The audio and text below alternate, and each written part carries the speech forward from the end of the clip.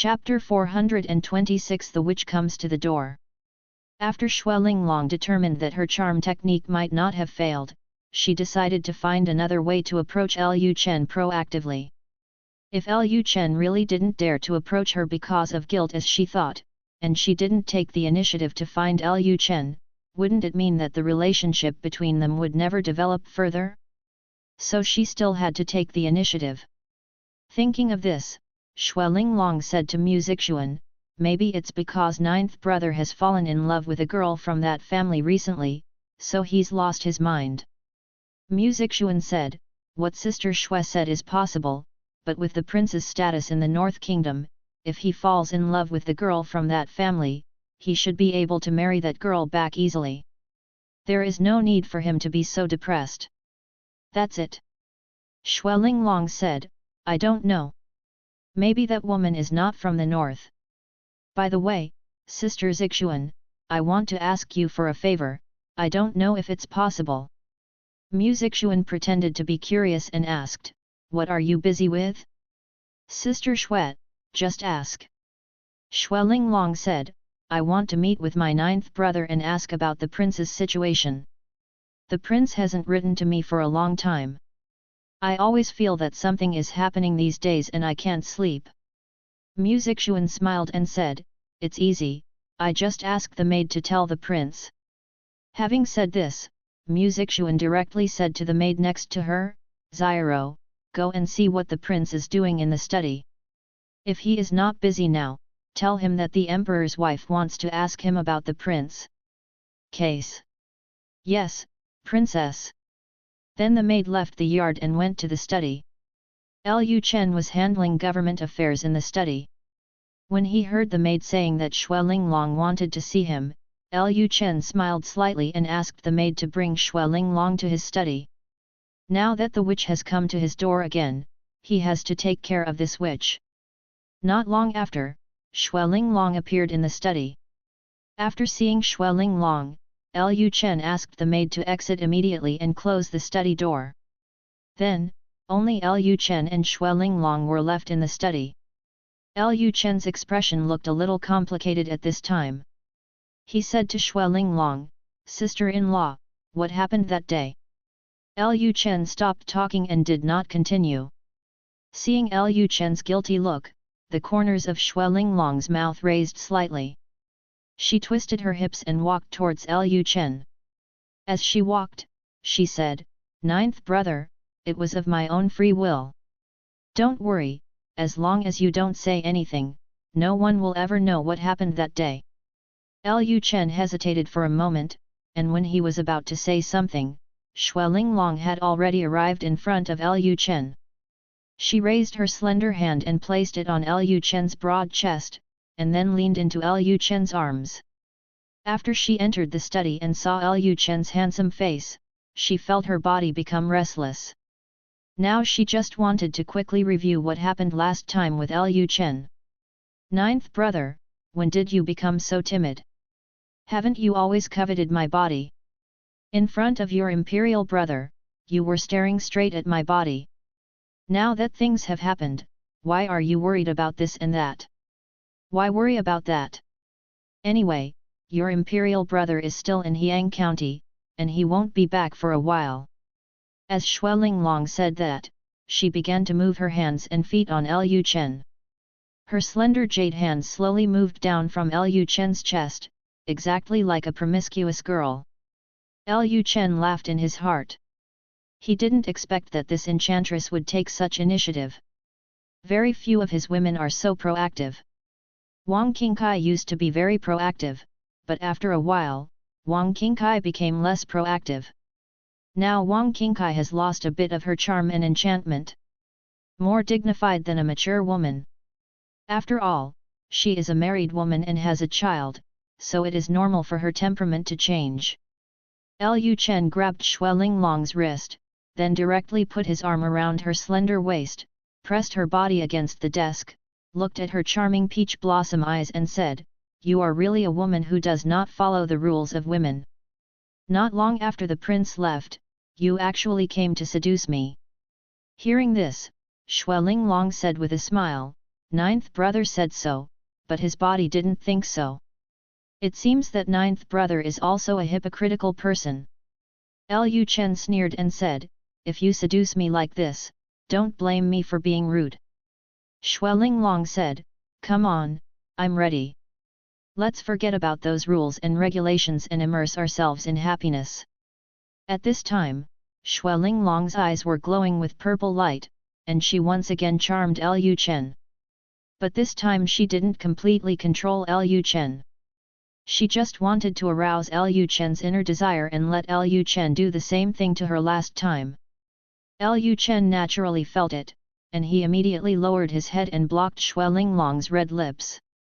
After kissing Lu Chen for a while, Xueling Long felt that her body seemed to be excited. Xueling Long thought to herself that this was the feeling. It had to be said that this scourge did have some abilities. The two of them kissed and entered the rest room of the study. Xueling Long used the Heavenly Maiden skill against Lu Chen again, but just like last time, her mind soon went blank and Lu Chen took over everything. The day passed in the blink of an eye. Lu Chen did not return to Fenjian courtyard for dinner tonight. When the night is quiet and people are deep. Yun Xianxian was sitting on her bed meditating. She seemed to notice something at this moment and suddenly opened her eyes. The next moment, a blue bird flew in from the window and flew into Yung Xianxian's hand. Yung Xianxian immediately took off the note tied to the bird's leg and looked at it. Seeing the content on the note, Yun Xianxian snorted coldly, and then the entire room was frozen. Immediately afterwards, Yun Xianxian's figure flashed and entered Chen Wanrong's bedroom. At this time, Chen Wanrong was also meditating. After feeling the breath of her master, Chen Wanrong opened her eyes. Master? Are you okay? Yun Xianxian directly handed the note in her hand to Chen Wanrong. Chen Wanrong took the note and looked at it, and instantly frowned. Yun Xianxian said coldly, I really didn't expect that they would actually collude with the Daxia royal family while I was away. Chen Wanrong asked, what does master plan to do? Yun Xianxian said indifferently, anyone who betrays me will only die. Since they have chosen to betray, don't blame me for not remembering the old relationship. It just so happens that they are still in the imperial capital of Daxia. When Lu Chen leads his troops south, I will follow him south to eradicate the traitors. Hearing this, Chen Wanrong felt happy for Lu Chen. With Yun Xianxian's full support, it would be easier for Lu Chen to dominate the world. At this time, Yun Xianxian suddenly thought of something, and then asked, by the way, why hasn't Lu Chen come to see you for dual cultivation in the past few days? Is he tired of it? This. Chen Wanrong was slightly startled. Didn't Yun Xianxian say before that she was not doing her job properly and that she knew that doing things between men and women was no different from an animal? Why did she take the initiative to ask about it today? Master, junior brother, he was afraid that you would be angry, so he hasn't been here these days. Yun Xianxian snorted coldly, if he was afraid that I would be angry, he wouldn't have been able to run into your room every day a few days ago, and he would also make such a big noise at night, which made me unable to calm down and practice. Chen Wanrong didn't know what to say. Lu Chen was indeed not very afraid of their master. Not only was he not afraid, Lu Chen even had the idea of bullying his master and destroying his ancestors. Yun Xianxian said, that's all, forget it if he doesn't come. As soon as the words fell, Yun Xianxian's body disappeared on the spot and returned directly to her room. Yun Xianxian originally planned to wait for Lu Chen to come to Chen Wanrong to do that, then she would come to Chen Wanrong to borrow someone, and then use Lu Chen as a tool to restore his cultivation. However, this guy didn't come these days. She didn't believe that Lu Chen had never come to Yunrong courtyard. With Chen Wanrong here, Lu Chen would come sooner or later. Although she knew that Lu Chen would definitely come to find Chen Wanrong, Yun Xianxian also felt some worries in her heart. She has accepted Lu Chen as her disciple for some time, but during this time, she has not taught Lu Chen any skills. Her master is just a title and has no role as a master at all. If he continues like this, will Lu Chen feel that he is useless as a master, and will have some bad thoughts about himself, thinking that he only accepted him as his disciple just to use his body to regain his strength.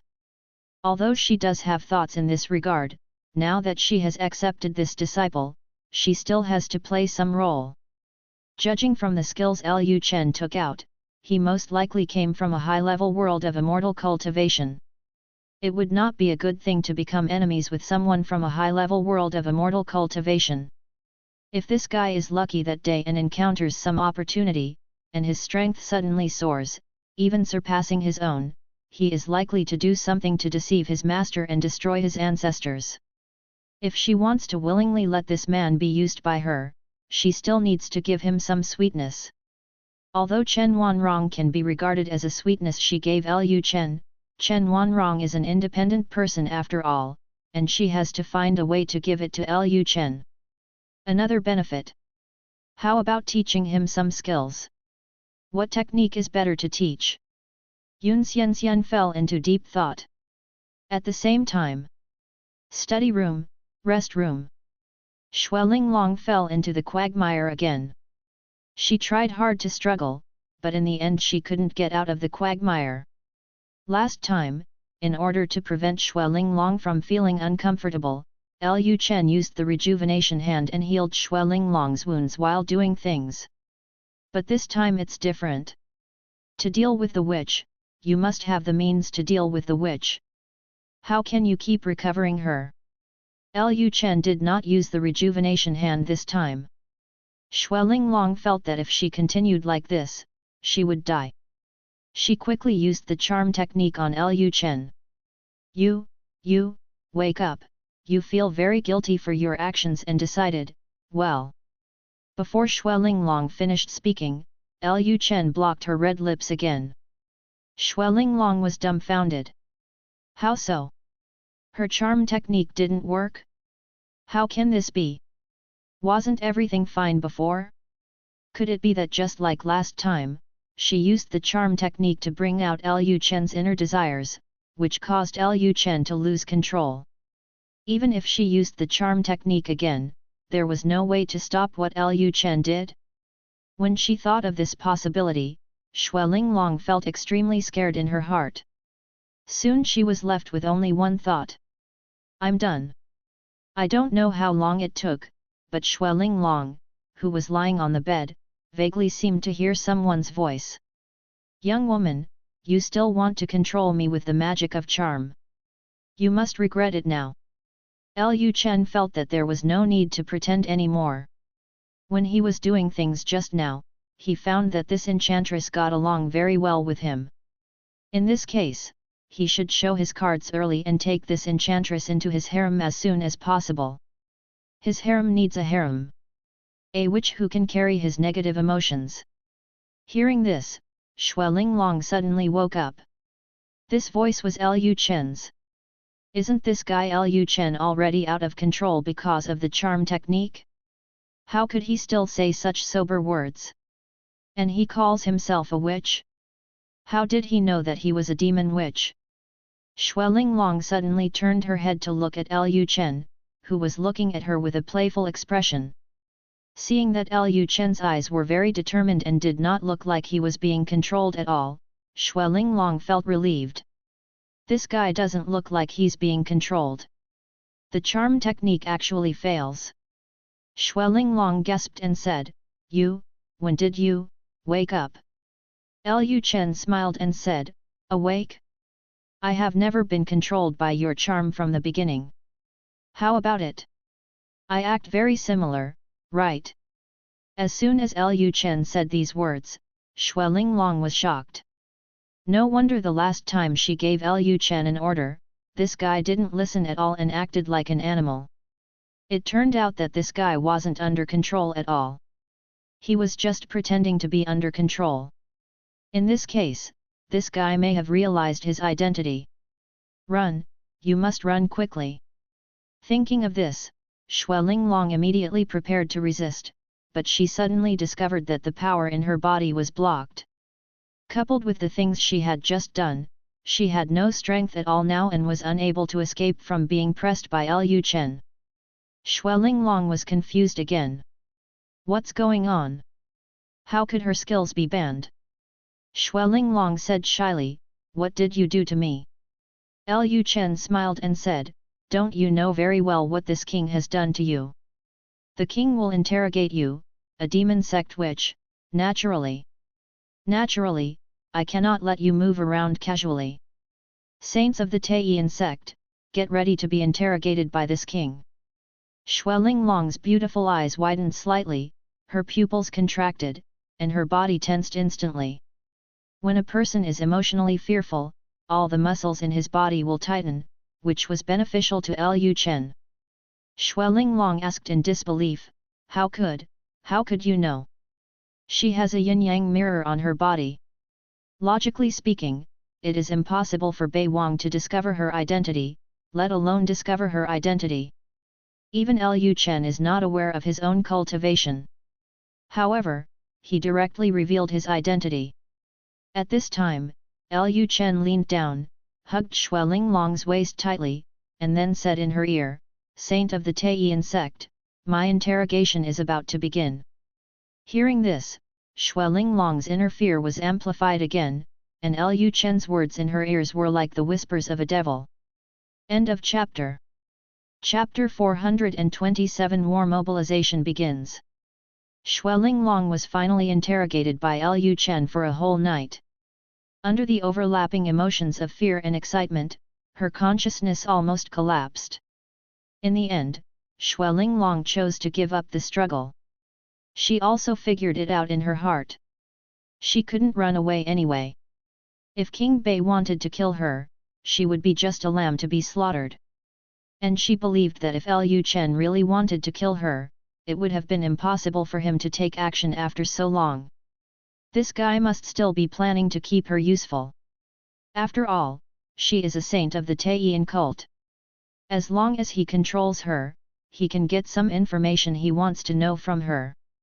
But then again, this guy said he wanted to interrogate himself, but he was busy doing things throughout the whole process.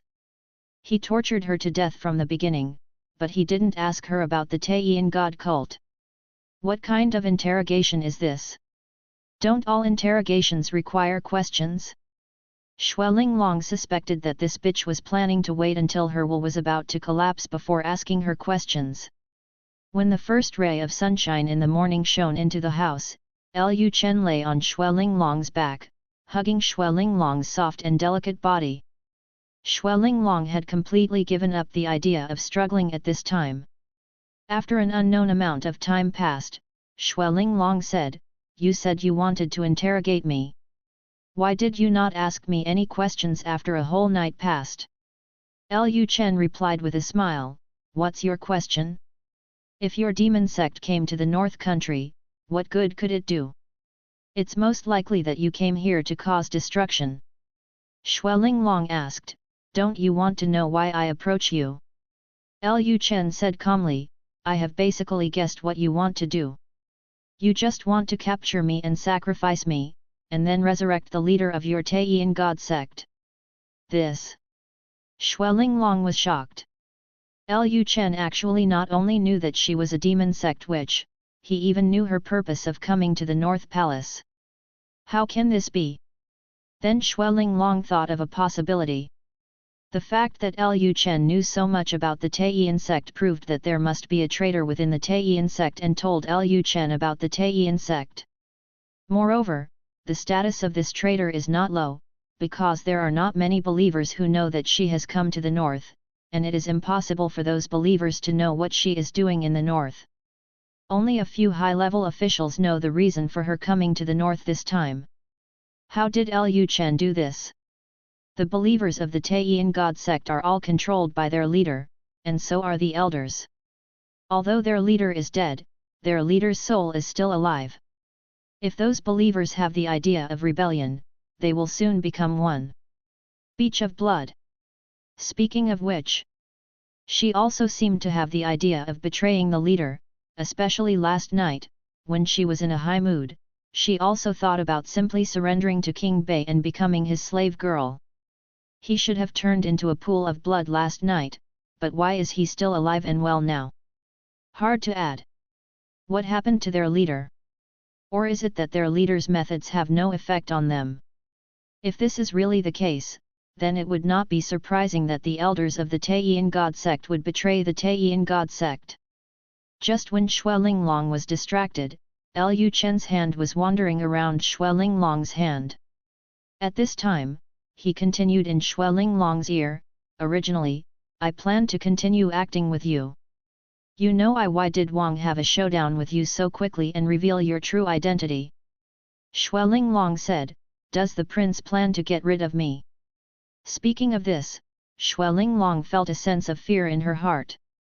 Although she had guessed that she might be doomed, she still felt very scared when facing death. Lu Chen smiled and said, "How is this possible?" Having said this, Lu Chen stroked Xuelinglong's belly and said, "I recently wanted a female slave, and you happen to suit my taste, and you are a demon sect woman. No matter what I do to you, I have no intention of doing anything to you." Burden. Hearing this, Xuelinglong sneered and said, "So this is what the prince planned.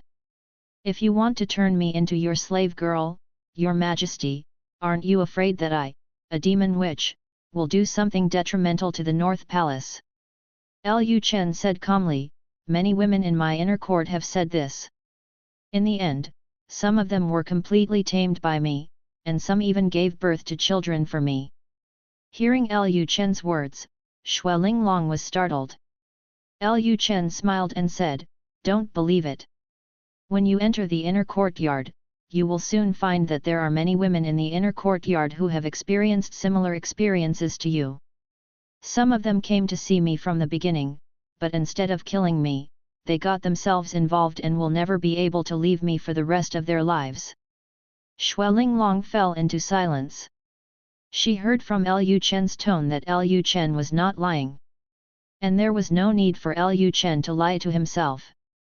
So, there were really many women in the Buwang Palace who had the same intention to harm Lu Chen as she was, but in the end they were all tamed by this man? Xuelinglong then said, "They are them, and I am me. Your Majesty wants to make me your obedient slave. I'm afraid it's a bit delusional." At this time, Lu Chen said in a low voice in Xuelinglong's ear, "They also said the same thing." The eldest princess of Dahou also thought the same when she came to the North Palace. Now she has regarded herself as a member of the palace. A member of the royal family, and has begun to assist my princess in managing the properties of the North Palace. Lu Chen's words once again stunned Xuelinglong's brain. What? You actually even did Dahou's eldest princess? Xuelinglong couldn't believe it. Although the Dahou dynasty was defeated, Wu Yunwan came to the north as Dahou's hostage. In the end, this bitch actually directly ate Wu Yunwan and wiped her clean? Come to think of it, the rumored King Bei is an extremely lustful man. Whenever he sees a stunningly beautiful woman, he will find a way to take her into his harem. If someone as stunning as Wu Yunwan was sent to Buwang Mansion, there was no need to think too much about what would happen to her. After regaining consciousness, Xuelinglong snorted coldly and said, "My lord, you underestimate our Taiyin sect too much. The reason why Taiyin sect can develop to the top of the demonic sect is because our leader has strong control over the believers. Force. If I betray the Taiyin God sect, I will immediately turn into a pool of blood. If you want to tame me and make me a slave girl for you, it is nothing more than a dream." Lu Chen continued to say in a low voice in Xuelinglong's ear, "My imperial sister-in-law, don't deceive yourself. From the moment you charmed me, you have betrayed the Taiyin sect. Do you dare to say that you and I when Wang Huan was well, did he not have the thought of being with me forever? As a result, you are still alive and well, and you are still being bullied by me." Hearing what Lu Chen said, Xuelinglong fell into silence again. She was actually thinking about this problem just now, and she didn't know what was going on. Wing dings, black diamond, black diamond, black diamond, black diamond, black diamond. Could it be that because she is a saint, the leader is more tolerant of her? She only has a weak idea of betrayal, and it will not turn into a pool of blood immediately. Seeing Xue Linglong fell into silence, Lu Chen continued, there are only 3 ways to control people, one is to use poison, one is to use medicine, and the other is mind control. These 3 types, no matter which one they are, will be resolved as long as they come into contact with me. If you have been poisoned or taken some medicine, I can directly catch the poisonous insects or remove the medicine from your body, and mind control will be even simpler. I can also control my mind. As long as I use mind control on you, and your mind control will be erased. Now you are completely free from the constraints of the Taiyin religion. Hearing Lu Chen's words, Xue Linglong was slightly stunned. After a while, she said, impossible, how could someone be able to release the leader's control? Lu Chen said, you are the best example now. Xue Linglong fell into silence again. Something suddenly occurred to her, and she said why she couldn't sleep since she returned to Lu mansion in the past few days. Every night, the happy scene between herself and Lu Chen appeared in her mind, and her whole body was restless and hot. It turns out that she was also controlled by Lu Chen's charming technique.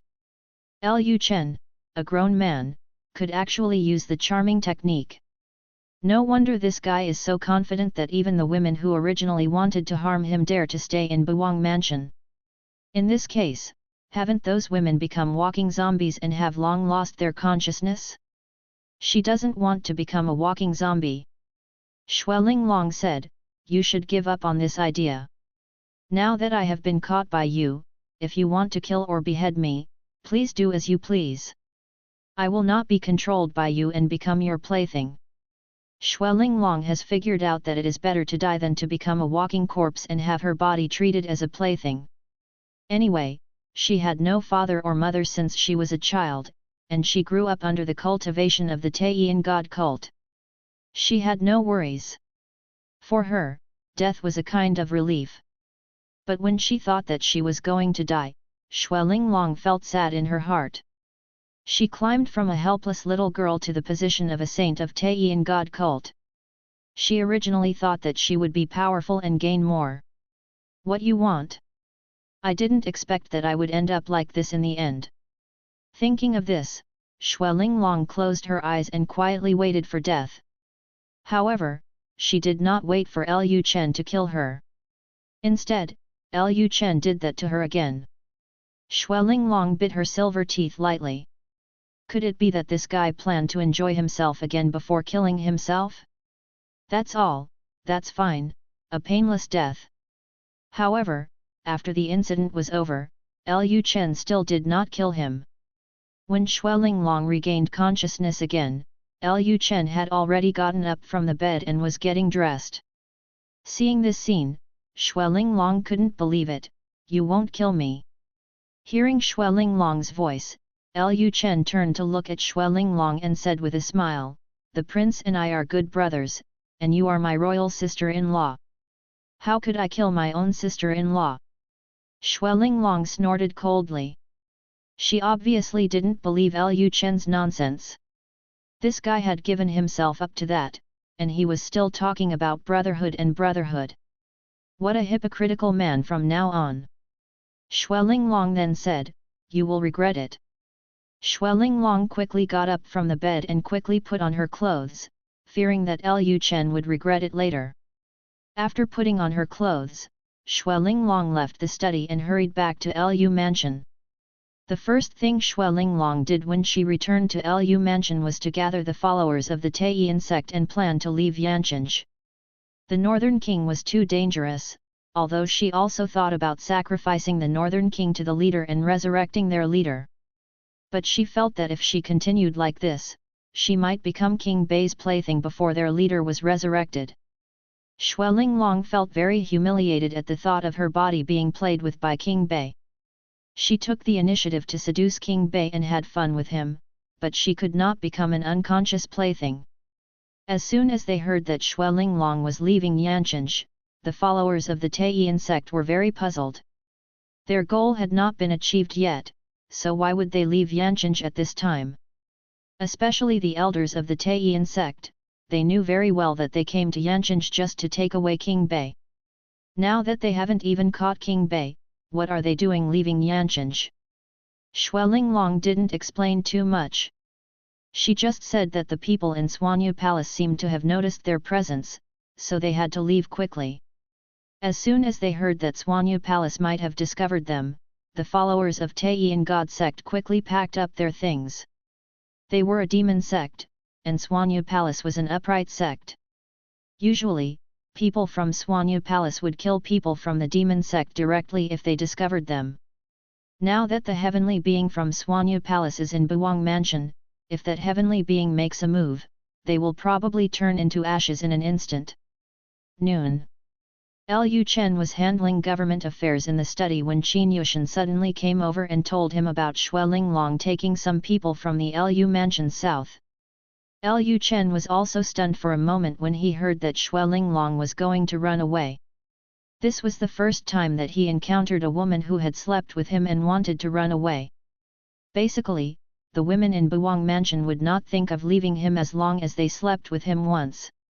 And Xuelinglong had sex with her twice, but she actually planned to run away after she woke up. Seeing that Lu Chen didn't speak, Qin Yushan asked, "Your Majesty, do we want to stop them?" Lu Chen came back to his senses and said, "No, let them go." This. Everyone knew that Lu Chen was interested in Xuelinglong, but in the end, Lu Chen actually let them go. If Xuelinglong ran away, I'm afraid she would never come back again. At this moment, Lu Chen said with a smile, "It's better to spread the sand that you can't hold." Ah, this! Qin Yushan was startled.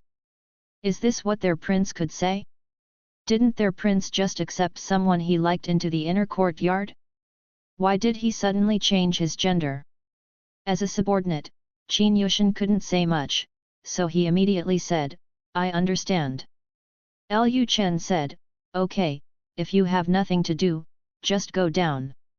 "Yes, I'm resigning." After the words fell, Qin Yushan turned and left the study. Looking at Qin Yushan's leaving figure, Lu Chen fell into deep thought. He thought in his heart that Xuelinglong would come back in the end. He didn't believe that a woman who drank dragon and phoenix tea and was happy with him could endure it forever. Live. After Xuelinglong ran away, Lu Chen's life became the same as usual again. During the day, he dealt with the government affairs of the Northern Kingdom, and at night he cultivated relationships with his wives and concubines. A few months passed in the blink of an eye, and the situation in Daxia became worse and worse. King Qin's army led by Lu Yi was about to arrive in Daxia's imperial city. When King Zhao saw Lu Yi leading the army towards the imperial city, he couldn't sit still. He stood up and said that Lu Yi was a traitor who only rebelled under the slogan of King Qin, so he wanted to go north to put down the rebellion. He led the army is the real Qinwang army. In this way, the army led by Lu Yi and the army led by King Zhao both moved towards the same place. The ministers in the imperial city of Daxia were like ants on a hot pot, and some ministers were already writing letters to Lu Yi and King Zhao. At this time, the North Country was still calm. Lu Chen specially arranged for people to plant spiritual rice. Although the yield of spiritual rice dropped significantly after it was planted outside Buwang Mansion, the spiritual rice matured relatively quickly. After 2 rounds of sowing, now Buwang Mansion already owns 1,000 kilograms of spiritual rice. Lu Chen took out some spiritual rice and mixed it with ordinary rice. If the army made a contribution, they could eat the military rations mixed with spiritual rice. Soon the soldiers discovered that the new rice introduced by Buwangfu could turn ordinary people into warriors, which suddenly inspired the soldiers' desire to fight. North Government Hall. After Lu Chen came to the throne, Li Rui was about to stand up and report on his recent work, but Lu Chen said, "We will not discuss other government affairs today, only one thing." After hearing this, the ministers were a little confused. "One thing? What's up?" There seems to be nothing major going on in the Northland in the past few months, right? Lu Chen said, since I came to the Northern Kingdom, I have been adopting a policy of recuperation, encouraging the people to plant crops with good yields. After Jin Yiwei's inspection of the Northern Kingdom during this period, I found that most farmers now have endless food in their homes. I thought it would take several years for the food situation in the north to improve, but I didn't expect that the north would get rid of the food famine problem so quickly. Hearing the prelude to Lu Chen's words, the ministers in the Yizheng Hall became even more curious about what King Bei wanted to say, and why there was such a long prelude. Lu Chen continued, however, although the Northern Kingdom has got rid of the dilemma of not having enough to eat and not having enough to wear, it is just a feudal kingdom in Daxia. Now wars are raging in Daxia, and the people are in dire straits. Hearing this, the ministers instantly became excited. They had already said this. How could they not know what Lu Chen was going to say next? The officialdom in the north has actually begun to become a bit crowded. Some officials have been waiting for new opportunities, and this opportunity is finally coming. Lu Chen's voice continued to echo in the hall. As a feudal state of Daxia, and as people of Daxia, we have the right and obligation to help other people in Daxia live a peaceful and happy life. And as the Prince of Daxia, I cannot see my father in deep crisis and remain indifferent. So this king decided to send troops southward to fight against the thieves of King Qin and end the long-standing turmoil in Daxia. Let other people in Daxia live a war-free life like the people in the north. End of chapter. Chapter 428. Disciple has something to discuss with Master. Lu Chen's words kept echoing in the hall for a long time, and the hearts of the ministers in the hall were already boiling with enthusiasm, especially the generals, whose aura was constantly rising. They could not wait to lead their troops south now. Search for read. After the foreshadowing words were almost finished, Lu Chen glanced at the ministers, and then continued, today we will discuss the matter of going south to King Qin, and the various preparations that need to be made to go south to King Qin. Although nominally they were going south to King Qin to fight against thieves, this war was more difficult than the war with Dao. Because this time their goal was to occupy the entire Xia Dynasty, which was much larger than the little land they occupied in Dao. Moreover, the situation within Daxia is even more complicated. Sometimes it is easy to occupy, but troublesome to govern. In addition, Lu Chen's reputation was not good, and those aristocratic families or big landowners were all afraid of him. There was no way, who could let Lu Chen confiscate all the land in the Northern Kingdom. Under such circumstances, if Lu Chen wanted to win the throne of Daxia, he would need to make a lot of preparations in advance. Especially the work in the occupied areas. As long as Lu Chen leads the northern army into other parts of Daxia, he must occupy a place and govern it. If someone makes trouble in the rear, it is likely to affect King Qin's army in the south. This is very difficult for Lu Chen and the entire Northern Kingdom, so it needs to be discussed in advance. Lu Chen's initial plan was to wait until the child in Yellow Nanyang and Xiao Wenyao's belly was born, and then he would get more help before heading south. But he thought about it recently, and Yellow Nanyang and Xiao Wenyao were expected to have a baby within this month anyway, so there was no need for him to really wait until they gave birth to a baby before taking action. He didn't just say that he could lead his troops south immediately. He still had a lot of work to do, and it would take at least 2 months, so he started preparations in advance. After Xiao Wenyao and Yellow Nanyang's child was born, he happened to be well prepared. After Lu Chen finished speaking, the ministers in the hall began to discuss the issues of war mobilization and logistics. Now civil servants and military generals are holding court meetings together, so there is no military layout yet. Since Lu Chen took over the military power of the Northern Kingdom, civil servants have rarely been able to come into contact with military matters.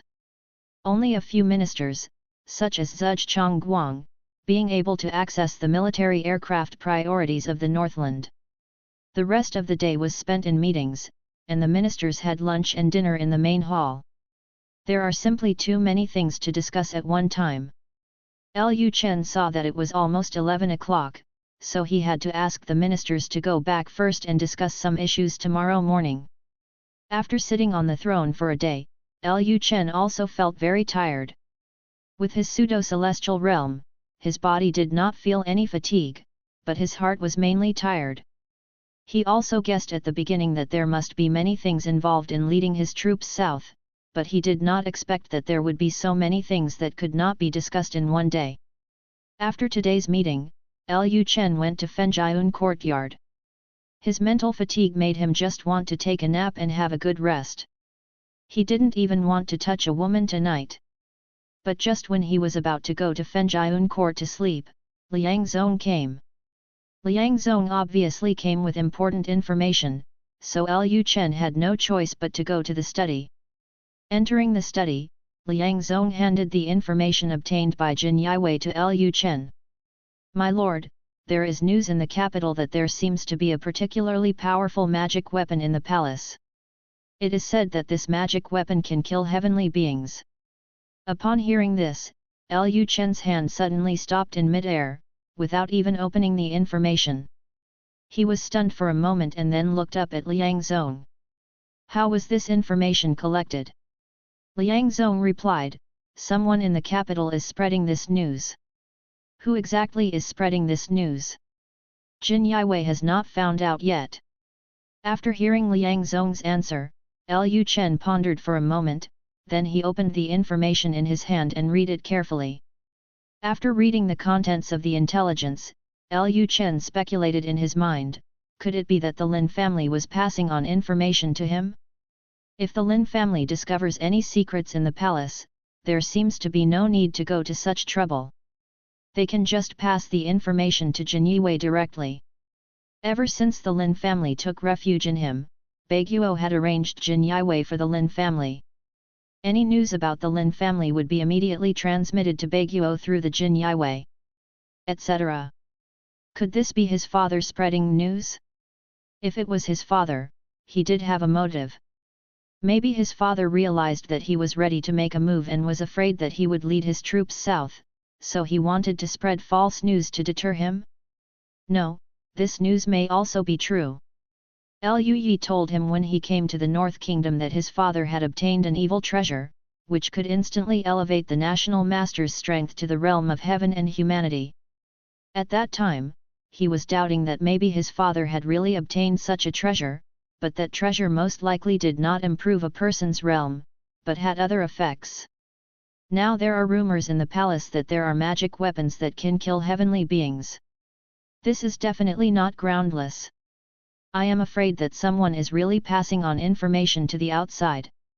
Maybe the person who spread this news was not passing information to him, but to other forces, but this information is most likely true.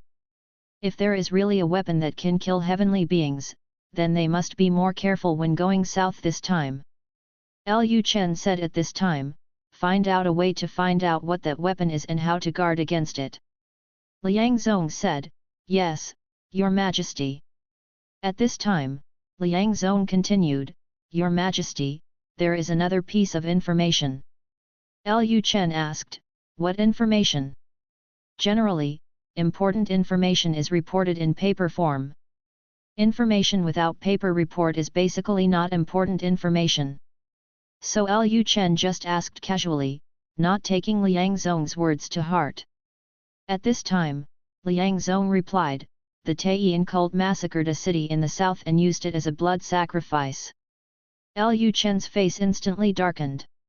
Although he knew that the Taiyin god sect was a demonic sect, he did not expect that the Taiyin god sect could be so heartless and do things like massacre the city. Liang Zong continued, "The Taiyin divine sect has become more and more active in the south. Several vassal kings in the south have been destroyed by King Zhao. Now King Zhao has led his army northward. Now the south is empty and has no troops. This gives the Taiyin sect an opportunity to cause chaos."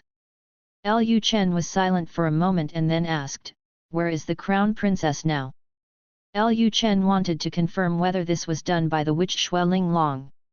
Although Xue Linglong was already his woman, he still couldn't tolerate Xue Linglong's blood sacrifice to massacre the city. Liang Zong replied, since she left the northern kingdom, she has been taking her with her in Anping city. Hearing this, Lu Chen relaxed a little, as long as he had nothing to do with Xue Linglong. But having said that, this witch is really tolerant. She has been away for several months and has not come back yet. He originally thought that Xue Linglong would be back in 2 months at most. It seems that I still underestimated her a little. She is indeed a person who can become a saint of the Taiyin God sect. Liang Zong asked tentatively at this time, Your Majesty, do we need to bring the crown princess back? Lu Chen said calmly, no need, she will come back on her own. Although Xue Linglong has been running away for several months, Lu Chen still firmly believes that she will come back one day. Lu Chen asked at this time, is there anything else? Liang Zong bowed his hands and said, no more. Lu Chen said, okay, that's it for today. Liang Zong immediately said, my subordinates resign. After Liang Zong left, Lu Chen did not leave the study immediately. He came to the desk and sat down. He opened the information that Liang Zong had just sent and read it over and over again. He was thinking about how he should respond if there were weapons in the palace that could kill heavenly beings. He couldn't let Xian Yuan Keoj die. There must be a way to steal or destroy the weapon. It's just that weapons like that must be guarded very tightly, and they won't be stolen so easily. Lu Chen thought about it over and over, but had no choice, so he stood up and walked towards Yunrong courtyard. As soon as Lu Chen entered Yunrong courtyard, Yun Xianxian noticed Lu Chen's existence. After these few months of getting along, the relationship between Yun Xianxian and Lu Chen became relatively smooth. Yun Xianxian rarely showed a condescending attitude in front of Lu Chen. After all, she suspected that Lu Chen, like herself, came from the world of advanced immortal cultivators. Moreover, Yun Xianxian also passed on several sets of exercises to Lu Chen. Although Lu Chen did not go to the battlefield very much, these exercises were still very good for self-defense. Sensing that Lu Chen had come to Yunrong courtyard again, Yun Xianxian thought to herself that she had not seen Lu Chen for dual cultivation for a long time. Should she go to Chen Wanrong to borrow Lu Chen again today? Whenever Lu Chen came to Yunrong courtyard, he would always be looking for Chen Wanrong or Lin Wanyun. In the past few months, Yun Xianxian has also borrowed Lu Chen from Chen Wanrong many times, and practiced the Dragon and Phoenix Yin and Yang Kung Fu with Lu Chen several times. Although she still has not been in contact with Lu Chen's body, she has practiced with Lu Chen before.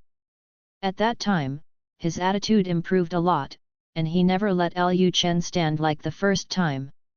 Now she and Lu Chen were practicing Dragon and Phoenix Yin and Yang Kung Fu, and they always let Lu Chen sit and run errands, and then the two of them faced each other, and it looked like a very serious practice. Just when Yun Xianxian was about to go to Chen Wanrong's room to borrow someone, she suddenly discovered that Lu Chen was not going to Chen Wanrong's room, but was walking directly towards the room where he was. Yun Xianxian was stunned for a moment. She couldn't help but wonder if her disciple wanted to deceive his master and destroy his ancestors. Just when Yun Xianxian was distracted, there was a knock on the door. "Master, this disciple has something important to discuss with Master."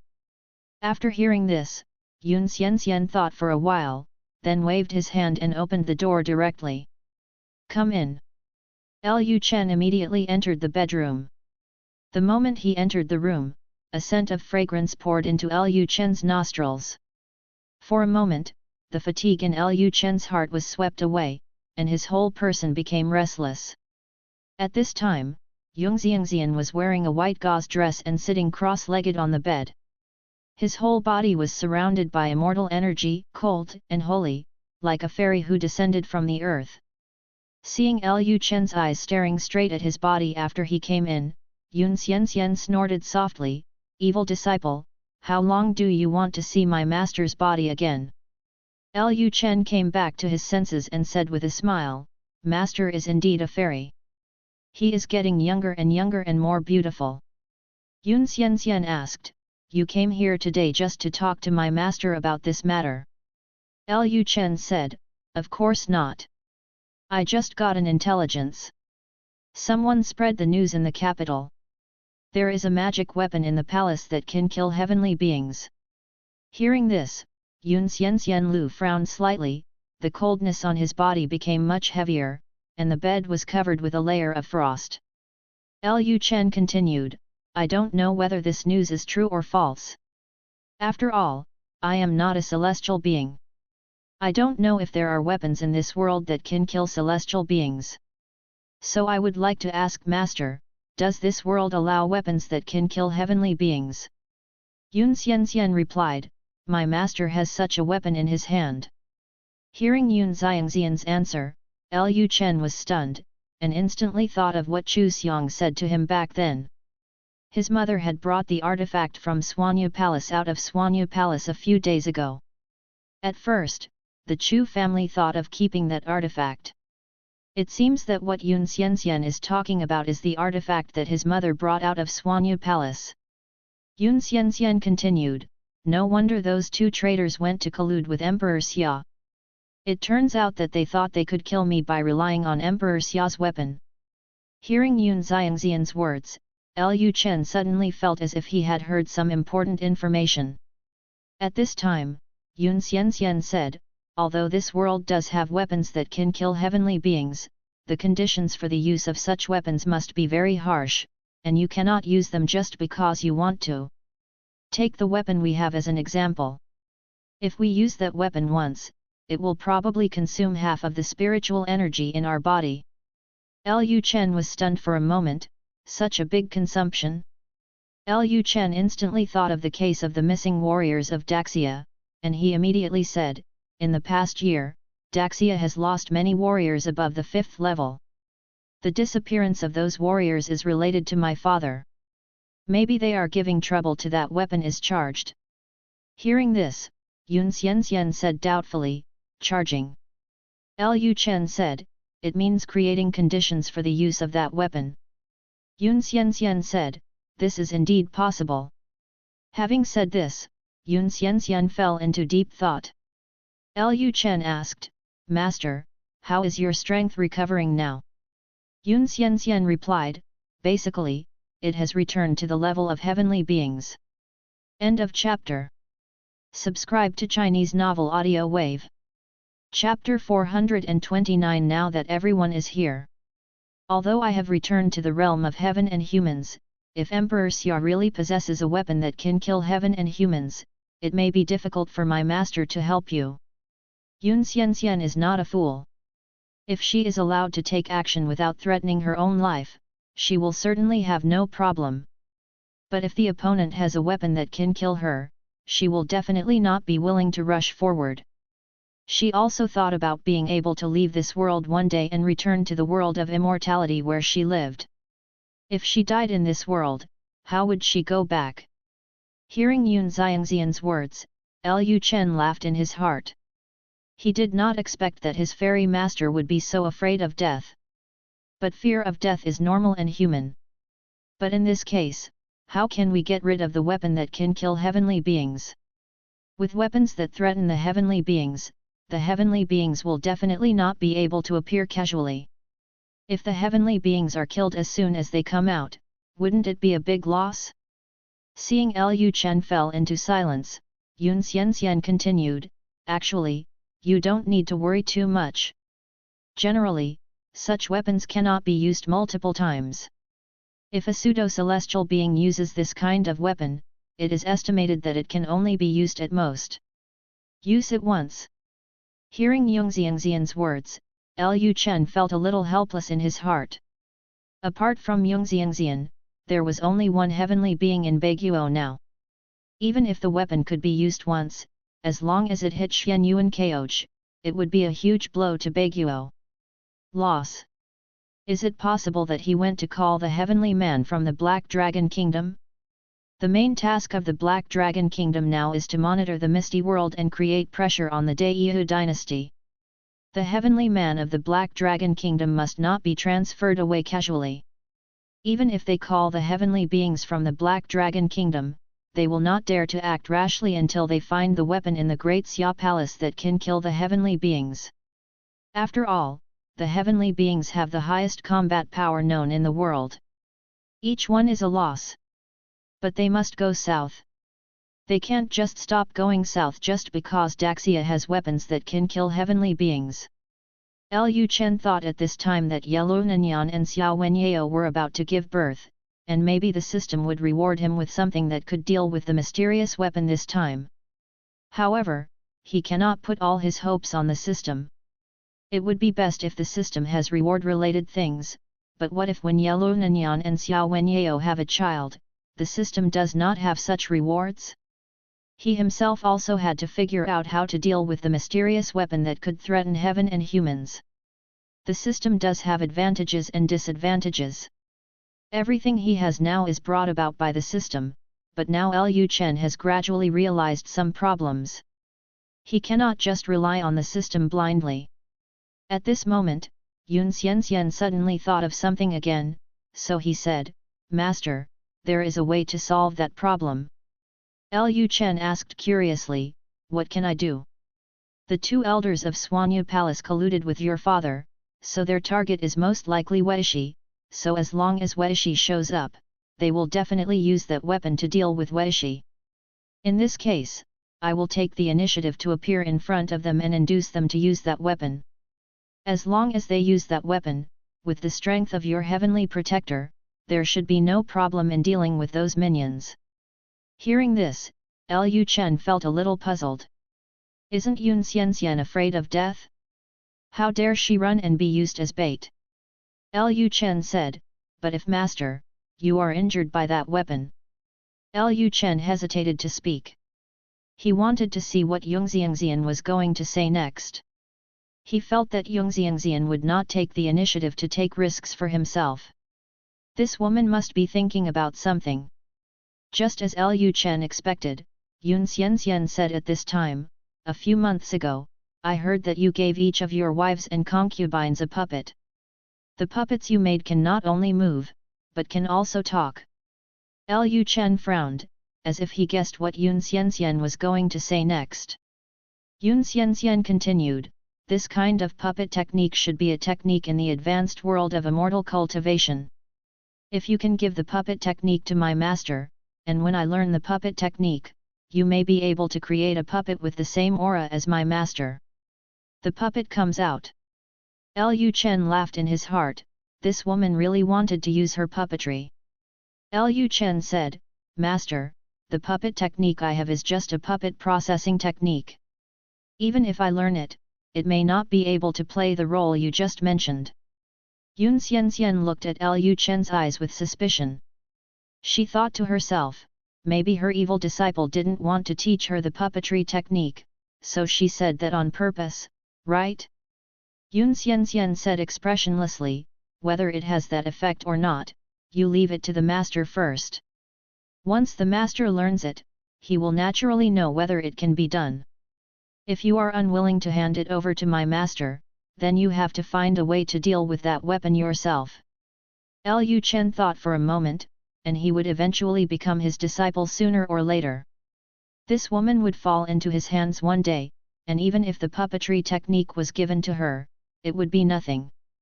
What if the puppet technique can really play the role of Chu in her hands? Then wouldn't they be afraid of Daxia's mysterious weapon?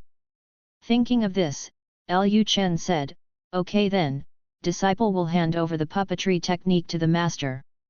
The next moment, a golden light emitted from Lu Chen's forehead, and this light directly entered Yungxiangxian's forehead.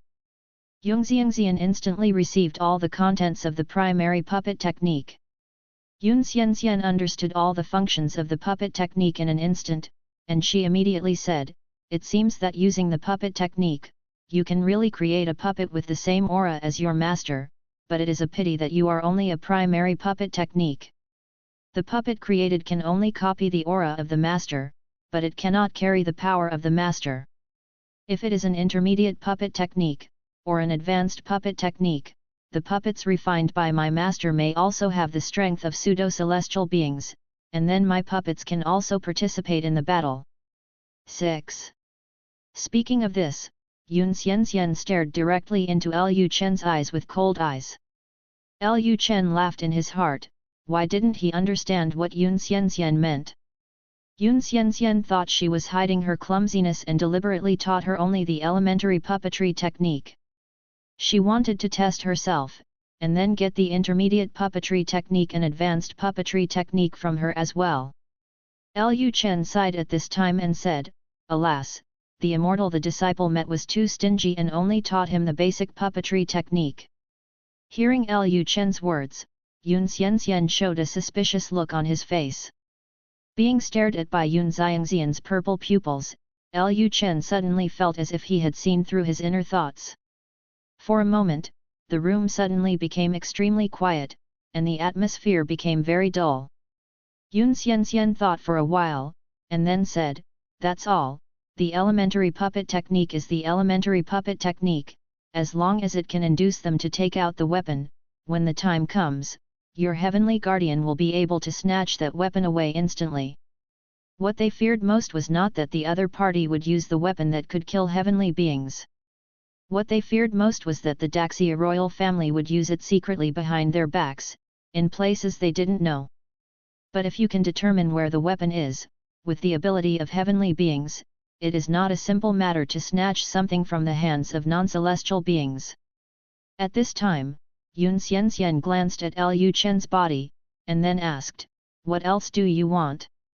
Lu Chen replied, "It's okay, disciple, go back first." As soon as he finished speaking, Lu Chen was about to turn around and leave, going to Chen Wanrong's room next door to chat with Chen Wanrong. As a result, as soon as he turned around, he found that his body was imprisoned by a powerful force. Yun Xianxian said calmly, "Since you are here, let's help my master practice for one night." Lu Chen was speechless. He guessed that this woman would not let him go. But he didn't think much about it. He said, "Disciple understands." Yun Xianxian saw that Lu Chen's tone sounded a little unwilling, so he said, "Even in the world of high-level immortal cultivation, I am a person with high authority in a large sect.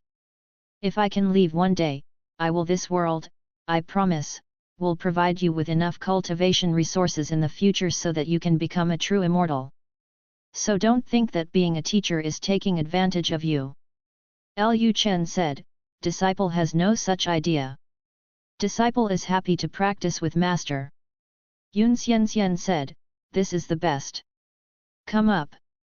After Yun Xianxian finished speaking, Lu Chen's body was able to move again. Lu Chen immediately took off his clothes and walked towards the bed. After getting on the bed, Lu Chen sat cross-legged, facing Yun Xiangxian's body. The next moment, Lu Chen felt his body becoming more and more restless, and Yun Xiangxian's purple eyes became more and more strange. After practicing with Yun Xianxian several times, Lu Chen already understood what Yun Xiangxian was doing. Yun Xianxian was using some kind of technique similar to the charm technique to arouse his inner desires, and then the two of them could practice the dragon and phoenix yin yang ju without physical contact. Lu Chen thought in his mind that this Meigong was very different from Xue Linglong's Meigong, and he didn't know if he could use the mind control technique to fight back at this time. Thinking of this, Lu Chen immediately used the spiritual power in his body, and then looked into Yun Xiangxian's eyes and used the mind control technique. However, Lu Chen soon discovered that his mind control technique had no effect on Yun Xianxian at all. His mind control skills are like a drop of water falling into the ocean. At this time, Yun Xianxian actually noticed that Lu Chen was using spiritual techniques on her, but she didn't say anything and acted as if it didn't exist at all. She thought to herself, "This disciple of hers is really naive. Doesn't he know that she fell from a very high realm? Although she is only in the realm of heaven and human, her actual realm is several levels higher than that of heaven and human. Her mental power is still at its original level. Let alone Lu Chen, even if a heavenly being uses mental attacks on her, nothing will happen to her." Although she didn't say anything or stop Lu Chen, she had some emotions in her heart. This guy is indeed an evil disciple who wants to deceive his master and destroy his ancestors. He actually uses spiritual techniques on himself. Is he trying to control her body and then behave like a beast to her? When she thought of the things she had spied on Lu Chen and Chen Wanrong doing before, a blush appeared on Yun Xiangxian's cold face. Yun Xianxian quickly calmed down his inner restlessness. Yun Xianxian complained in her heart that the dragon and phoenix yin and yang techniques are good, but this negative effect affects the practice too much. If there was no such negative effect, I might not have recovered my strength long ago with the help of Lu Chen. Under the guidance of Yung Xiangxian's spirit, Lu Chen soon felt as if he and Yung Xiangxian had become a whole. It has to be said that although they did not have physical contact and did not do that kind of thing, Yung Xiangxian's spirit the magic can create very realistic illusions. Lu Chen really felt as if he was doing that kind of thing to Yun Xianxian. Lu Chen thought in his heart that even if this woman still had some conscience, when she first practiced with him, she was not even willing to create an illusion. Now that he has created an illusion, at least it can make him not feel that time is difficult. At the same time, Anping City. In a fragrant room, a woman wearing a black silk gauze skirt was half lying on a beauty couch. At this time, the hem of the skirt was lifted, revealing her long, white and smooth legs. Xueling Long was holding a quilt at this time, her eyes were a little hazy, and she muttered, "Your Majesty." "Husband." "Your Majesty, I am." At this moment, an inappropriate voice sounded outside the room. "Holy girl, the sixth elder is here." Hearing this, Xueling Long came back to her senses instantly. She frowned and felt very unhappy. However, she still got up from the bed, tidied up briefly, and then headed to the hall. As soon as she arrived at the entrance of the hall, Xueling Long saw an old woman with a hunched back and wrinkled skin waiting for her in the middle of the hall. Xueling Long entered the hall in one step. At this time, Elder Cao came all the way to the north to find me. Is there something important? This old woman's name is Cao Xianya, and she is one of the core figures of the Taiyin sect. Her strength has reached the realm of pseudo-celestial beings, and she rarely leaves the headquarters of the Taiyin sect. Cao Xianya said at this time, "Holy girl, I heard from Elder Yu, do you think the Northern King is the son of destiny?" Hearing this, Xueling Long was startled. She instantly understood why Cao Xianya, a core figure of the Taiyin god sect, came to the North Kingdom, probably because of that bitch. This is trouble. Xueling Long then said, "I just had suspicions, but when I saw his debauchery, I denied my suspicions. Since he is the son of destiny, he cannot be so lustful and raise so many women.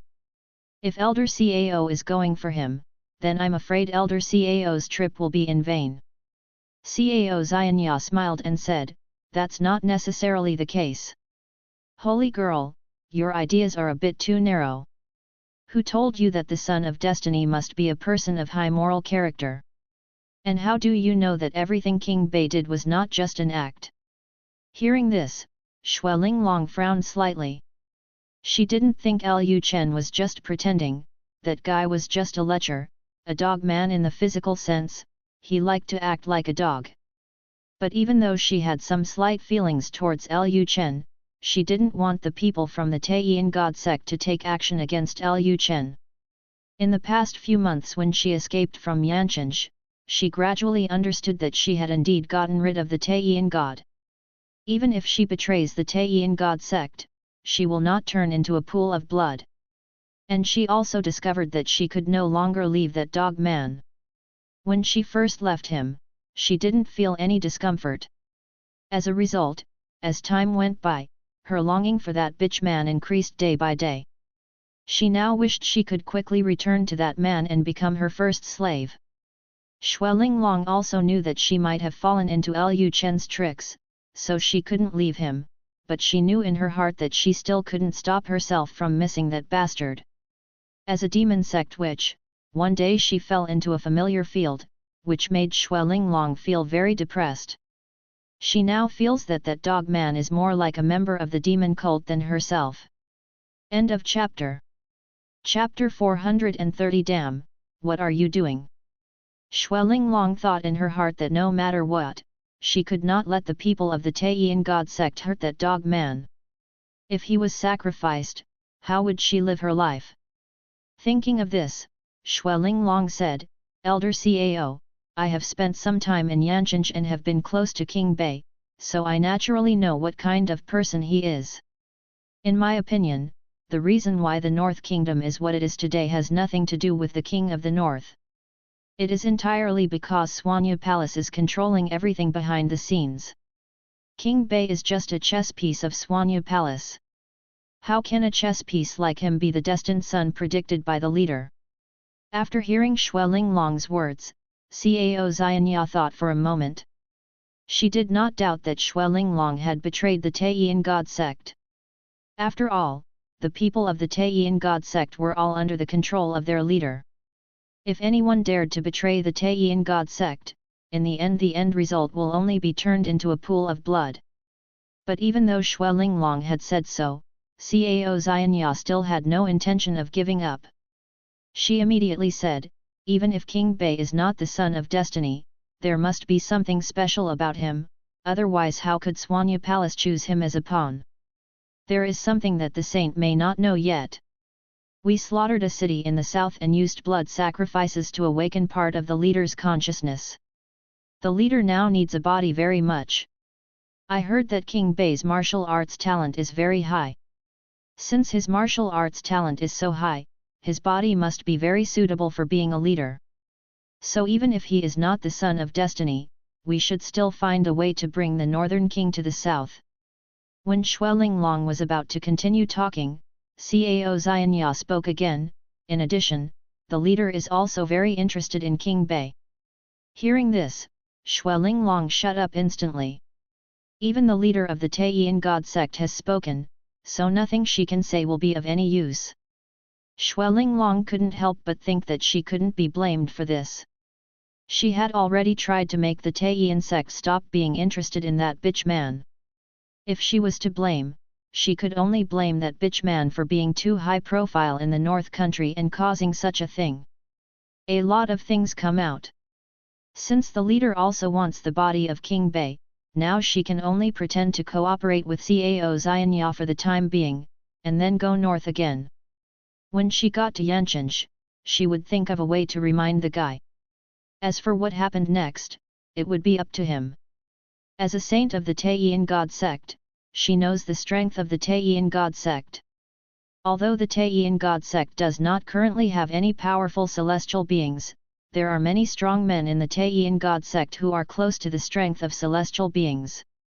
Unless the celestial being from Suanya Palace is always by the side of that dog man, if the Taiyin God sect seizes the opportunity and finds a loophole, sooner or later he will be caught by the Taiyin God sect and taken to the south to be sacrificed. Xueling Long said with a cold face at this time, I understand. But I and Elder Cao alone may not be able to bring the northern king to the south. The celestial being from Suanya Palace is still with King Bei. It was because I was afraid of being discovered by that celestial being that I left Yancheng and came to Anping City. Cao Xianya said at this time, didn't the saint say that King Bei is lecherous? Why don't the saint use her beauty to seduce King Bei? As long as we can control King Bei, we have no chance. Hearing Cao Xianya's words, Xueling Long laughed inwardly. She fell in love with the charm technique in the first place. As a result, not only did she fail to charm Bei Wang, but now she can't live without him. Of course, she couldn't talk about this kind of thing. If the people of Taiyin God sect found out about her loss of virginity, she, as a saint, would probably be in trouble. Xueling Long sneered at this time and said, Elder Cao, I am a saint of the Taiyin God sect. Let a saint of mine go to seduce King Bei. If this matter is known to the leader of the church, how will the leader view me in the future? Cao Xianya said, what I mean is that the saint uses the yin-yang mirror and then uses the charm technique to control the northern king. It does not mean that the saint should sacrifice herself. In this way, even if the leader knows about it, I believe that the leader will not say anything. Cao Xianya thought in her heart that their leader was a misophobic person, and any infidelity, whether physical or mental, would cause dissatisfaction with their leader. Once Xuelinglong really went to seduce King Bei, she would return to the Taiyin sect, and this incident told their leader that the status of the saint Xuelinglong was definitely not guaranteed.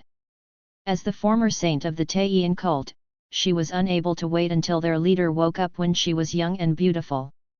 In the end, she was forced to give up her position and watched Xuelinglong ride on her head, showing off his power. She had wanted to get rid of Xuelinglong for a long time, and this was the best chance to get rid of Xuelinglong.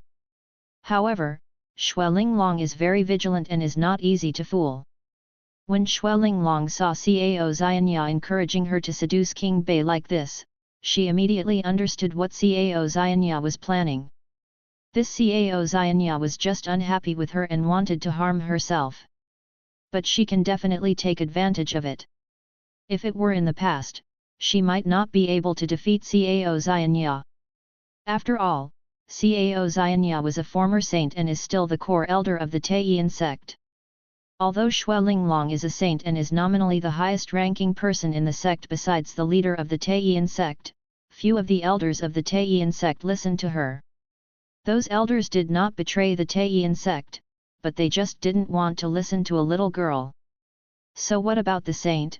In their eyes, the saint is just the plaything of the leader of the Taiyin god cult, and is not qualified to take charge of the entire Taiyin god cult in place of the leader of the Taiyin god cult. Xuelinglong thought in her heart that since this bad old woman wanted to harm her, she might as well go to King Bei. Anyway, she is already the North King's woman. She brought all the core elders of the Taiyin sect to Yancheng, which is a great achievement. After all, the Taiyin sect is the leader of the demon sect, and a core elder of the head of the demon sect. What a great achievement! An important person. Thinking of this, Xuelinglong said, I understand. Elder Cao will follow us north tomorrow. I will change my identity and find a way to get close to the North King again. Seeing that Xuelinglong actually agreed, Cao Xianya was stunned for a moment, and then she was overjoyed. Xuelinglong was indeed too young and a real fool. Now she only needed to bring King Bei to the south, and then she could complain to the leader. By then, Xuelinglong, the so-called saint, may only become a mummy. When she thought of this, a ferocious smile appeared on Cao Xianya's face. North. A few days passed in the blink of an eye. Yungxiangxian had completely mastered the puppet technique, and Suanya Palace's most indispensable thing was spiritual wood. Soon Yungxiangxian created a puppet. Hearing that Yungxiangxian had created a puppet, Lu Chen immediately went to Yunrong Academy. He wanted to see if the puppet made by Yungxiangxian could simulate the effect of breath. Entering Yunrong courtyard, Lu Chen's eyes instantly fell on the puppet in the middle of the courtyard. At this time, the puppet was still completely wooden and looked nothing like Yungxiangxian. Yungxiangxian didn't even let anyone carve the puppet into her look. Seeing this scene, Lu Chen asked, Master Sir, are you sure this puppet you made can deceive people? Yun Xianxian said coldly, why are you in such a hurry? I haven't started refining the puppet yet. Having said this, Yungxiangxian raised his finger, and the next moment a drop of blood flew out of Yungxiangxian's finger, flew directly to the puppet's head, and merged into the puppet's body. Immediately afterwards, Yungxiangxian began to use his spiritual power, and the next moment, the entire wooden man was wrapped in a white spiritual energy. About a quarter of an hour later, the white aura gradually dissipated. As the aura dissipated, the puppet appeared in people's sight again. When Lu Chen saw the puppet again, he was stunned. The puppet refined by Yun Xianxian was so lifelike that it was no different from the real person. Lu Chen was shocked. Wasn't this puppet just a wooden man at the beginning? How could it look like a real person now? What kind of puppet is this?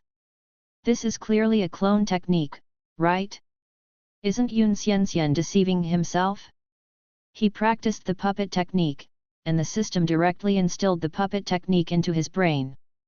Why, when he refined the puppet was still a wooden man, while the puppet refined by Yun Xianxian was basically the same as a real person.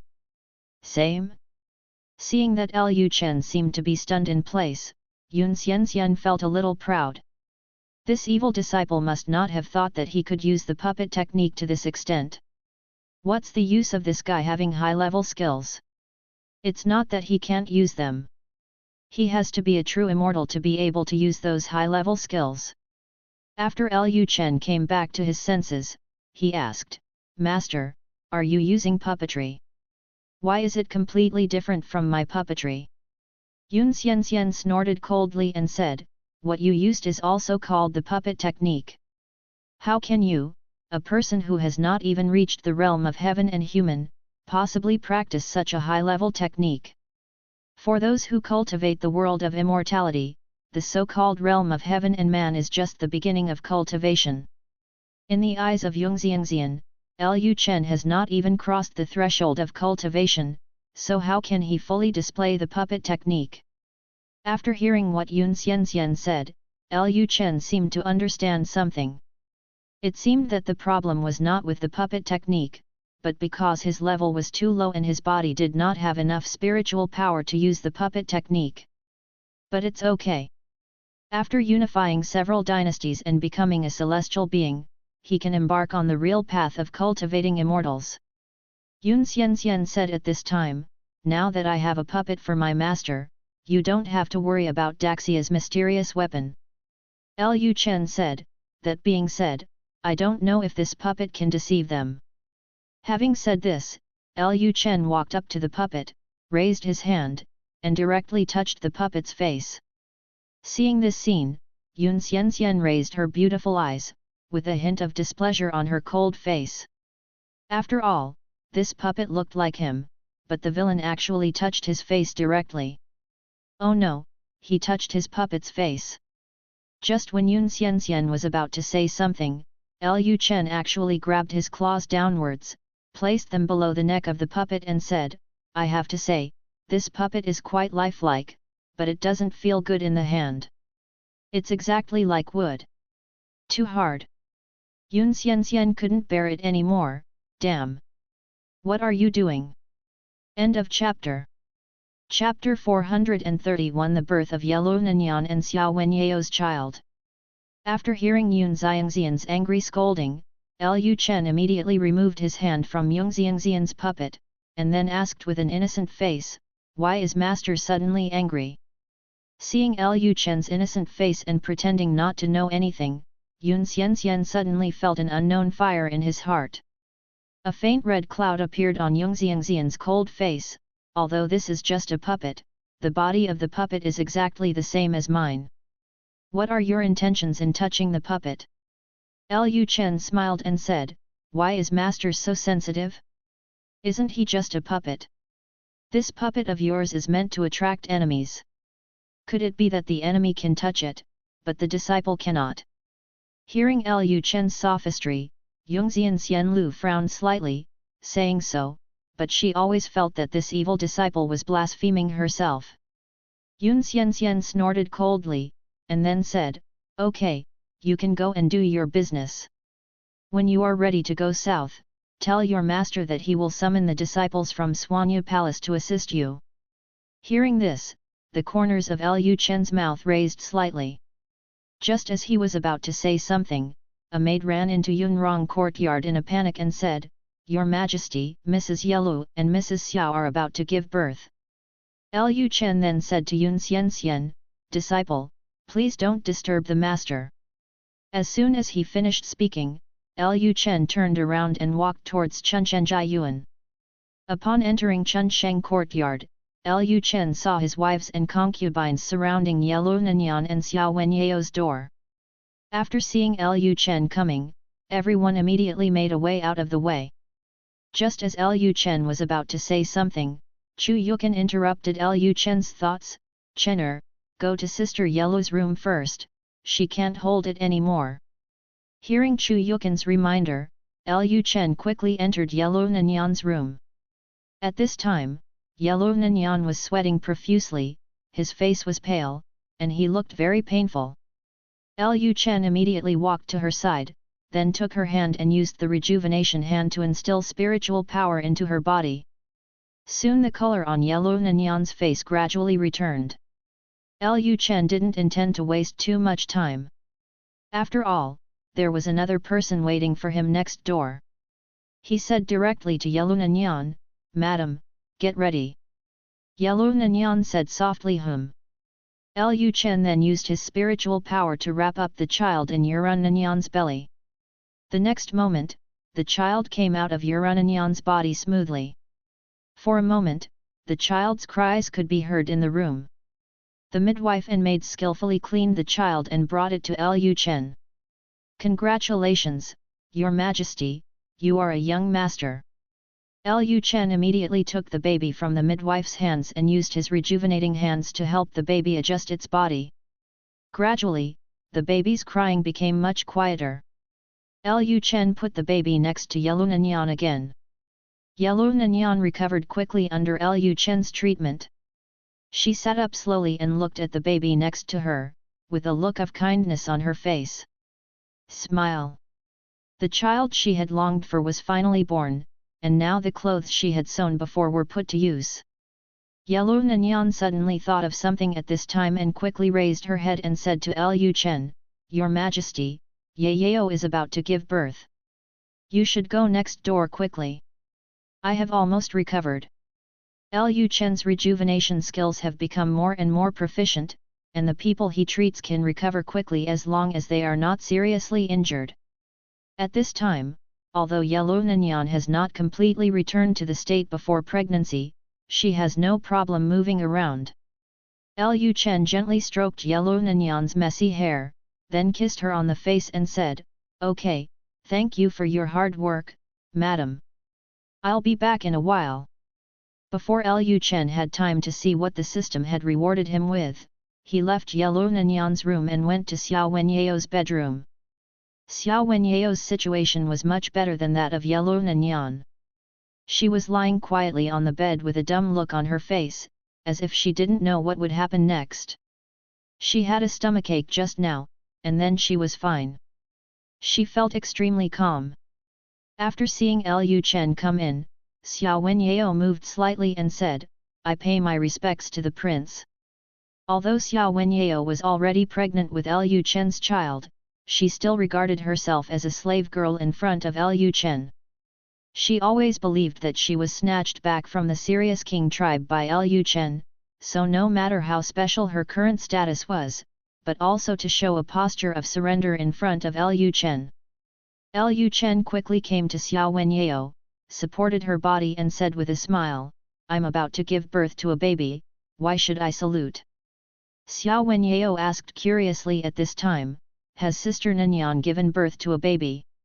She just heard the faint cry of a child coming from next door, and felt that it must be Yura Nanyan's death. Lu Chen said, "Well, the baby is born, and it's your turn next." Hearing this, Xiao Wenyao was stunned for a moment, and then said, "But there seems to be no movement in the slave's stomach." Lu Chen touched Xiao Wenyao's head and said, "There will be movement soon." Having said this, Lu Chen held Xiao Wenyao's wrist and input spiritual power into her. After a while, Xiao Wenyao felt a strange sensation in her body. She seemed to feel that her stomach was moving. Just when Xiao Wenyao thought she would experience the same pain again, she suddenly found that her body seemed to become very relaxed all of a sudden. Then, a child's cry echoed in the room. Hearing the child's cry, Xiao Wenyao was stunned for a moment. Her intuition told her that this was her child, but she didn't feel anything just now. The child just came out like this? Xiao Wenyao slowly moved her body, then looked down slightly, only to find that her bulging belly had disappeared. Xiao Wenyao couldn't help but think that it turned out that the people in the palace were right. It was not that difficult for women in the palace to give birth to children. She had heard from people on the grassland that giving birth to children would take half a life, and she had always felt a little scared. As a result, the child came out so easily. Lu Chen smiled and said to Xiao Wenyao, who looked confused, "Yao Yao, from today on you are also a mother. You can no longer play as much as before." Xiao Wenyao is a bit like those modern young women who have children before they are ready. Her playfulness has not yet subsided. Women like her are generally not very good at taking care of children, nor do they have much sense of responsibility. Unlike Lu Nanyan, a mature woman. Hearing Lu Chen's reminder, Xiao Wenyao blushed and said, "The slave family knows." Soon, the midwife brought the child to them. Xiao Wenyao also gave birth to a boy. Lu Chen thought for a moment and then gave the child a name. After staying with Xiao Wenyao for a while, Lu Chen went to Lu Nanyan's room. After all, he left in a hurry just now and didn't even take the child's name. After spending about half an hour with Lu Nanyan, Lu Chen went to the study room, ready to take a good look at what the system had rewarded him this time. After entering the study room, Lu Chen couldn't wait to open the system interface. Congratulations to the host for getting a heir, reward Taisha Temple. Congratulations to the host for getting a heir, reward Luoyang Sword Sect. Lu Chen was stunned for a moment when he saw the two system prompts in front of him. So simple? However, Lu Chen quickly realized that both Luoyang Sword Sect and Taisha Temple could be clicked in, as well as the secondary system page. Immediately, Lu Chen clicked on the words Temple of Taishu. Taishu Temple, Taishu Island, located in the southeastern sea, governs 6 million people. It has one powerful man in the heavenly realm, 6 pseudo-celestial beings, several great masters and several masters. Lu Chen was stunned. The reward this time is too terrifying. 1 heavenly being, plus 6 false heavenly beings? This is just one of the rewards. Lu Chen quickly exited and clicked on Luoyang Sword Sect. Luoyang Sword Sect, located on Liang Island on the southeast coast, it rules 7 million people. It has one powerful person in the heavenly realm, 8 pseudo-celestial beings, several great masters and several grand masters. Seeing the introduction of these two forces, Lu Chen couldn't help but think, does he still need to keep a low profile now? At this time, the system prompt sounds.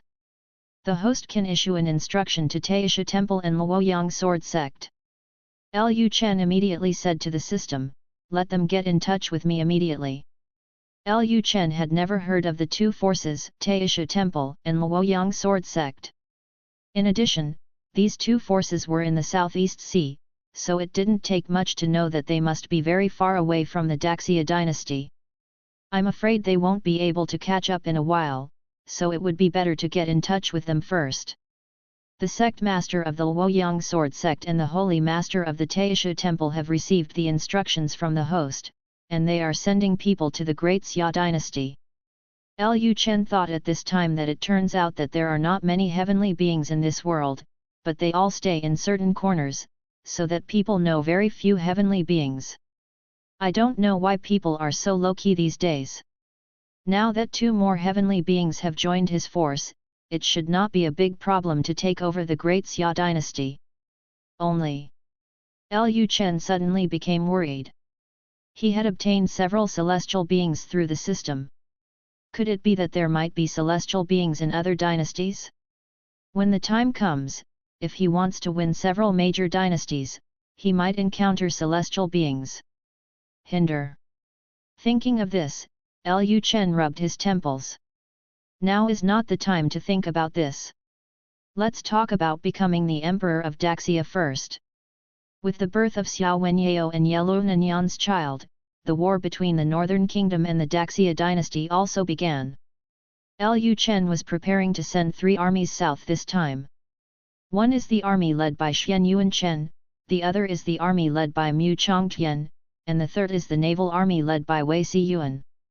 The army led by Xian Yuan Chen went directly south, attacking Qi State first, and then continued southward after occupying Qi State.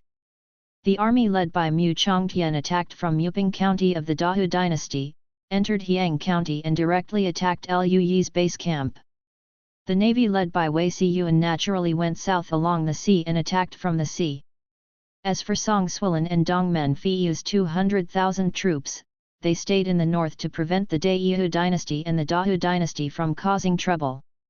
For Lu Chen, the safety of the rear was also very important. He didn't want to wait until he returned from his trip south and his wife, concubines, and children were all captured by the enemy. At the same time, Lu Chen also issued an order to the Black Dragon Kingdom. When he went south, the Black Dragon Kingdom must put enough pressure on the Daiyu dynasty to prevent the Daiyu dynasty from sending troops to the Northern Kingdom. The constant movement of troops from the north soon attracted the attention of Emperor Xia, who also began to arrange his troops. First, he sent 200,000 troops north to prepare to resist Lu Chen's move south. On the other hand, he sent heavy cavalry to deal with it. Lu Yi in the west. Now that King Bei can no longer sit still, Lu Yi should also get rid of the chess piece. When Emperor Xia allowed Lu Yi to continue to expand, it was to make people in the north feel that Great Xia's strength was exhausted, and the northern king could go south to fight for the throne. As for the rebels led by Lu Yi, Emperor Xia never paid attention to them. Daiyu Dynasty. Royal Palace. The Empress's Chamber. After Emperor Yu, who was wearing a bright red phoenix robe and a phoenix crown on his head, heard about the mobilization of the Northern Kingdom, he immediately felt that an opportunity had come. Although Daiyu has not yet obtained the mysterious weapons of the north, if the north sends all its troops to the south, then even if the north is on guard, there will definitely not be too many troops. Although the Great Xia Dynasty seems to be on the verge of collapse, it is not easy to destroy a dynasty with a deep foundation.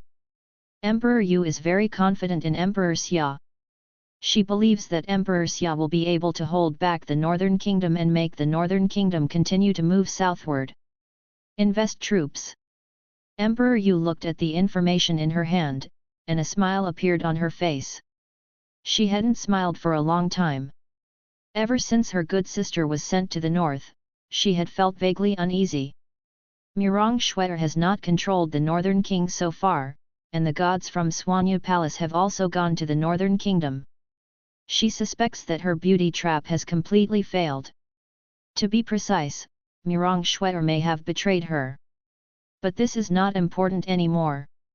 As long as the Northern King goes south this time and Daiyu can capture some important cities in the Northern Kingdom, they may be able to seize the Northern Kingdom's mysterious weapons directly from the Northern Kingdom's army. Just when Emperor Yu was thinking this, a female guard suddenly entered the palace, knelt outside the red curtain and said, "Your Majesty, there is something strange happening in the Black Dragon Kingdom." Upon hearing this, the smile on Emperor Yu's face instantly solidified.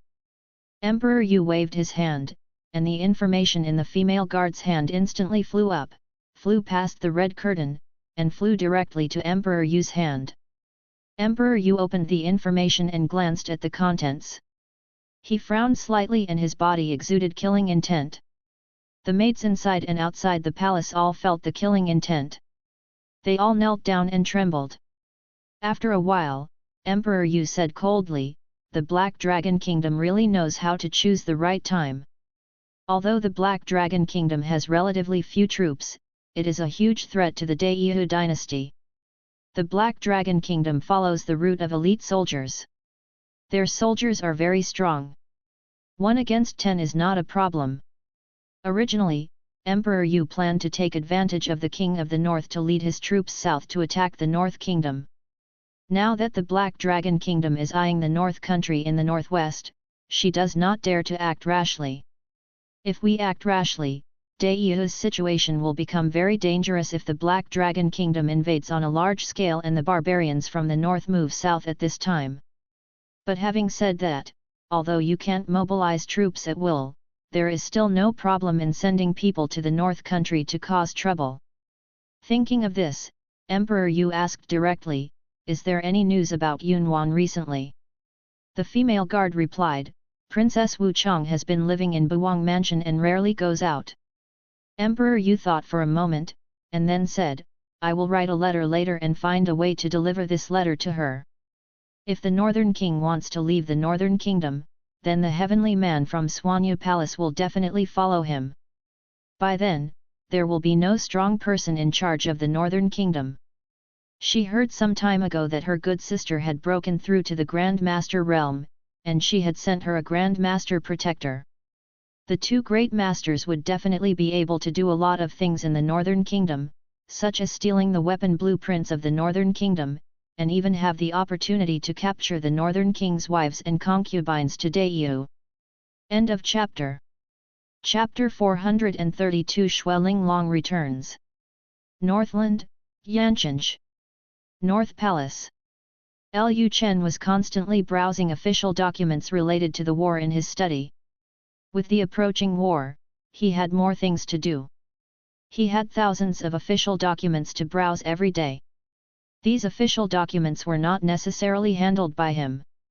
Most of the official documents were handled by Zhuge Chongguang, but he must read them because they were related to military matters. As a ruler who monopolized military power, Lu Chen could not he ignored military matters. At this time, the maid's voice came from outside the study. Your Majesty, Commander Liang would like to see you. Lu Chen stared at the official document in front of him and said, Come in. The next moment, Liang Zong pushed the door open and entered. Meet the prince. Lu Chen still didn't raise his head, he asked calmly, What's the matter? Liang Zong replied, The crown princess has returned to Yancheng, and there are many strong people around her. Hearing this, Lu Chen was stunned for a moment. He raised his head, looked at Liang Zong and said, She returned to Lu Mansion. Liang Zong replied, No, she did not come back as the crown princess, but changed her identity. They pretended that they encountered a group of bandits on the way to Hiang County. The princess was killed, and then she changed a new identity and went to Yancheng. Hearing this, Lu Chen was stunned for a moment. Changed a new identity? What is that witch planning to do? Could it be that Xueling Long felt that her identity as crown princess was more sensitive, so she wanted to abandon that identity and come back to be her own woman? Lu Chen thought for a while and then said, Keep staring at her. If the Taiyan sect takes any action, tell me immediately. Yes, Your Majesty. My subordinates resign. After the words fell, Liang Zong left directly. But not long after, Liang Zong returned to the study. When Liang Zong appeared in the study again, Lu Chen asked in confusion, Why is Commander Liang back again? Liang Zong immediately said, Your Majesty, a Jinyi guard soldier was accidentally caught by the crown princess just now, and she asked the soldier to bring a message to you. Lu Chen asked curiously, What are you talking about? Liang Zong said, The crown princess said that she knows that you have been sending people to monitor her. She has something important to tell you now and hopes that you can meet her. Xueling Long is also a saint of Taiyan God sect after all. The Jin Yiwei has been following and monitoring them, how could she not notice it at all? However, she knew very well who was sent to monitor her, so she always pretended that she had not seen it. But now that she has returned to Yancheng, she wants to tell Lu Chen about the Taiyan God sect, so she can borrow Jin Yiwei's skills in turn. The soldier sent a message to Lu Chen. Lu Chen thought for a moment, then picked up a jade pendant and threw it to Liang Zong, asked the soldier to give this jade pendant to the crown princess, and tell the crown princess that she can come to the study room of the North Palace to see me tonight. Liang Zong caught the jade pendant and said, Yes, I will go right away. Then Liang Zong left the study again. Lu Chen thought to himself that the witch had been wandering outside for several months, and she might not be able to bear it anymore. But she must have other things to ask for. Could it be that the Taiyan sect has taken some action? Forget it, when I see Xueling Long later, I'll know what's going on with her coming back this time. Lu Chen didn't think much about it. He browsed the official documents and waited for Xueling Long's arrival. After an unknown amount of time, the maid's voice finally came from outside the study. Your Majesty, Miss Shui would like to see you. Hearing this, Lu Chen smiled. Shui Linglong really gave up her identity as the crown princess, and everyone reported her as Miss Shui. Come in. After Lu Chen finished speaking, Shui Linglong opened the door and entered. Lu Chen put down the official document in his hand and took a look at Shui Linglong. Shui Linglong was wearing a close-fitting purple dress today. The dress wrapped around her graceful body and highlighted her curvy figure. The hem of the dress was relatively short, revealing her slender white legs. Exudes enchanting and charming temperament. Lu Chen smiled and said, "Aren't you going to the south to find Brother Huang? Why did you come back?" Shui Linglong ignored Lu Chen's words, but glanced at the official documents piled up on the desk, and then said with a smile, "I didn't expect that just a few months after I left Yancheng, the prince would change his temper, and now he would actually put his thoughts on it. It's all on government affairs." Lu Chen smiled and said, "I'm afraid you may have misunderstood me. I have always been a man with a strong career ambition. It was then and it is now." Shui Linglong said, "Oh? So, the prince has not changed at all. Why don't I believe it? Why don't you let me check and see if you really haven't changed at all?" Speaking of this, Shui Linglong also took the initiative to use the charming technique on Lu Chen. Of course she knew that her charming technique was of no use to Lu Chen, but using the charming technique was just a way to seduce Lu Chen.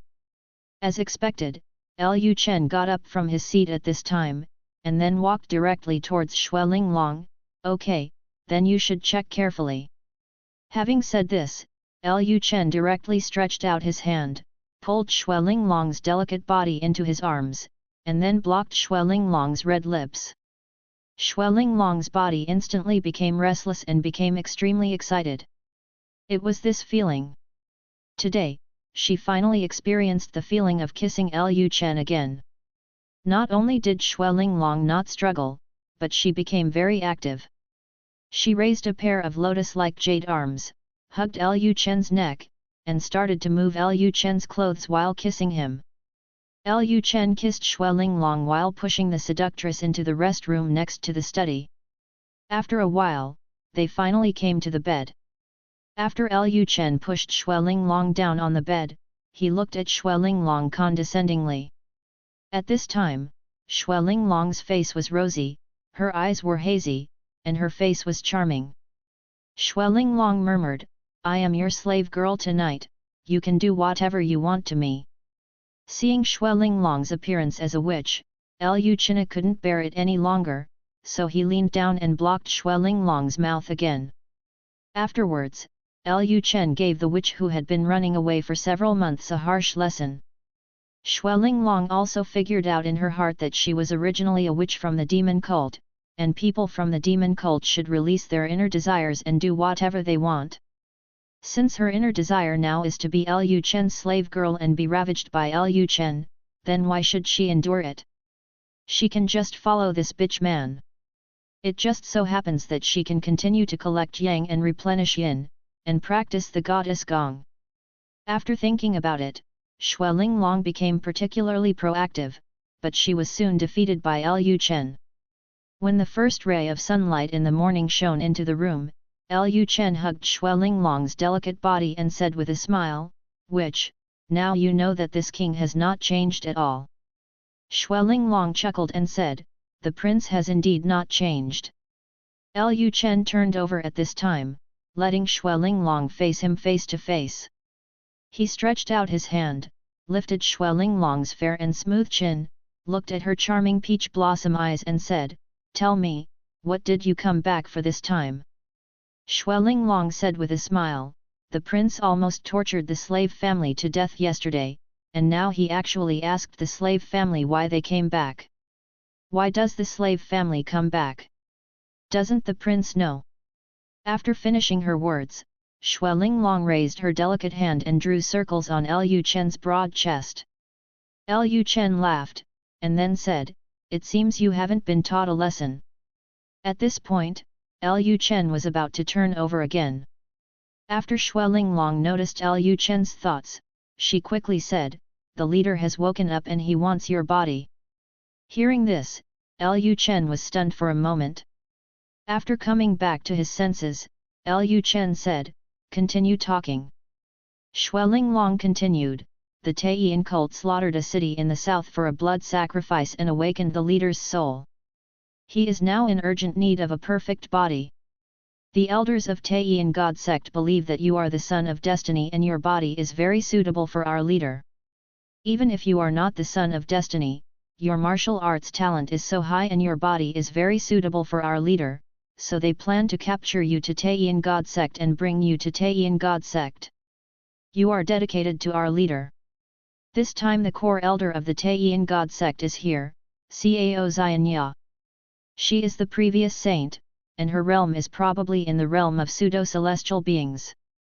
After hearing Xuelinglong's words, Lu Chen fell into deep thought.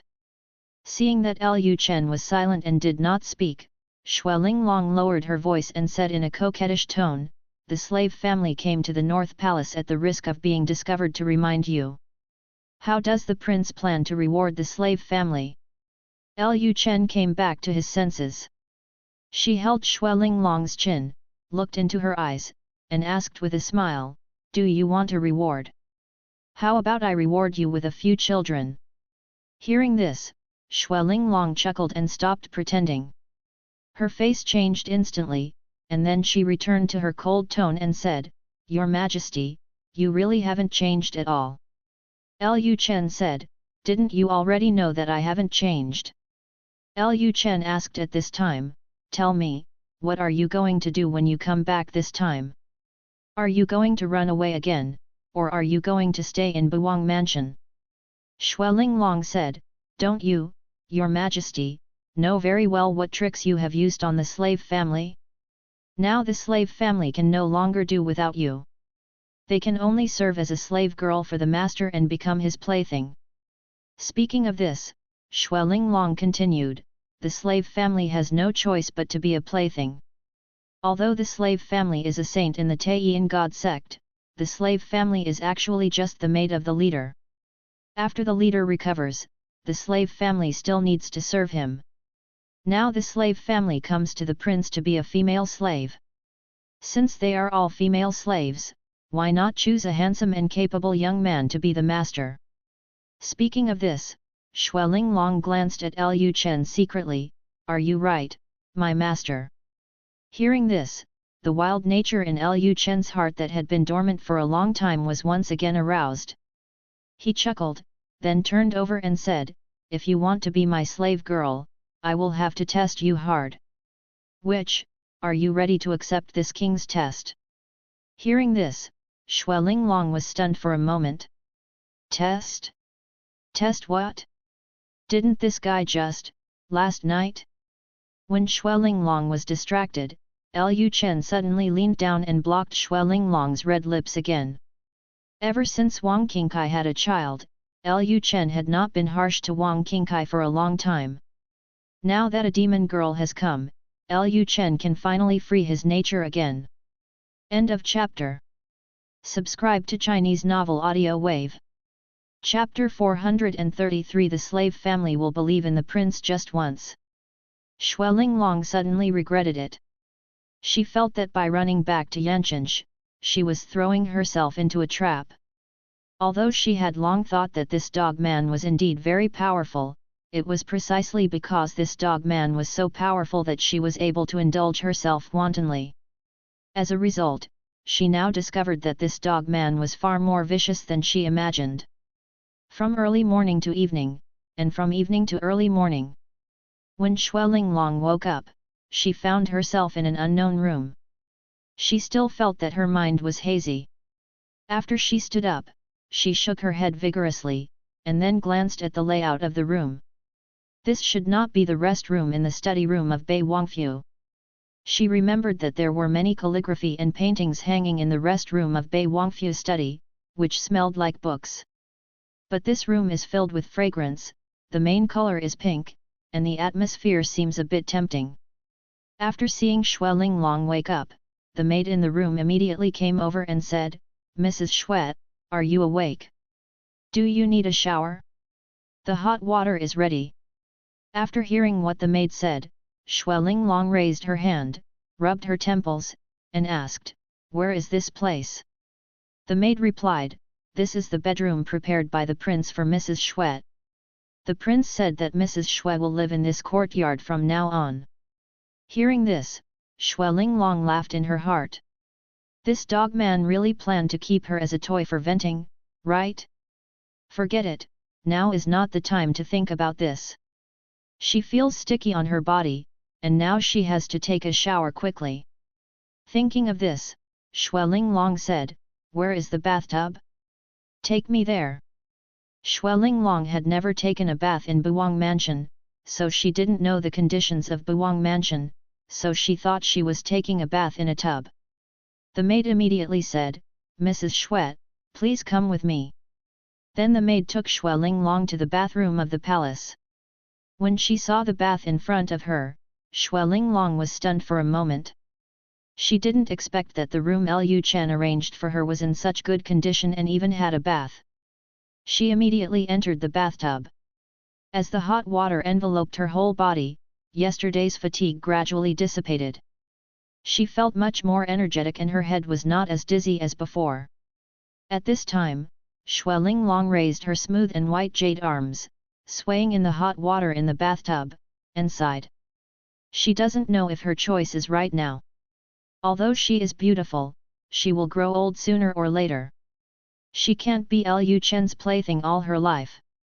One day this bitch man will dislike her. So she had to find a way out for herself. But when she thought of what the guy did to her yesterday, Xuelinglong couldn't help but blush. Xuelinglong felt that her brain was going to break. It was obvious that the guy tortured her like this, but she had actually become obsessed with him. Feel. Xuelinglong thought in her heart that all this must be related to that guy. That guy must have done something to her, so she was like this. In fact, Dragon Phoenix tea can indeed deepen Lu Chen's woman's feelings for Lu Chen, but it only deepens the feelings. As for Xuelinglong feeling that way, it is entirely Xuelinglong's own idea in that regard. Take the other women in the palace as an example.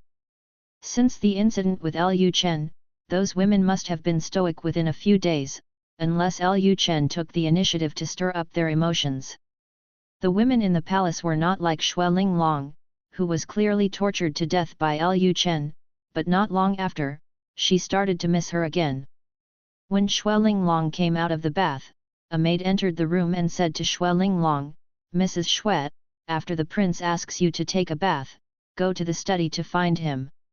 Hearing this, Xuelinglong was stunned for a moment, but she thought that the guy had tortured her for so long, and he would not continue to do that kind of thing this time. It was probably to get her to cooperate, and then use the Taiyin God's teachings to catch them all in one fell swoop. Thinking of this, Xuelinglong asked the maids to quickly dress herself up, and then Xuelinglong wore her favorite black skirt and went to the place where they fought yesterday. When Xuelinglong came to the study, Lu Chen was browsing official documents and looked very serious.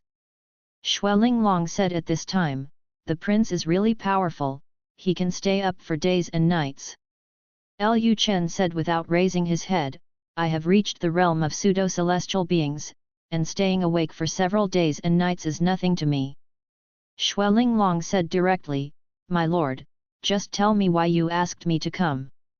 The slave family doesn't believe that the prince wants to commit violence against the slave family. Hearing this, Lu Chen laughed, and then raised his hand. The next moment, Xuelinglong's body instantly flew up, flying directly to Lu Chen's arms and sitting there. Lu Chen hugged Xuelinglong's soft body and whispered in her ear, "Violence, when did I do violence to you?" As he spoke, Lu Chen began to move his hands and feet again, groping her body, and Xuelinglong became restless again. She hurriedly said, "Your Majesty should be doing it for the Taiyin God sect. The slave family will try their best to cooperate with the prince and get rid of those people from the Taiyin God sect." Lu Chen no longer teased Xuelinglong, but said, "I will lead my troops south soon. There are people from the Taiyin God sect in Yancheng. I really can't feel at ease, so everyone from the Taiyin God sect must die. Hearing this, Xuelinglong's heart trembled, and then she asked, does the prince also plan to kill the slave family? Lu Chen raised his hand, pinched Xuelinglong's delicate chin and said, how could it be? You are my slave girl, my plaything, and even my private property. I do not destroy it casually. The custom of owning private property. Hearing Lu Chen's words, Xuelinglong suddenly felt a warm current in her heart. For a moment, this warm current passed through her whole body, and her whole body became artificially hot. Xuelinglong was a little puzzled. Why did her body become strange? Especially when she heard Lu Chen say that she was his plaything and her private property, she felt particularly excited. Xuelinglong was startled again. This must be another method of this bitch. How could she have such a mean idea? This man must have used some kind of charm technique on himself, which caused his thoughts to change, making him willing to be Lu Chen's plaything. Although she thought so in her heart, Xuelinglong didn't say anything. Lu Chen continued at this time, this king plans to lead those people from the Taiyin sect outside Yanshansh, and then directly deal with them. So this needs your help. Xuelinglong instantly understood Lu Chen's plan, and then she said, the new family understands what the prince means. Xuelinglong asked at this time, when does the prince plan to take action against them? Lu Chen took out a scroll and said, just tomorrow. This is the route map. You take them out of the city and ambush me on that route. After taking the road map, Xuelinglong still asked with some worry, the prince will not kill the donkey by then, right? Xuelinglong knew very well that she was a witch from the demon cult. She was very afraid that Lu Chen would not trust her and thought that she was pretending to take refuge with him. When the time came to eliminate those people from the Taiyin cult, she would be eliminated as well. Lu Chen said with a smile, I am also the leader of a feudal country after all. How can I not keep my words? Xuelinglong said, the more powerful people are, the more ruthless they are. Since ancient times, the female slaves of big shots have not had a good ending. They are either given away or killed behind their own masters. Lu Chen laughed, then looked into her eyes and said, you are right, most of the female slaves do not end well, but they are other people's female slaves, and my king's female slaves will eventually have a good ending. I believe that you have also investigated me. You should know that Wang Qingkai is my slave girl. Look, she is living well in Buwang Mansion now. Not only is she living well, she also has my son. Xuelinglong thought for a while and then said, then the slave family will believe in the prince just once. At this time, Lu Chen put his big hand on Xuelinglong's buttocks and patted it and said, this is the first time for me to collect a demon sect girl like you. You are one of my few collections. How could I possibly I am willing to destroy you? At this point, Lu Chen put his hand into Xuelinglong's cherry mouth and continued, I can make you a promise. When I become the emperor of Daxia, you will at best have the status of a concubine.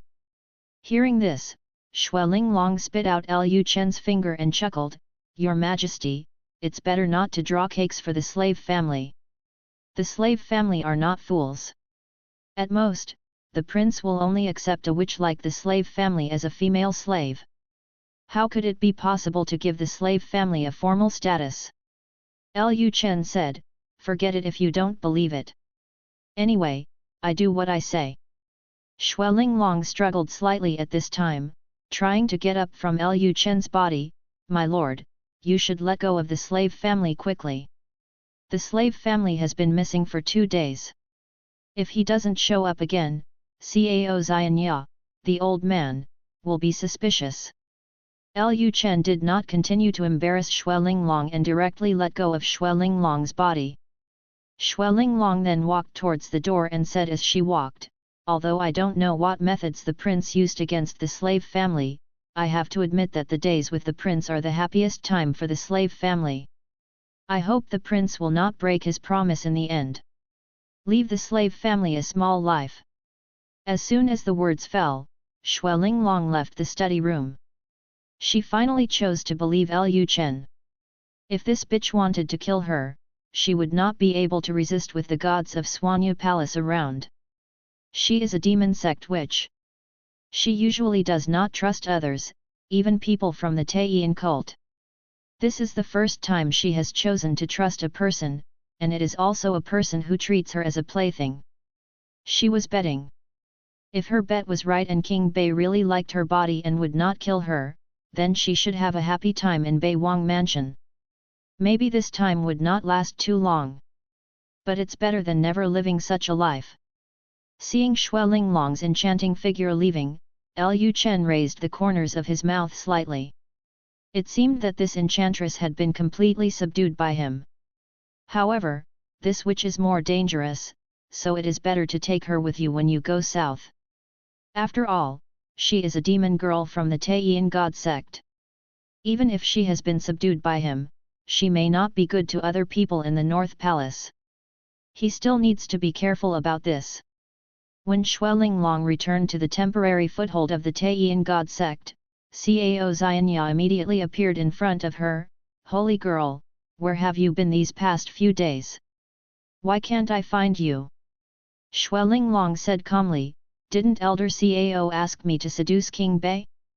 Don't you know where I went? Naturally, I went to find out the whereabouts of King Bei." Hearing this, Cao Xianya felt happy, but she did not expect that Xue Linglong would actually do this.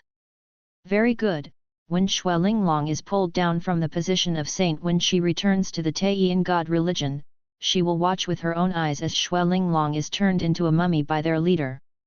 Cao Xianya then smiled and said, "It turns out that the saint went to the North Prince's mansion to inquire about the news, but she was too old and abrupt. I wonder what news the saint has found." Xue Linglong replied, "The king of the north is ready to lead his troops south." Hearing this, Cao Xianya sneered in her heart. Isn't this nonsense? Now the Northern Kingdom has issued a war mobilization, and even the Northern King has issued a memorandum against thieves.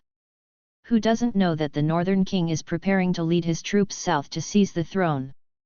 Is there any need to go to Bawang Mansion to find out this news?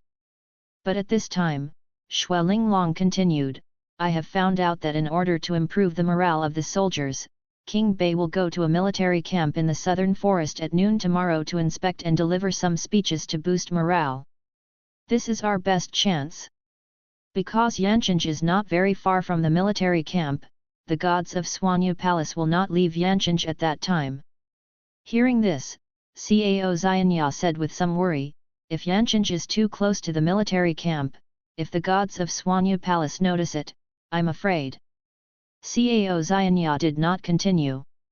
Xue Linglong said, "So we must make a quick decision and kidnap King Bei as soon as possible so that the gods of Swanyu Palace cannot react. Everyone from the Taiyin sect will go tomorrow morning. Then we can divide into several groups to confuse the heavenly man in Swanyu Palace." Cao Xianya did not doubt Xue Linglong's words. She never thought that Xue Linglong would betray their leader. Cao Xianya also felt that Xue Linglong's method was feasible at this time.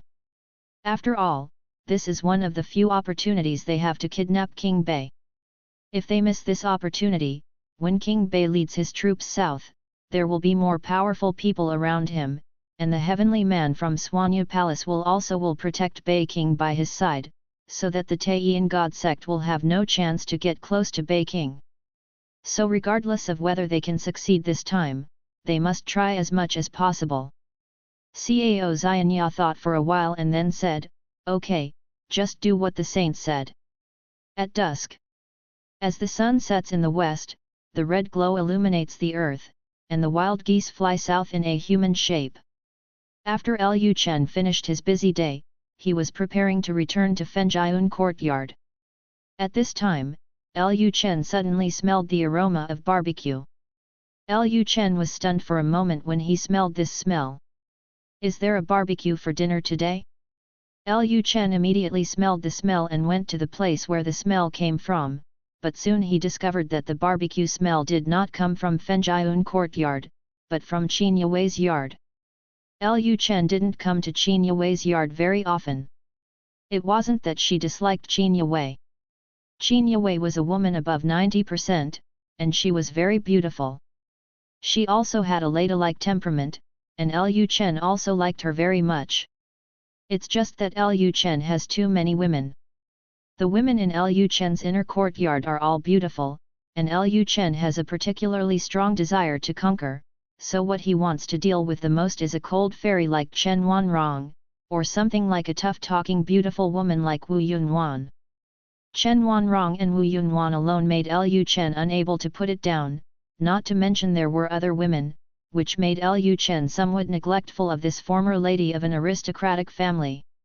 As soon as Lu Chen entered the yard, he found Qin Yue, wearing a green cloud dress, sitting on a stone bench in the yard, hand spreading seasonings on the roasted whole lamb in front of her.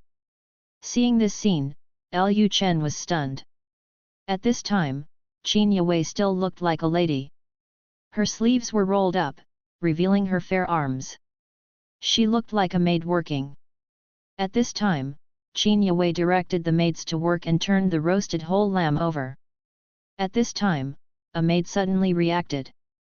She quickly saluted Lu Chen and said, "My slave, pay homage to the prince." Hearing this, Qin Yue suddenly looked towards the door of the yard, and sure enough she spotted Lu Chen. Qin Yue was stunned. The king, the prince. Qin Yue was so frightened that her face turned pale. She quickly saluted and said, "Join the prince." "Your Majesty, I know I was wrong. I will never dare to do it again." Qin Yue apologized so quickly, but Lu Chen was speechless. Was he so terrible? Lu Chen asked, "Are you wrong? Where did you go wrong?" Hearing this, Qin Yue thought that Lu Chen was angry, and quickly said, "I shouldn't do such despicable things in the yard."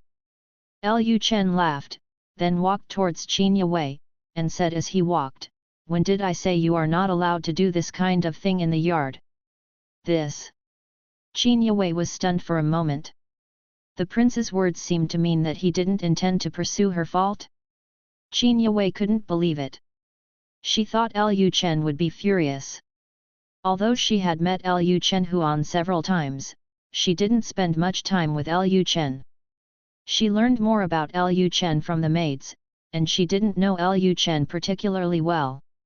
In her opinion, the prince has a very bad temper. Unexpectedly, Lu Chen had no intention of holding her responsible. Lu Chen continued to ask, "But having said that, Yue, if you want to eat roasted whole lamb, you can just ask the servants at the restaurant to do it for you. Why do you have to do it yourself?"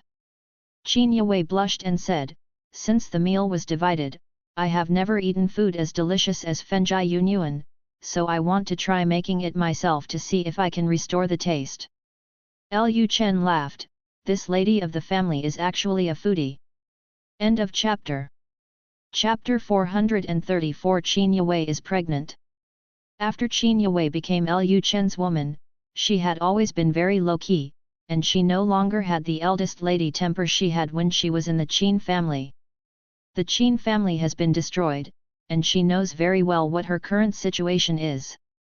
Lu Chen will be her only supporter from now on. As long as she serves Lu Chen honestly and does not fight for power and gain, her life may pass peacefully. In the past, dinners in the prince's palace were all eaten at Fenjiayun court. The dinners in Fenjiayun court were very sumptuous and tasted very good. Even Qin Yue, the former eldest lady of the aristocratic family, had never eaten such delicious food in the North Prince's palace. However, since Xiao Wenyao and Yellow Nanyang gave birth to a child, they stopped having dinner together in the Buwang mansion because there were too many people. When the chefs of the restaurant cook, they give priority to Fenjai Yunyuan. Although the dinner together is cancelled, Lu Chen still has to go back to Fenjai Yunyuan for dinner every day, so the chefs have to give priority to Lu Chen, the prince. This also makes the restaurant ignore people in other courtyards when cooking. Qin Yue is the ignored person. Although the food cooked by the Bawangfu restaurant is still more delicious than the food she eats at Jean's house, the meal at the restaurant I usually don't cook big dishes for her. For example, there is no such thing as roasted whole lamb, and even if she asked the restaurant to make roasted lamb for her, the taste of the roasted lamb by the restaurant's chef would not be as good as the roasted lamb she ate at Fenjia Yuan. Qin Yue was greedy and finally decided to do it herself. She had seen the chefs roasting things on the spot at Fenjia Yuan before, so she began to wonder, as long as the chefs used all the seasonings, the roasted whole lamb would have the same taste as Fenjia Yuan's roasted whole lamb? Anyway, she had nothing to do, and King Bei rarely came to visit her. In addition, she had no children, and there was nothing in the palace that she needed to worry about. She had nothing to do when she was free, so she might as well find something to do for herself. As a result, Qin Yue did not expect that Lu Chen, who had not been to her yard for a long time, suddenly came today, which caught Qin Yue off guard. Lu Chen came to the roasted whole lamb and took a look. Then he took out a chopstick from the plate on the table next to him and poked the lamb. Well, it should be done already. Just sprinkle some cumin on it and it'll be ready. But when you bake it, try to make as many cuts as possible. You might not taste it well. Having said this, Lu Chen picked up the knife on the table next to him and started to cut the mutton himself. Seeing Lu Chen take action himself, Qin Yue stood there blankly. Lu Chen said while pulling the mutton, "Whatever you want to eat in the future, tell the people at the restaurant earlier. You can also find a few maids and ask them to go to the restaurant to learn more, and then open a small stove and cook by yourself. This is allowed in the palace." After hearing what Lu Chen said, Qin Yue immediately said, "Thank you, Your Majesty." Lu Chen continued, "I will have dinner here tonight, and a maid will go to Fenjian court to talk to the princess." The maid next to Qin Yue said sensibly, "I'll go right now." Then the maid went to Fenjian courtyard and told Mu Zixuan about Lu Chen eating roasted whole lamb in Qin Yue's yard. Mu Zixuan naturally didn't pay much attention. When they were sharing meals, Mu Zixuan had anticipated that such a day would come. Now that they were sharing meals, they would not be able to get together for dinner. Lu Chen couldn't have dinner at Fenjian court every day, where would other wives and concubines be? Not even once. But at this time, Mu Zixuan suddenly thought of something, and then asked the maid to go to the catering house and send some great supplements to Qin Yue, such as sheep kidneys, deer whip, and so on. When Lu Chen saw the food brought by the restaurant people, he felt a little helpless.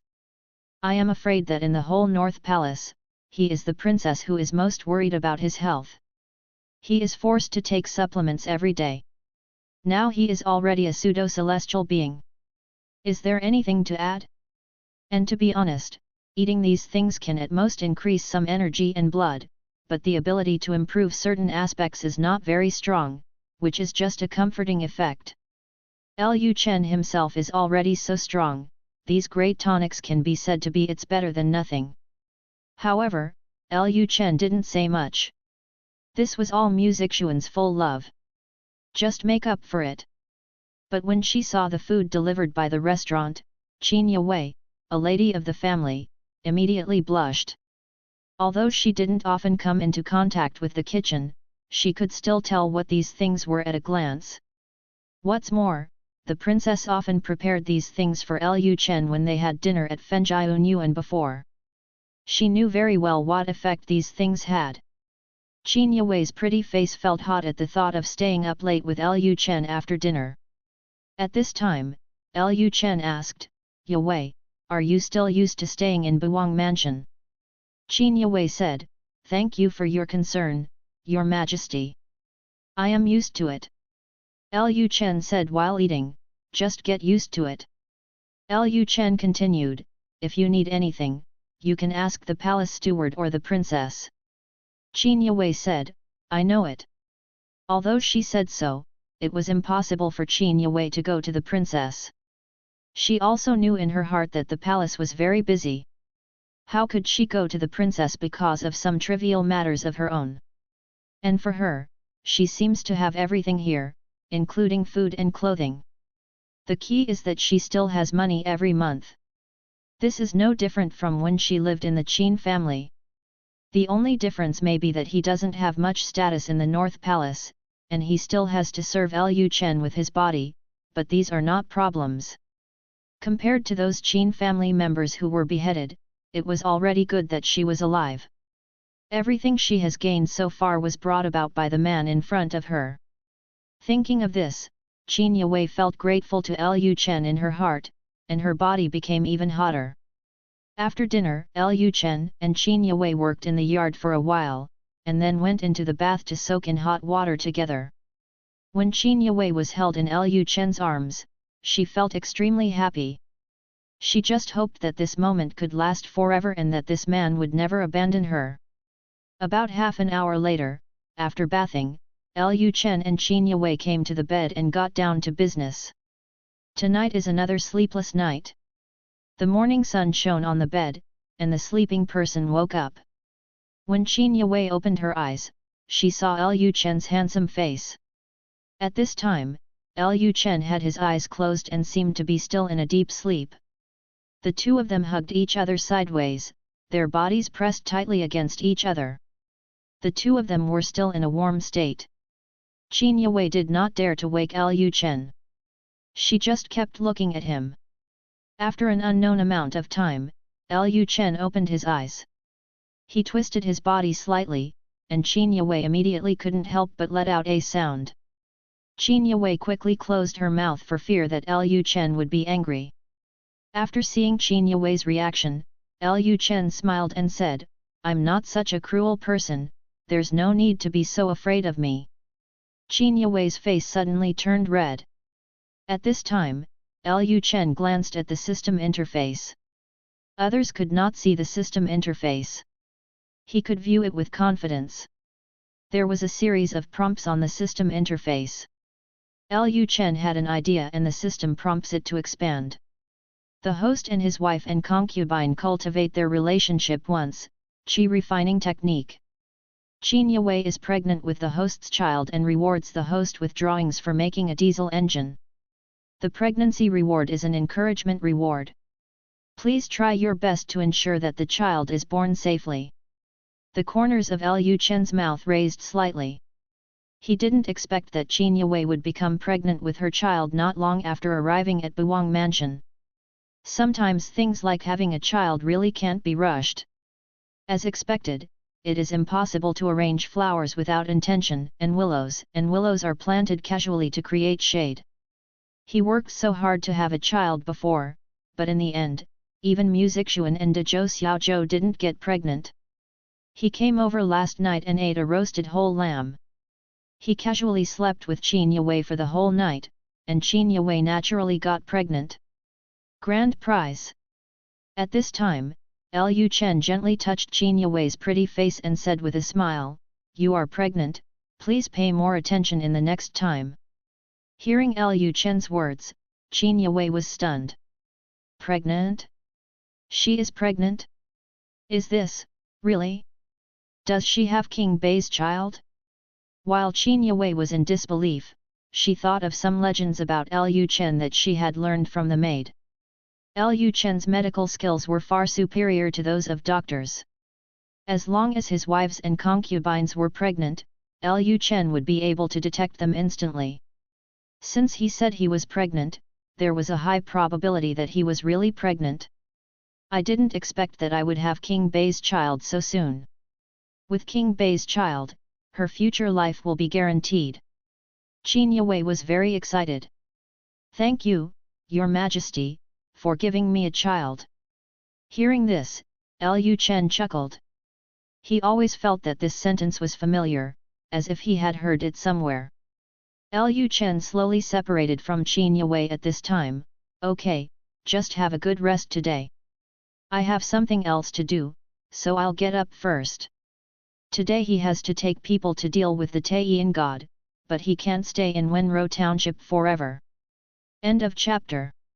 Chapter 435. The leader of the Taiyin sect appears. After coming out of Qin Yue's yard, Lu Chen called Xian Yuan Koch, and then led some people outside the city. He believed that Xue Linglong had gathered all the people from the Taiyan sect together and ambushed them somewhere outside Yanchenge. As long as he appears, those people from the Taiyan sect will appear, and then they will catch them all. People from the Taiyan God sect had indeed ambushed Lu Chen on a road he was going to pass. Whether they could capture King Bei depends on this time. In fact, there is no need for Lu Chen to leave the palace this time. The bodies of Taiyan God sect have been led to a place by Xue Linglong. Lu Chen only needs to let Xian Yuan Koch lead people to deal with all the people of Taiyan God sect. That's it. However, Lu Chen thought that there were many highly skilled warriors among the Taiyan God sect, so he killed them so easily, which was a waste of all their skills. Why not follow them to see the situation and absorb their skills when the time comes? After absorbing enough skills, he will be able to transfer those skills to his wives and concubines when he comes back. After the people of the Taiyan God sect arrived at the designated place, they all waited quietly. At this time, the forest was extremely quiet, and almost no sound could be heard. After an unknown amount of time, a secret sentry came back, and he said excitedly, "The King of the North is really coming in this direction, and there is only one Grand Master following him, and the rest of the soldiers are not very strong." After hearing this, everyone in the Taiyan God sect was very excited. I didn't expect that today's opportunity would be so good. If there was only one great master, wouldn't they be able to easily capture the Northern King and take him to the south? Cao Xianya is a pseudo-celestial being.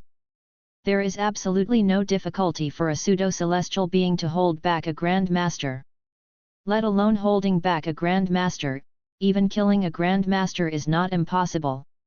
As long as Cao Xianya holds back the Great Master, then their saintly daughter and several other elders can directly capture the Northern King. Although the Northern King has some abilities of his own, this ability lies in the hands of their saintly daughter and several other outer disciples. It's not enough to see in front of the elders. Everyone stood ready, waiting for King Bei's motorcade to arrive. After an unknown amount of time, Cao Xianya felt the sound of horse hooves not far away. It was obvious that King Bei and the others were coming. The corners of Cao Xianya's mouth raised slightly, and a ferocious smile appeared on her wrinkled face. She did not expect that this mission could be so easy. Just as everyone in the Taiyan sect held their breath, the carriage convoy not far away suddenly stopped. This immediately stunned everyone in the Taiyan sect. "What is going on?" Xue Linglong said at this time, "Something is wrong. Don't move here. I will go to the front to investigate the situation." After the words fell, Xue Linglong slowly approached the front. Cao Xianya did not have too many doubts, because she had never suspected that Xue Linglong might betray the Taiyan sect. After Xue Linglong went to the front, she moved directly towards Lu Chen's motorcade. Liang Zong recognized Xue Linglong at a glance. Now that Xue Linglong has come, they don't have to worry about hurting her. Then Liang Zong said, "Attack." Just when everyone in the Taiyan God sect was still waiting for the order from their saint, countless cannonballs suddenly fell from the sky, and then everyone in the Taiyan God sect was blown up all over the sky. Cao Xianya shouted, "No, we were discovered." Although Cao Xianya understood that they had been discovered, she did not run away. Not only did she not run away, she also allowed her to approach Lu Chen's motorcade. Although the weapons of the North Kingdom are indeed very powerful, they cannot hurt her, a pseudo-celestial being. This is the best opportunity to seize the King of the North. She will not let this opportunity go. If she misses this opportunity, she will be in trouble in the future. King Bei will definitely become more cautious. Xue Linglong quickly noticed Cao Xianya's arrival, and she immediately pretended to attack Liang Zong. Liang Zong seemed to understand something, and he pretended to fight back. Liang Zong shouted, "Who are you? How dare you assassinate the prince?" Seeing that Liang Zong was being held back, Cao Xianya didn't waste any time. She glanced at the motorcade and immediately locked onto the most luxurious carriage in the middle of the motorcade. There is no doubt that King Bei is in that carriage. The next moment, Cao Xianya went straight to the carriage, and Liang Zong pretended to be nervous and shouted, "There are assassins, protect the prince." Although Liang Zong shouted fiercely, none of the surrounding soldiers approached the carriage. Cao Xianya didn't notice the problem until now. After she approached the car, she opened it with a sword, and then a young man came into view. The young man looked at her with a smile on his face and said, "Old lady, you are so old.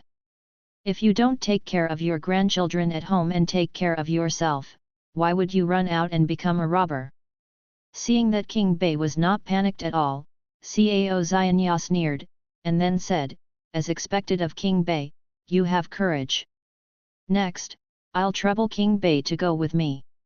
At this point, Cao Xianya was ready to arrest Lu Chen. However, just when she took action, the aura on Lu Chen's body was instantly released. "I want to ask this king to come, but I have to see if you have this ability, old lady." Feeling the aura released from Lu Chen, Cao Xianya was stunned for a moment. Pseudo heavenly being. How can this be? How old is King Bei this year? How could he be a false heavenly being?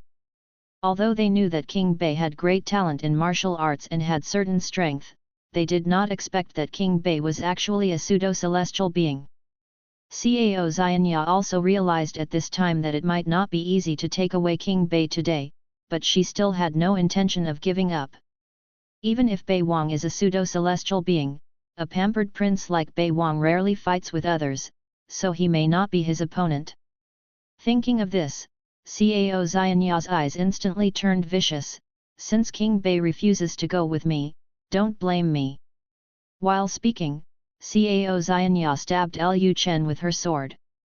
Lu Chen immediately stood up and jumped from the destroyed carriage into the air. Seeing this scene, Cao Xianya swung her sword at Lu Chen again.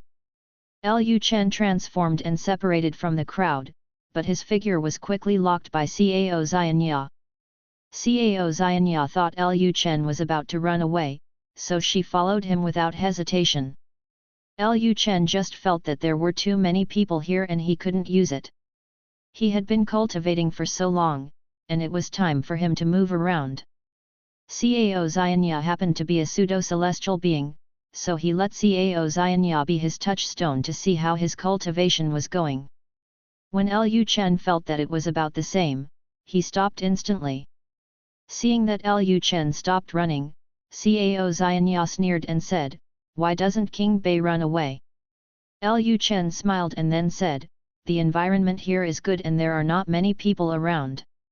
It is a suitable place for your burial. There is no need to run away." Hearing this, Cao Xianya was stunned for a moment, and she said coldly, "I hope the prince can still be so sharp-tongued later." After the words fell, Cao Xianya kicked off her legs and ran straight towards Lu Chen. Lu Chen clenched the sword in his hand. Thousand waves. Tangible sword energy flew out of the sword in an instant, like huge waves of disgust on the sea, turning up the soil on the earth. Cao Xianya was startled. She didn't expect Lu Chen to use such a brutal swordsmanship from the very beginning. However, Cao Xianya was not afraid at all.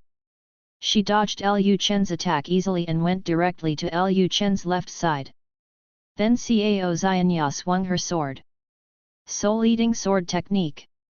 Black sword energy was released from Cao Xianya's sword energy. These sword energy instantly turned into skeletons. Where the skeleton sword energy passed by, the leaves turned yellow. Seeing this scene, Lu Chen laughed. He was indeed a demon sect demon, and these moves looked very vicious. Lu Chen didn't directly pick up the fight, he just transformed and flashed behind Cao Xianya. Ice and snow seal the territory. The moment the spiritual energy was released, the surrounding air was instantly sealed, and a visible cold air went straight to Cao Xianya's body. After Cao Xianya noticed the danger behind her, she was about to avoid it, but the next moment she couldn't move her body. Cao Xianya's face suddenly showed an expression of disbelief. What kind of skill is this? Why can't my body move? After seeing Cao Xianya's body frozen, Lu Chen thought to himself that it seemed that Master Yun Xianxian had taught him something useful. The ice and snow sealing technique can restrict enemies within a certain range and is a control technique. The effect is still very obvious. When a master uses a move, often in an instant, sometimes just for a short period of time, the opponent may be killed. At this time, Lu Chen used Thousand Layers Wave again, and the sword energy went straight towards Cao Xianya. Cao Xianya tried her best to struggle away, but the moment she was about to struggle away, she was directly hit by countless sword energy, but this did not kill Cao Xianya. Cao Xianya lay on the ground, vomited a few mouthfuls of blood, stared at Lu Chen with a ferocious look on her face, as if she wanted to tear Lu Chen into pieces with her eyes. Old man admits that he underestimated King Bei, but does King Bei think that he can kill him with some tricks? Speaking of this, Cao Xianya suddenly took out a bead. Just when Lu Chen was curious about what it was, Cao Xianya activated the bead. Bloodthirsty beads, sacrifice. The next moment, the surrounding space instantly turned blood red. Seeing this scene, Lu Chen was shocked. They must still be pseudo-celestial beings. Why did they even use such fantastic methods? Only heavenly people enter the realm of immortality. These pseudo-celestial beings are still in the realm of martial arts. Is it really okay to use such a powerful treasure? Won't heaven intervene? At this time, Xuanyuan Kaoj in the distance saw this scene and immediately took action. Burial Realm Palm. With one palm strike, Cao Xianya was knocked directly into the soil before she could react. The blood-red bead in her hand broke instantly, and the surrounding blood mist also dissipated. Xuanyuan Kaoj came directly in front of Lu Chen. "Your Majesty, are you okay?" As the dust dispersed, Cao Xianya's miserable state was revealed. She was bleeding from all her orifices, all the bones in her body had been smashed, and she was hanging with her last breath left. After seeing Xuanyuan Kaoj next to Lu Chen, Cao Xianya spit out a mouthful of blood again. "I didn't expect, this was a conspiracy." Cao Xianya finally realized that Lu Chen had known for a long time that people from the Taiyin sect were in Yanshansh, and he deliberately lured them out and then started to eliminate them. Hearing Cao Xianya's words, Lu Chen laughed. Then he walked directly towards Cao Xianya. "You Taiyin God sect people really don't have any precautions at all." Just when Lu Chen was about to reach Cao Xianya's side, a cloud of green smoke exploded instantly. The smoke exploded so fast that Lu Chen didn't even have time to use apparition. Xuanyuan Kaoj immediately noticed the problem with the smoke, and he quickly said, "Your Majesty, be careful, this smoke is poisonous." After the smoke dissipated, Cao Xianya laughed loudly and said while laughing, "Even if I am dying, I still have to hold you on my back." Poof! Cao Xianya spit out a mouthful of blood again. However, the scene she expected did not happen. Lu Chen stood there and looked at him with an indifferent expression. Cao Xianya's pupils contracted. "No! Impossible, this is the leader's bone-transforming poison. How could it be useless?" She heard their leader say that even if a heavenly being comes into direct contact with this kind of poison, it may not be able to withstand it. King Bei is just a fake heavenly being, so why is there nothing wrong with it? Lu Chen said with a smile, "I'm really sorry, I am immune to all poisons." As soon as she finished speaking, Cao Xianya's body flew up and directly into Lu Chen's hands. Lu Chen grabbed her neck and said, "Okay, former saint of Taiyin God sect, it's time for you to get on your way." For a moment, the fear of death enveloped Cao Xianya's heart. She immediately gathered all her spiritual power and planned to blow up her danshan and kill Lu Chen together. However, Lu Chen's power-absorbing technique was already mature. Lu Chen did not give her this chance. Lu Chen immediately used all his spiritual power and used 100% of his power. Most of the spiritual power in Cao Xianya's body was lost in the blink of an eye. Cao Xianya was stunned when she felt that the power in her body was passing away rapidly. Who is the devil from the demon cult? You. Cao Xianya's pupils shrank to a point, her mouth opened wide, and she died in shock. After feeling the majestic power in his body, Lu Chen suddenly felt that his hands became extremely itchy, and his mood became agitated and he wanted to fight. If he absorbs too much skill, and he is now restricted and has no way to break through, these skills will make him irritable. Lu Chen then picked up the sword in his hand and kept swinging it towards the forest in the distance. Sword energy flew out one after another, and the trees in the forest fell down. After releasing the spiritual power in his body, Lu Chen felt much better, and then he and Xian Yuan Kaoj returned to where they were before. The moment Xian Yuan Kaoj returned, those from the Taiyin God sect were instantly defeated. In front of Xian Yuan Kaoj, a celestial being, Grand Master, and below are mortals and have no power to fight back. In order to prevent someone from leaking the matter after escaping, Xue Linglong ran directly to attack Lu Chen. As soon as Xue Linglong arrived in front of Lu Chen, she whispered, "Quickly, control the slave family." Hearing this, Lu Chen seemed to understand something, and directly released the pressure of the pseudo-celestial being, instantly knocking the sword from Xue Linglong's hand, and then directly grabbed Xue Linglong's evil jade arm and held her hands behind her back. "Come over and control Xue Linglong." Seeing that the saints had been captured, those who were still alive in the Taiyin cult suddenly despaired. Xue Linglong started to struggle at this time, and said while struggling, "You bitch, let me go quickly, otherwise when our leader recovers, you will become his nourishment sooner or later." Xue Linglong twisted her body as she spoke, and Xue Linglong's butt happened to be tightly next to Lu Chen's body. Xue Linglong twisted around like this, which immediately made Lu Chen speechless. He had absorbed a lot of skill just now, and there was still some violent energy in his body. After Xue Linglong did this, Lu Chen wanted to kill this witch now. Xue Linglong continued to pretend to be unyielding and said provocatively, "What's wrong? Why don't you say anything? You're scared of this bitch, aren't you? If you're scared, let me go immediately." Lu Chen sneered, and then said, "It's ridiculous, how can I be afraid of some dirty rats?"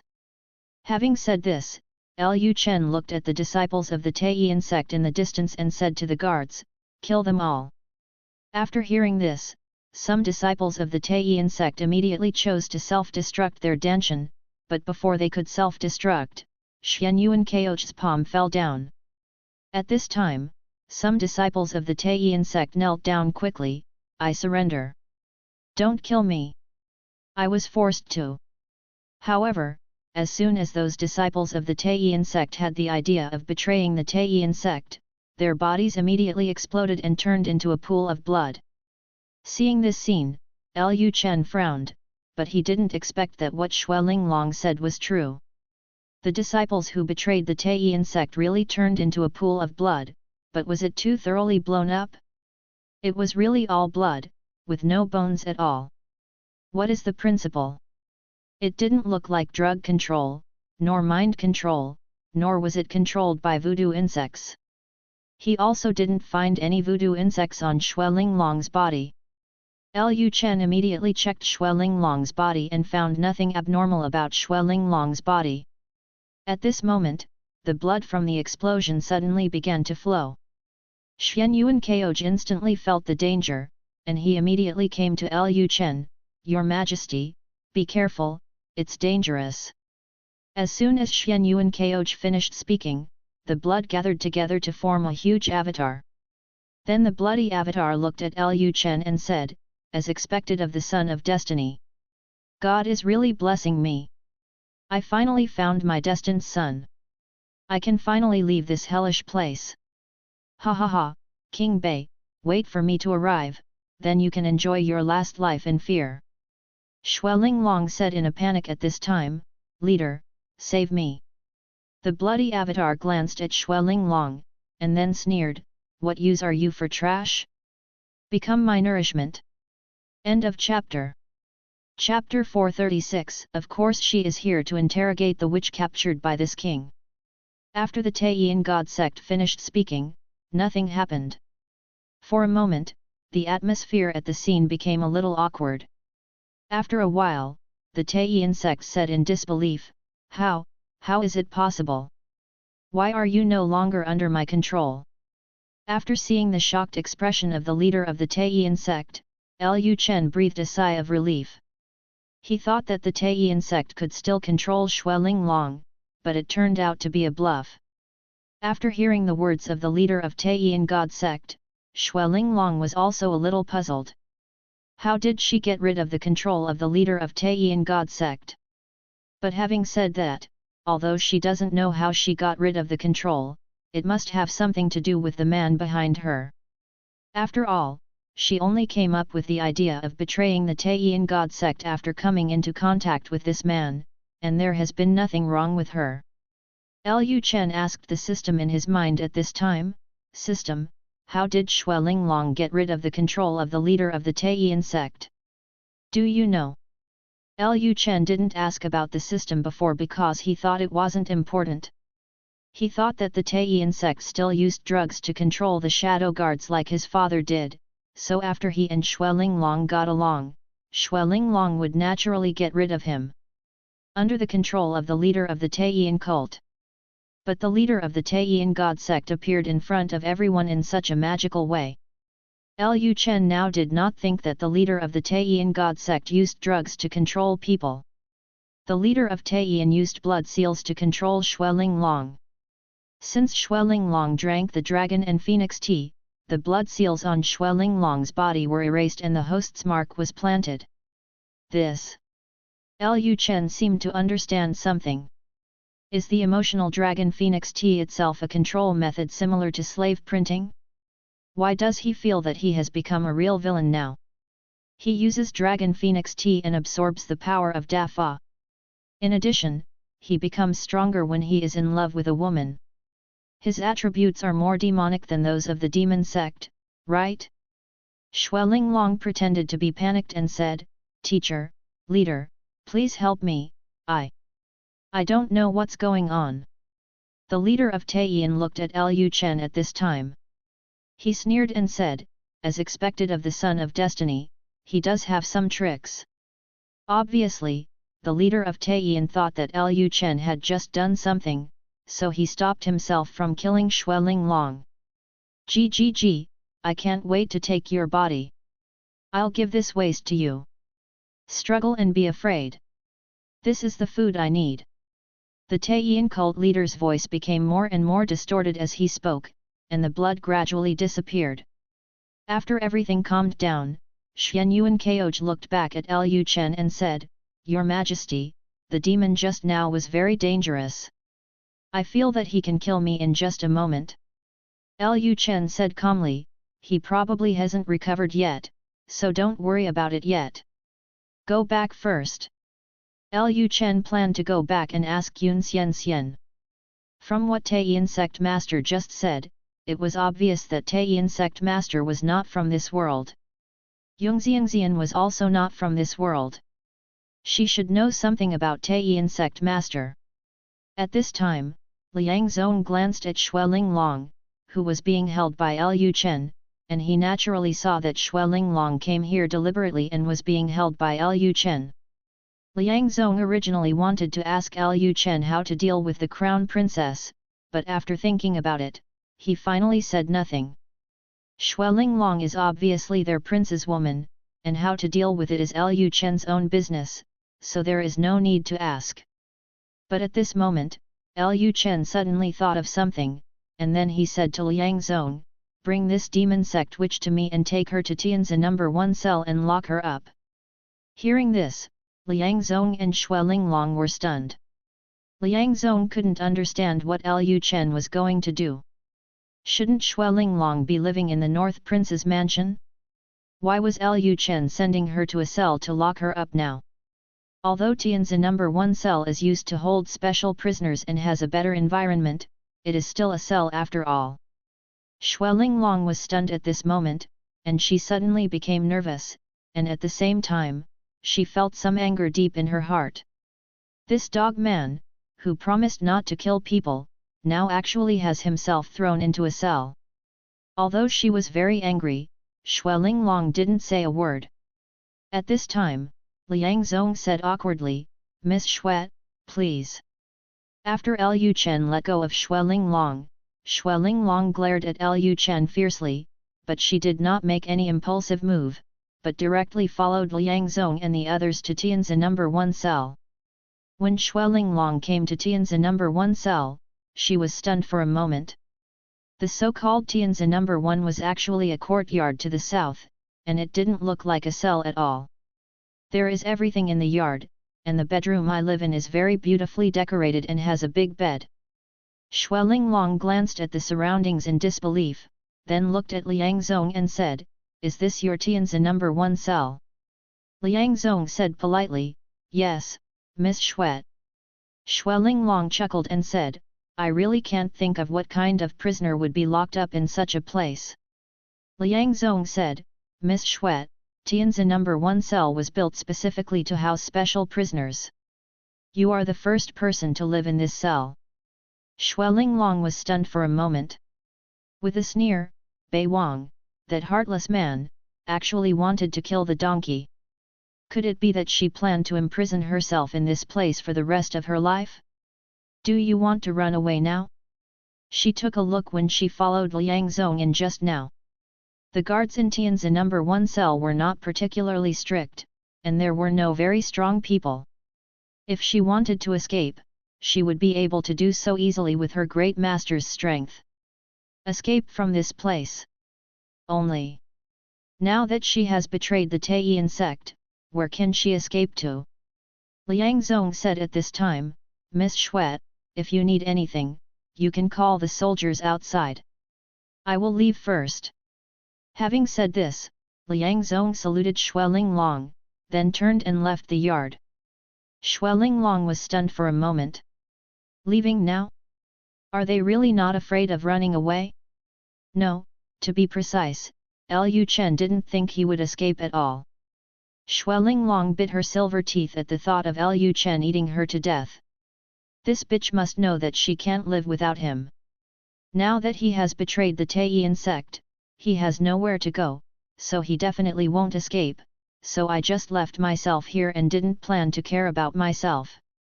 The more Xuelinglong thought about it, the angrier she became, but there was nothing she could do. Then she had no choice but to enter the bedroom and meditate on the bed. At the same time, Lu Chen has returned to Buwang Mansion.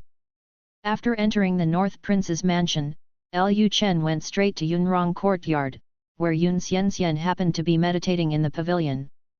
After feeling Lu Chen's arrival, Yun Xianxian asked calmly, "What do you want to do to find me as your master?"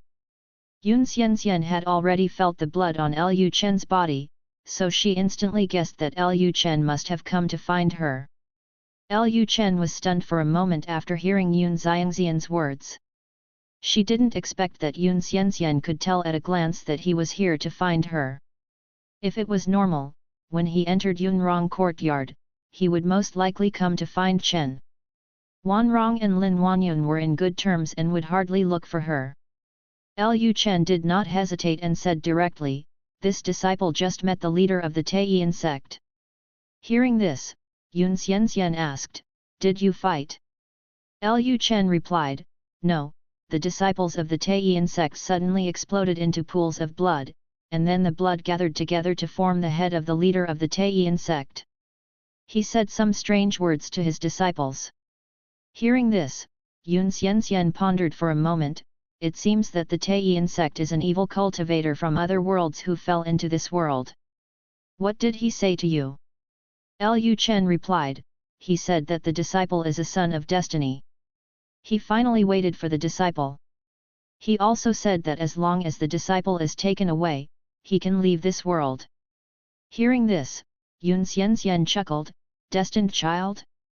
You can believe this kind of nonsense, and the Taiyan leader is not very smart. Lu Chen asked curiously, Master, I don't know what the son of destiny is. Why does the leader of Taiyan think that his disciple is the son of destiny? Yongxian said calmly, it is said that every few thousand years in this world, a child of destiny will be born. The child of destiny is the only person who can become an immortal and leave this world. Speaking of this, Yun Xianxian said disdainfully, you will know it is false when you hear it. Let's not say whether this legend is true or false. Even if someone can really become an immortal and leave this world, the reason why those so-called sons of destiny I am afraid that they became immortals because they were also practitioners who fell into this world from other worlds.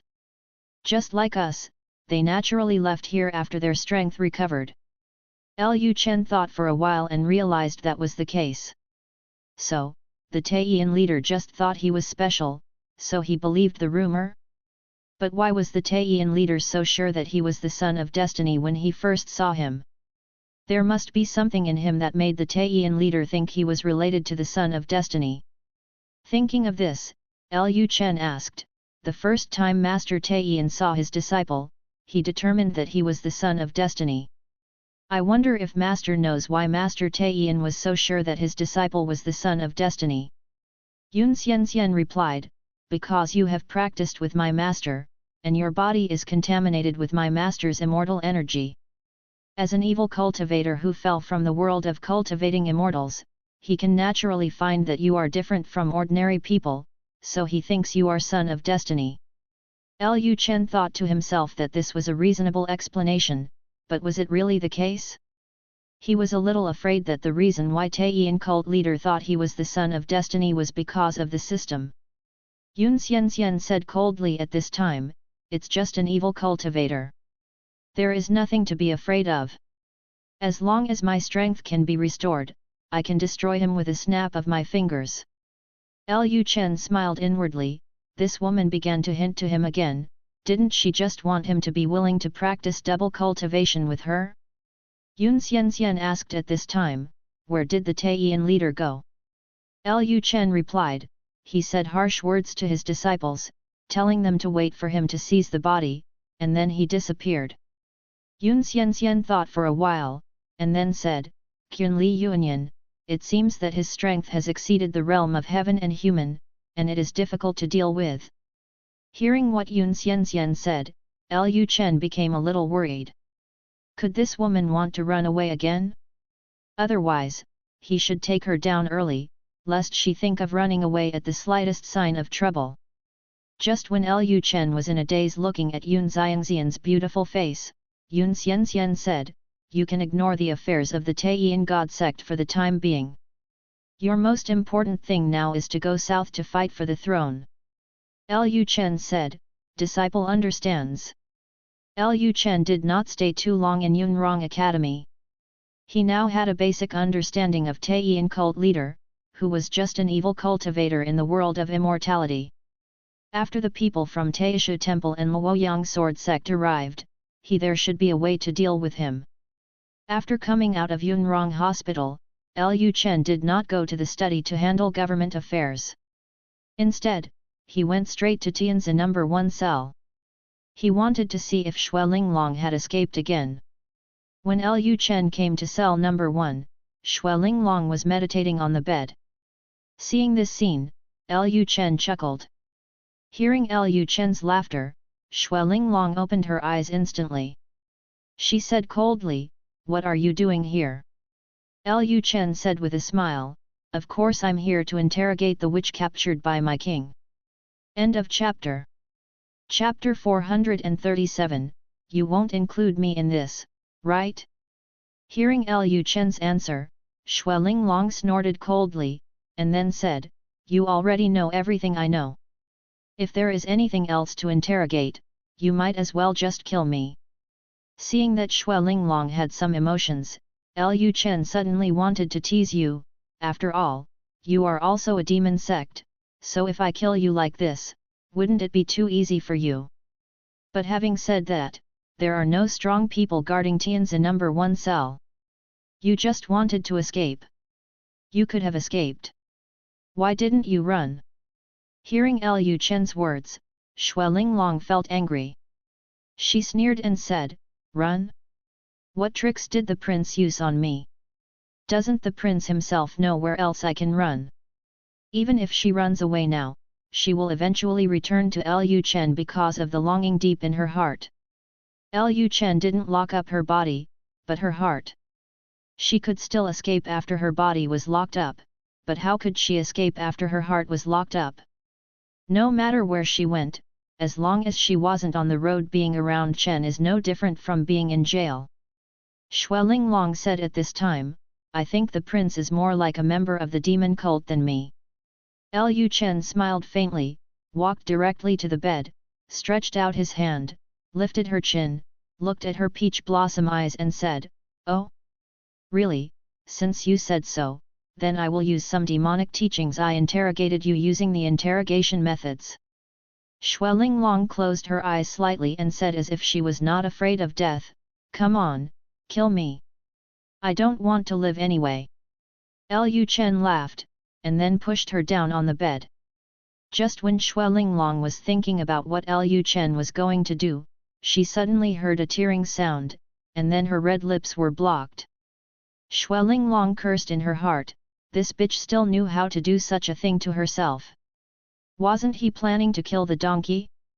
Why did he do such a thing to himself? He might as well kill her. Although Xue Linglong was very resentful towards Lu Chen at this time, thinking that Lu Chen was a heartless man who took advantage of her and planned to abandon her. However, Xue Linglong's resentment towards Lu Chen soon disappeared without a trace. Under Lu Chen's interrogation, Xue Linglong felt that she was becoming more and more strange. Lu Chen used many methods on Xue Linglong that even Wang Qingkai had never experienced before. When Xue Linglong woke up the next morning, she found a bell tied around her neck. Thinking of what happened yesterday, Xue Linglong turned her head and gave Lu Chen a vicious look. After seeing Xue Linglong regaining consciousness, Lu Chen showed a smile, and then said, "I am a man of his word. He has actually made a promise, so it will naturally be fulfilled. I said that you will at least have the status of a concubine from now on, so it will be impossible to kill you.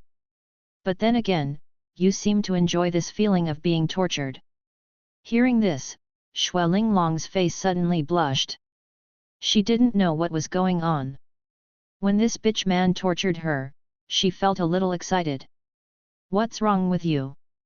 At this moment, Xue Linglong suddenly discovered that the dog man actually had a rope on his hand, and the rope was tied to the bell. This guy is keeping him like a pet. Just when Xue Linglong was about to say something, Lu Chen's face suddenly darkened, and then he said, "When you see me in the future, you will call me master." Seeing Lu Chen's gloomy face, Xue Linglong trembled in her heart, and a feeling of fear enveloped her heart. She was a little confused about what this man was thinking.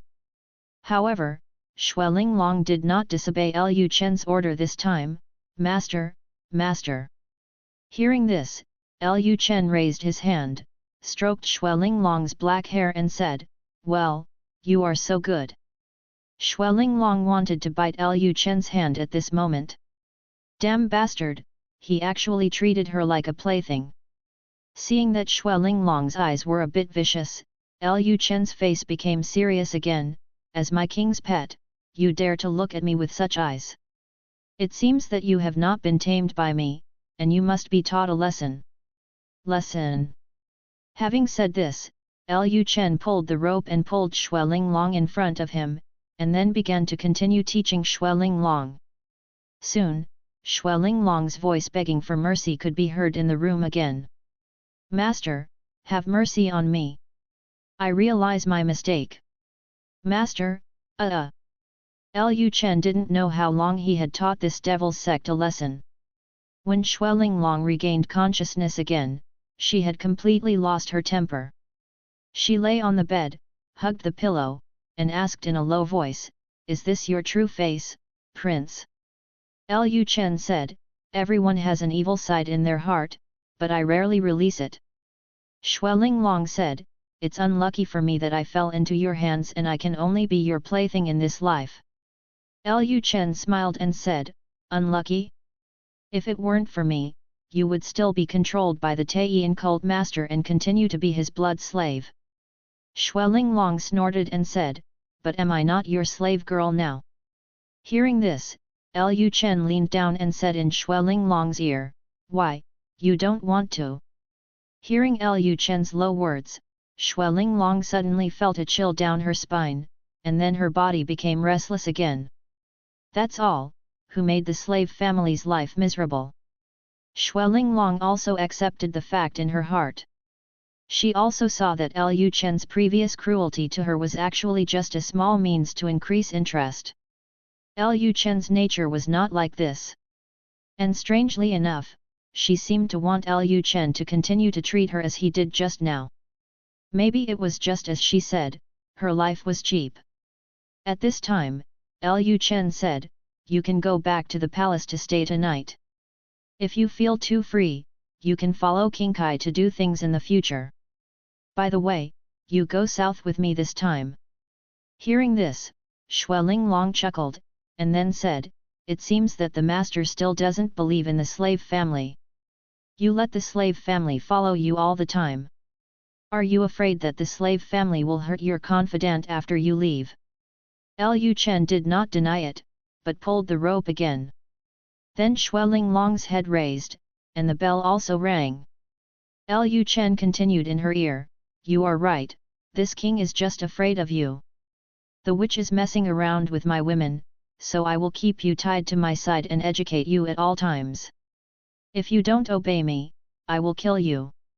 Hearing Lu Chen's words, Xueling was not only not angry, but felt extremely excited inside. At this time, Lu Chen and Xueling were in a warm state, so he also clearly felt that Xueling body became excited and tense. Lu Chen basically confirmed that this demon sect witch was real. There is a problem. The more he taught her a lesson, the more excited she became. She never thought that she could meet such a person in this world. Xueling said sweetly at this time, "The master is really evil, I just need to be obedient."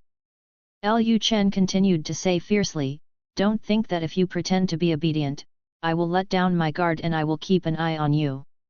Lu Chen's words made Xueling heart beat wildly, and she became even more excited. But at this moment, Lu Chen let go of Xueling, stood up and said, "Okay, that's it for today. I have something else to do, so I'll go back first." At this time, Xueling returned to normal, and she asked, "How does the prince plan to deal with the Taiyan sect?"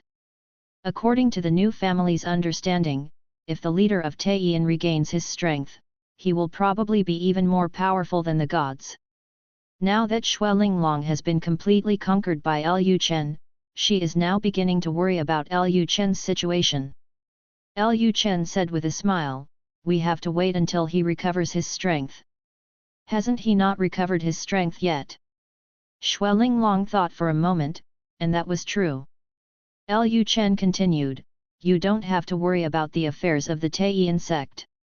Although the leader of the Taiyan sect may be a bit difficult to deal with, I am not a soft persimmon. After I win the throne of Great Xia, I will immediately deal with the Taiyan sect." Lu Chen was indeed a little worried about an evil cultivator from another world. After the people from Taisha Temple and Luoyang Sword Sect arrived, he would have almost won the throne of Daxia. At that time, he would gather the strength of all parties to attack the Taiyan sect together.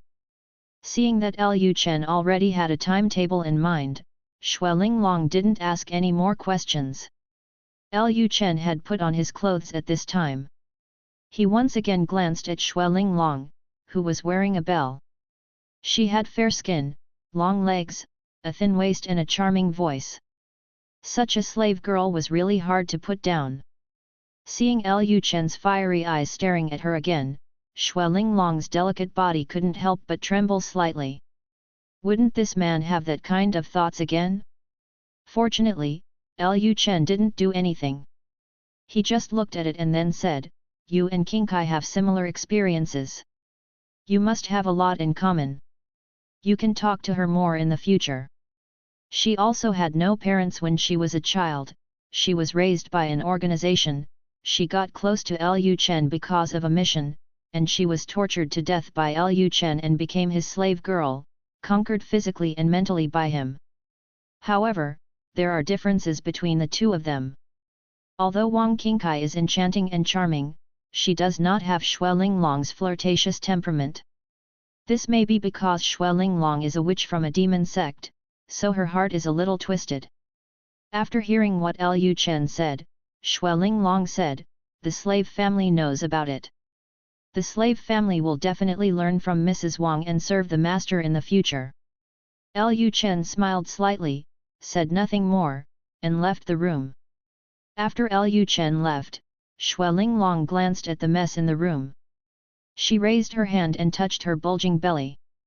Unexpectedly, just one day later, she felt that she had gained weight. Well, it seems that I really can't get rid of this dog man. Thinking of this, Xue Linglong snorted coldly. This guy treated her so unscrupulously, and he didn't worry at all that he would be tricked. If he didn't give him a few children in the future, he would retaliate against him and beat his children. Thinking of this, Xue Linglong felt much happier. However, after thinking about it, Xue Linglong still started to use Qigong to expel impurities from her body. After all, she didn't feel very comfortable in this situation. After Lu Chen returned to the palace, a maid from Wu Yunwan's courtyard came to find Lu Chen and said that Wu Yunwan had something to talk to him about. Lu Chen thought to himself, hadn't he just been to her room a few days ago, and she couldn't bear it any more so quickly? It is said that a woman in her 30s is as fierce as a tiger. But he didn't feel how powerful Wu Yunwan was. Lu Chen didn't think much and walked directly towards Wu Yunwan's yard. Entering the courtyard where Wu Yunwan was, Chu Yukin saw Wu Yunwan bickering with Murong Shuer, as if they were arguing about something. Wu Yunwan said to Murong Shuer at this time, "When Qin Gro comes to the North Palace, I want to see if your mouth is still so harmful."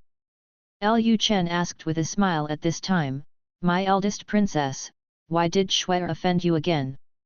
After hearing Lu Chen's voice, Wu Yunwan raised her head and glanced at Lu Chen, and then said, "The maid in the palace is not like a maid. She always talks back to the master, and the prince still indulges her. Although Murong Shuer has her own room, compared to Wu Yunwan's status, Murong Shuer is indeed just a maid." Lu Chen came to the pavilion and sat next to Murong Shuer. Then he naturally put his arms around Murong Shuer's waist and said, "Shuer is not a maid. She is an official stationed abroad by Daiyu to the north." Wu Yunwan snorted coldly. If she really believed that she was Daiyu's official abroad, she would not dare to talk back to me every day. After all, Wu Yunwan was a good sister of Empress Daiyu. Even Daiyu's officials would treat her respectfully when they saw her. Only Murong Shuer didn't take her seriously at all when he saw her. After all, Murong Shuer now has a backer, and her backer is the man who is holding her waist and stroking her body with his claws. Lu Chen did not continue the topic. He looked at Wu Yunwan and asked, "The maid said you were looking for me. Are you feeling lonely again and want to find me to relieve your loneliness?" Wu Yunwan ignored Lu Chen's words and directly threw the letter in her hand on the stone table. "Let's take a look." Lu Chen curiously took the letter, opened it and read it carefully. After reading the content of the letter, the corners of Lu Chen's mouth raised slightly. "Yunwan, Emperor Yu is your good sister, and you betrayed her like this. You dare to show me the letters she wrote to you?" Wu Yunwan rolled her eyes at Lu Chen. This man was getting an advantage and still behaved. This little man knew very well that she had completely surrendered to him, but he still said such words. Was this humiliating her? Wu Yunwan said, "I just feel that she cannot be your opponent, and I don't want her to end up with the same fate as me." Lu Chen nodded as he read the contents of the letter and said, "Well, I have to say that her plan is quite good. She took advantage of the emptiness of the Northern Kingdom to create chaos, then stole the weapons blueprints of the Northern Kingdom, and finally kidnapped my wife, concubines, and children. Wait for me. After taking Daxia, they threatened me with my wives, concubines, and children. What a pity! Your good sister is a good sister, but I didn't realize that you would have been mine a long time ago. Wu Yunhuan said expressionlessly, don't get carried away. If I don't join forces with her, she will definitely send someone else here. Lu Chen said calmly, come on, come on. There are many great masters in Yanchange. Not to mention the distance, there are also several great masters in the Buwang mansion. Wu Yunhuan looked at Lu Chen's eyes and said, you won't include me in this, right? Lu Chen smiled and said, you are my wife now. Why, the Buwang mansion is in danger, and you want to just sit back and watch? Wu Yunhuan fell into silence.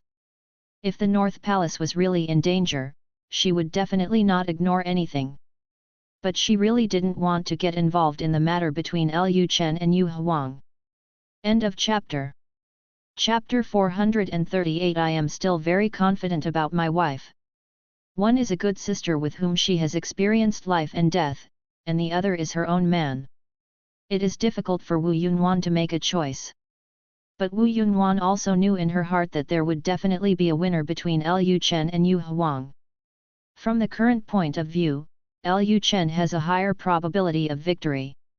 After all, the North Kingdom now has such a strong military strength, and Lu Chen also has the help of Swanyu Palace.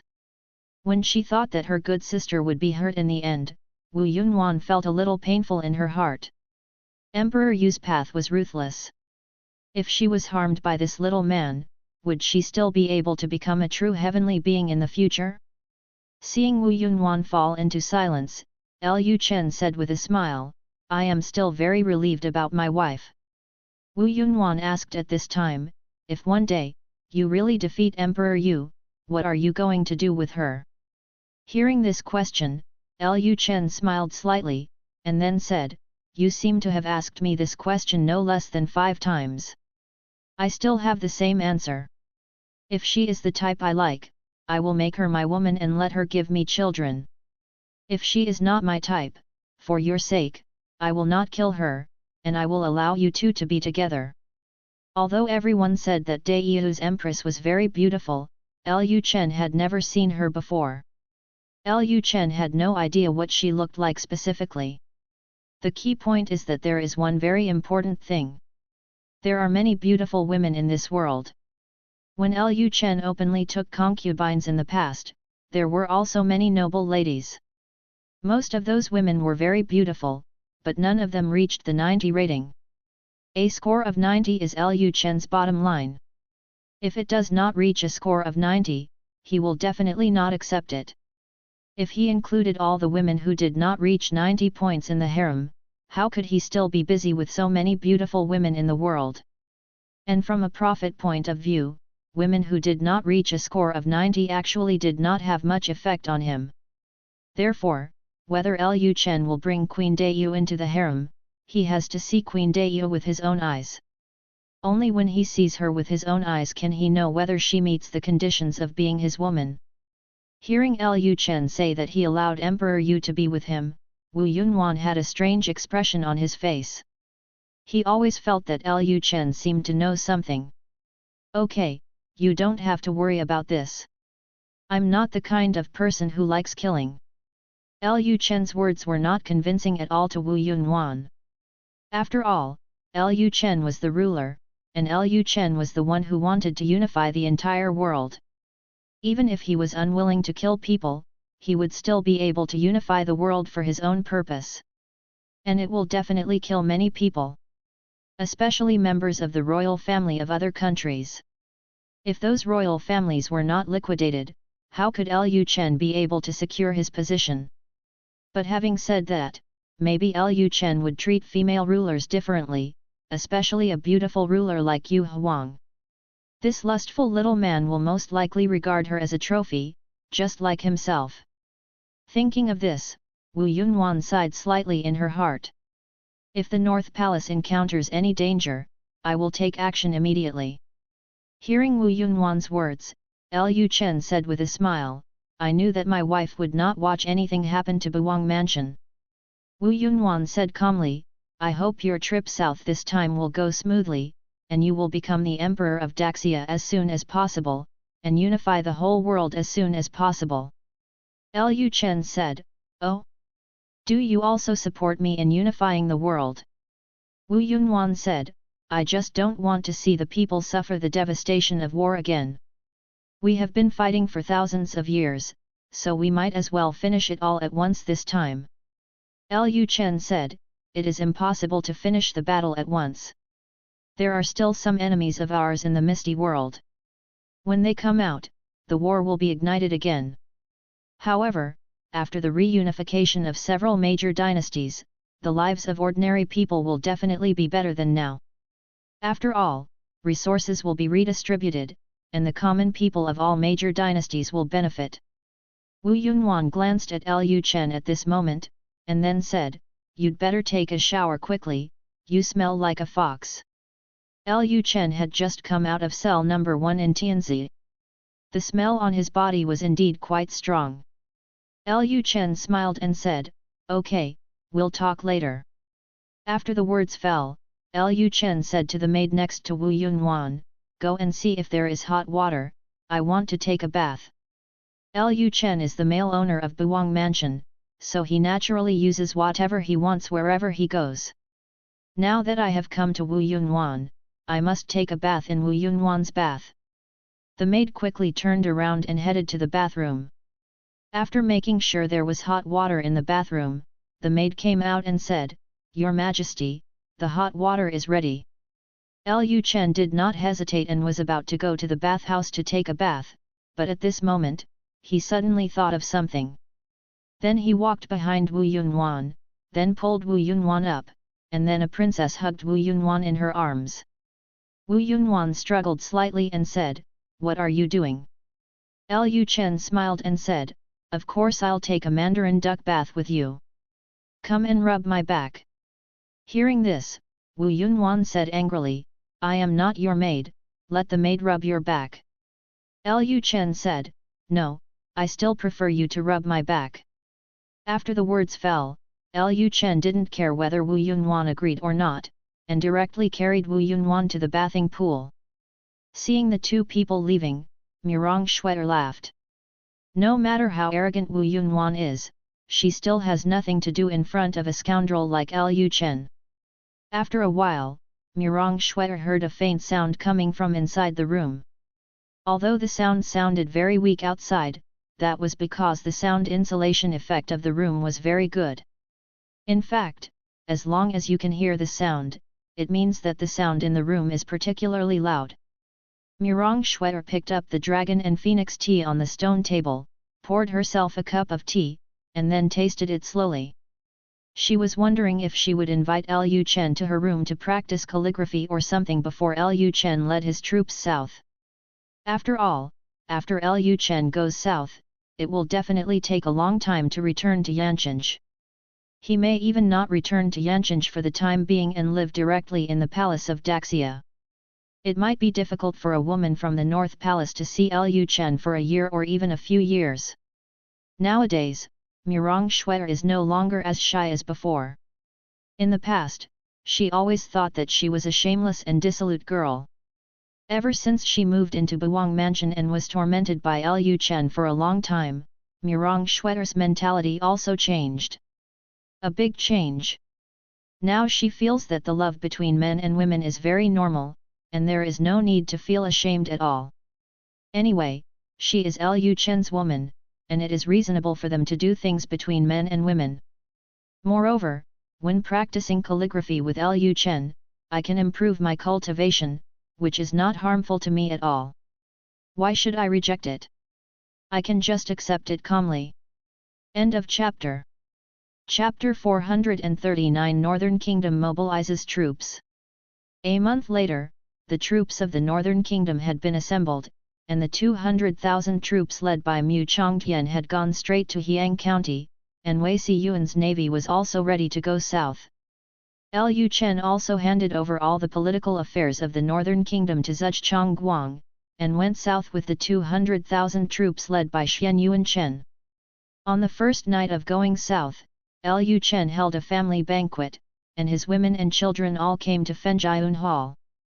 Fenjiun Hall is actually quite big. When all Lu Chen's wives, concubines, and children appeared in Fenjiun Hall still had a lot of room. Of course, even so, they will not have dinner together in the future. Although Fenjiun courtyard is large enough, there are too many people in the palace, and it is obvious that there is no room for one table. When Lu Chen held a family banquet, he always used the meal-sharing system. The food was placed in front of each wife and concubine, and they divided it quite widely. After Lu Chen glanced at the wives and concubines in the main hall, his eyes fell on Chu Yukan. He looked at Chu Yukan and said, "Aunt Chu, after I leave, the safety of the palace will be left to you." Chu Yukan said, "Well, I will help you take care of the entire palace." Lu Chen's eyes fell on Wu Yunwan again. He looked at Wu Yunwan with a smile and said, "Eldest princess, please help me take care of my family. When I come back, I will repay you well." Hearing Lu Chen's words, Wu Yunwan glanced at Lu Chen faintly. She was also this guy's woman now. She actually called herself the eldest princess at the family banquet. Doesn't this mean she is not regarded as a member of the palace? Wu Yunwan said calmly, "If the palace is in danger, I will take action." Hearing Wu Yunwan's answer, Lu Chen smiled and said to the girls in the hall, "Both Yunwan and the great scholar have entered the stage of union and are about to become heavenly beings. I believe that with the two of them here, there will be no enemies who will come to provoke Bei Wangfu regardless of life or death. But you still have to be more careful. After I leave Yanchenj, you should try not to go out.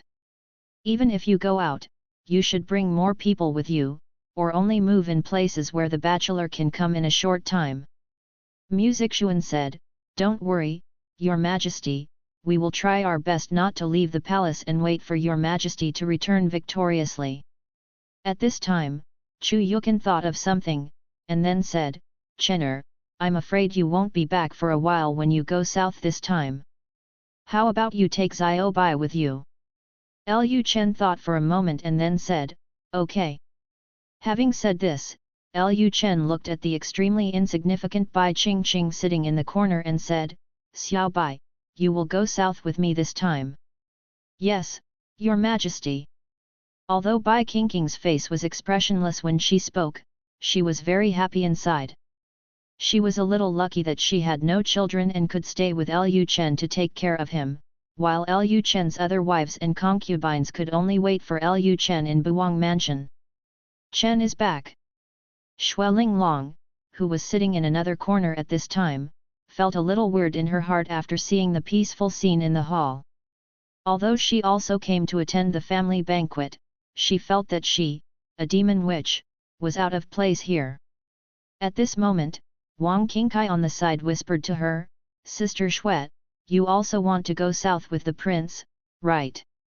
Seeing Wang Qingkai taking the initiative to talk to her, Xueling Long breathed a sigh of relief.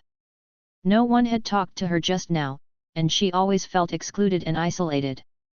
Xueling Long then said, "Well, the prince asked me to go south with him." Wang Qingkai smiled and said, "I really envy Sister Xuet.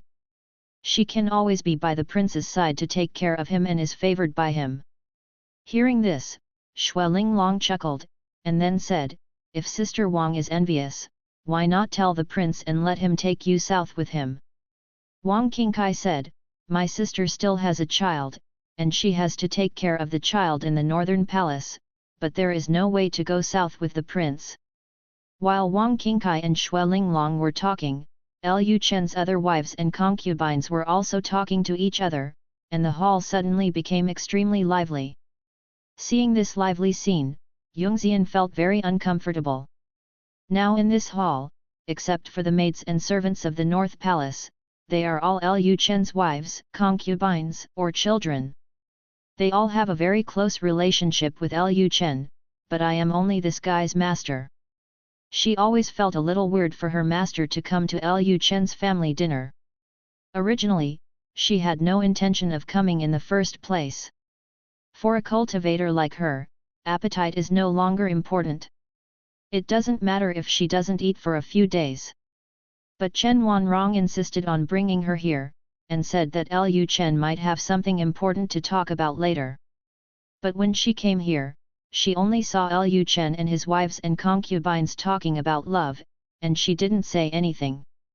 Important things. Yun Xianxian very much doubted whether Lu Chen, an evil disciple, had included her in his harem.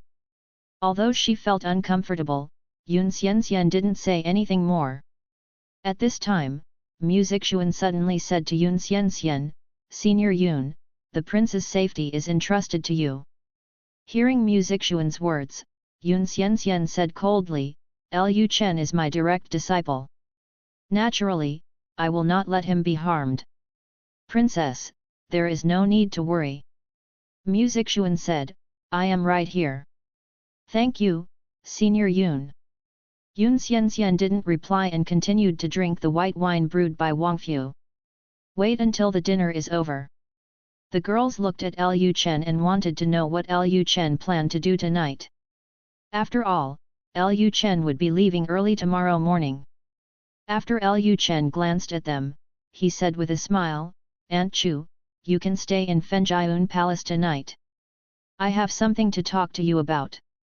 Lu Chen had taken care of his wives and concubines a few days ago, and he had been to each of them.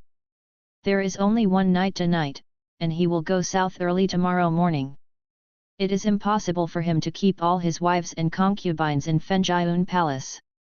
Hearing Lu Chen's words, a slight blush appeared on the face of the beautiful woman Chu Yukan. "Okay, I understand." Then the girls began to leave Fenjiayun court one after another, leaving only Mu Zixuan and Chu Yukan. Lu Chen first took a simple bath with Mu Zixuan and Chu Yukan, and then Lu Chen grabbed Chu Yukan to get down to business. Chu Yukan was a little helpless. It was she who suggested that the two wives and concubines take care of Lu Chen every night. But every time Lu Chen dragged her to do bad things with other women, she always felt so ashamed. But the focus of Lu Chen tonight was not to do bad things with Chu Yukan. After Lu Chen finished the matter, he had a good chat with Chu Yukan and Mu Zixuan about the things that the North Palace should pay attention to after he left. This conversation lasted until dawn. When a ray of morning sunlight shone into the house, Lu Chen also realized that it was time to set off. When he left the capital, he made up his mind that he would return to the capital one day. Now is the time to realize what he wants. Lu Chen let go of Chu Yukan in his arms, and then stood up and walked towards the bath. Chu Yukan and Mu Zixuan quickly got up and followed suit. The two women bathed Lu Chen in person, and then put on his black bottoms. King costume in Phnom Penh. After getting dressed, Lu Chen looked at Chu Yukan and Mu Zixuan and said, "Aunt Chu, dear concubine, I will leave the palace to you." The two women said in unison, "My lord, Chener, please be careful all the way. We are waiting for your early return." Lu Chen smiled slightly, said nothing more, and then walked towards the door. When Lu Chen walked to the gate of the palace, his wives and concubines were already waiting for him at the gate of the palace. At this time, the girls came to Lu Chen, with expressions of reluctance on their faces. No one knew how long it would take for Lu Chen to come back after he went south. Lu Chen glanced at his wives and concubines, and a smile appeared on his face. It had been almost 20 years since he came to this world. He never thought that he could have such a happy big family. If it were his previous life, he would definitely not be able to have everything he has now. No matter what purpose the system came to bind to him, at least he had enjoyed it. Thank you to the world, thank you to the system. After Lu Chen said goodbye to his wives and concubines one by one, he got into the carriage and then headed to the train station platform. This time they will take the train south to Anping City, where they will complete the assembly of the army and launch a war of annihilation against the Qi state. In the next period of time, Lu Chen will stay in Anping City. Until the obstacles to the southward movement are completely removed, he will lead his troops directly to King Qin in the capital. The autumn wind was howling. After Lu Chen boarded the train going south, the scene he saw through the window was all yellow and withered leaves flying in the wind. Lu Chen felt very emotional at this time. When he was studying on Earth, he only read other people's history. He never thought that one day he would become a person who made history. I hope I can go well this time. After he wins the throne, unifying the world will be half successful, and it will not be that difficult to destroy several major dynasties later. Qi State, the capital. Prince Qi Mansion. King Qi Lu Hitai held a dinner to entertain the heads of aristocratic families in Qi State. At this time, King Qi looked at the wine glass in his hand and said, "The King of the North is eyeing the Northern Kingdom, and he has also published a petition in the newspaper to beg the thieves. Judging from his appearance, I'm afraid it won't be long before he leads his troops south. Think carefully, what should we do next?" After hearing what King Qi said, the people in the hall looked at me and I looked at you, but they didn't say anything. For a while, the whole hall became extremely quiet. At this time, a family head said, "Let's not talk about anything else. Just look at what the Northern King has done in the Northern Kingdom. We cannot let the Northern King ascend the throne. Once he ascends to the throne, not to mention reducing the vassal state, he will definitely take back all the land. From now on, he will be the only one to own the land, and we will all be his slaves." After hearing what this family head said, another family head echoed, "That's right. No matter what, we must assist the court to block the Northern King. We must not let him go south." King Qi shook the wine glass in his hand, and then said calmly, "Dahu's hundreds of thousands of troops fell into the hands of the Northern Kingdom. Do you really think that the king has the strength to stop the Northern Kingdom's army?" At this time, a family head said quickly, "Please rest assured, Your Majesty, in order to deal with this crisis, our family will definitely work together. Whether Your Majesty needs soldiers or food, our family will come forward." Hearing this, King Qi showed a smile on his face, and then said, "With your help, I will feel relieved. But having said that, I am still a little worried about the mysterious weapons of the North Kingdom. When the North King helped the eldest prince to attack Hiang County before, it only took a very short time to capture the entire Hiang County." At this time, the current head of the Wang family stood up and said, "Please rest assured, Your Majesty, in order to resist the Northern King's southward march, our Wang family is willing to hand over the cloud-piercing bow and cloud-piercing arrow to Qi State. With the cloud-piercing bow and cloud-piercing arrow, I believe that the king's soldiers will be able to defeat the Northern King." After the Jiangnan aristocratic families were destroyed, some aristocratic families who escaped from Sufeng city came to Qi State and were accepted by King Qi. Although the Jiangnan family has lost its former glory, the Jiangnan family still has a lot of resources in its hands. When they escaped, the Wang family took away a lot of cloud-piercing bows and cloud-piercing arrows. The cloud-piercing bow can easily kill the Grand Master. King Qi has always wanted it, but the Wang family has never taken it out because they were on guard against King Qi. It's just that the Wang family has no choice this time. If the Northern King goes south, the Wang family may no longer have any hope of rising. Compared to the Xia Emperor, the Northern King is more terrifying to the family. Emperor Xia only wiped out some of the aristocratic families, and Bei Wang's approach would make it impossible for most of their aristocratic families to continue to survive, and they would only be able to rely on Bei Wang in the future. Hearing that the head of the Wang family wanted to take out all the cloud-piercing bows, King Qi immediately felt extremely happy. He immediately drank all the wine in the wine glass, and then said, "Don't worry, everyone, as long as this king is alive, he will never let the Northern King go south." King Qi thought in his mind that with the court's 200,000 troops, plus the hundreds of thousands of troops he had quietly expanded before and the 50,000 soldiers he had, there would be more than 400,000 soldiers. If they rely on the terrain and city defense, it will definitely be difficult for the 200,000 troops led by King Bei to go south. Thinking of this, King Qi showed a confident smile. He also knew that he could not confront King Bei head-on.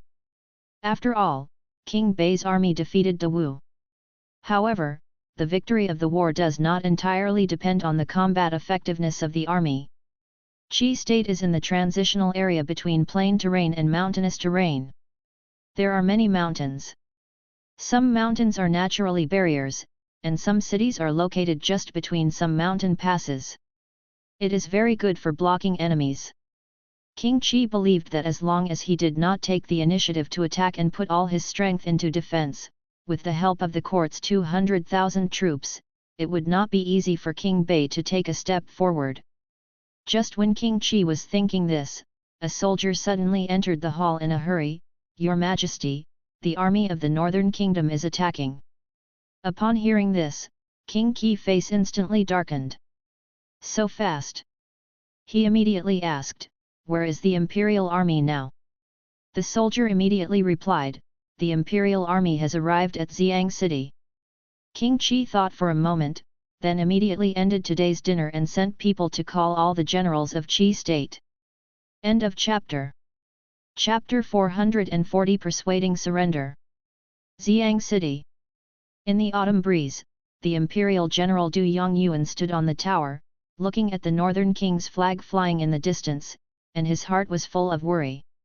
Although he has not experienced the combat effectiveness of the soldiers of the Northern Kingdom, it can be seen from the several battles that the Northern Kingdom has fought since the Northern King came to the Northern Kingdom that the combat effectiveness of the Northern Army is no longer comparable to that of the Daxia Army. The Northern Kingdom not only defeated the barbarians in the north, but also defeated the powerful Dahu, and even asked Dahu to cede territory and pay compensation. The Northern Kingdom was no longer just a feudal state of a dynasty. And this time the Northern Army went south. Not only the soldiers of the Northern Kingdom went south, but also the King of the North went south together.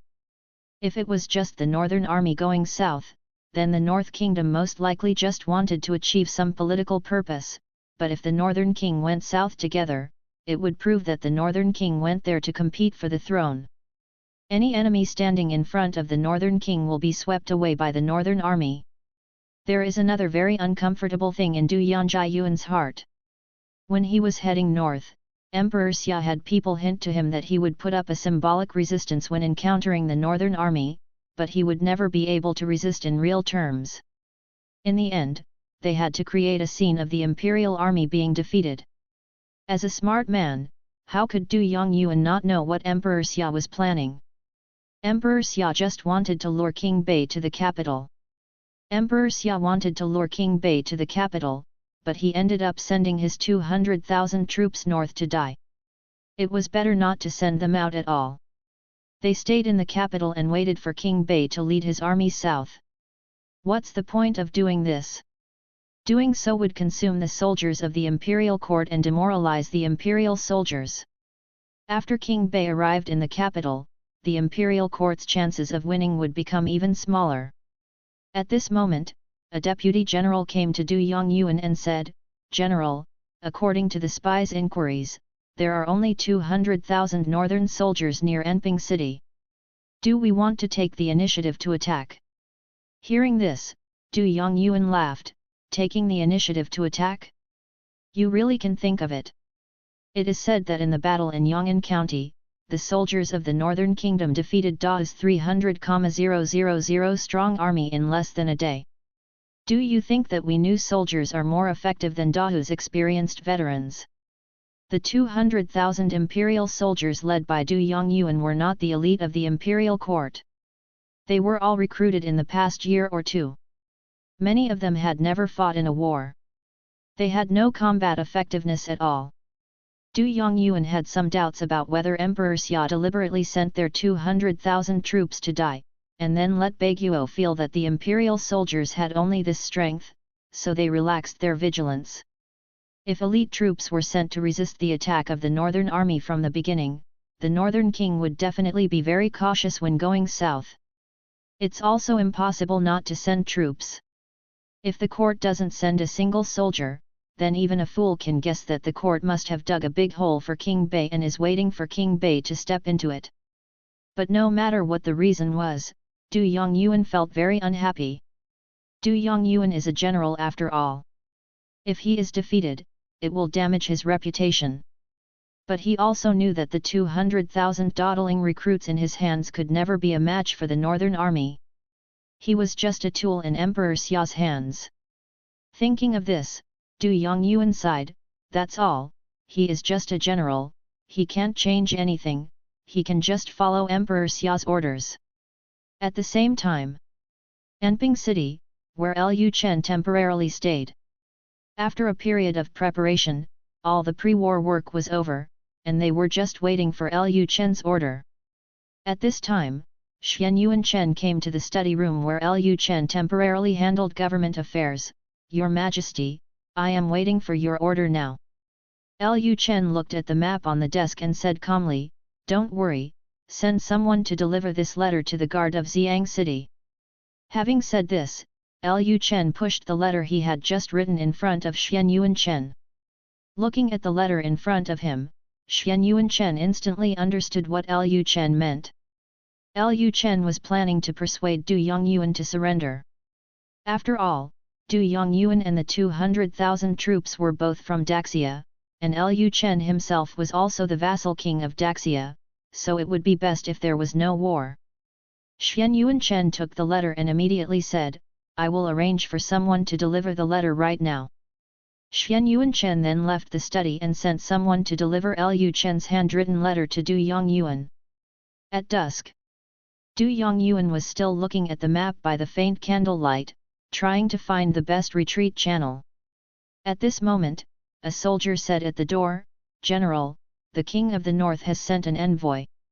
Hearing this, Du Yongyuan was stunned for a moment. Then he immediately walked out of the room, looked at the soldiers at the door and asked, who do you think sent the envoy? The soldier replied, back to the general, it's the King of the North. Du Yongyuan pondered for a moment and then said, invite the envoy to the study immediately. Yes, General. After a while, a northern soldier wearing ordinary civilian clothes came to Du Yongyuan's study. He handed the letter in his hand to Du Yongyuan with his own hands, General Du, this is an autographed letter from our king. He hopes that General Du can use his country to conquer the world. The country is the most important thing, don't become a member of the rebels. Hearing this, Du Yongyuan laughed inwardly. King Bei had the nerve to call others traitors, because he clearly went south to fight for the throne. Du Yongyuan immediately took the letter from the soldier, opened it and read it carefully.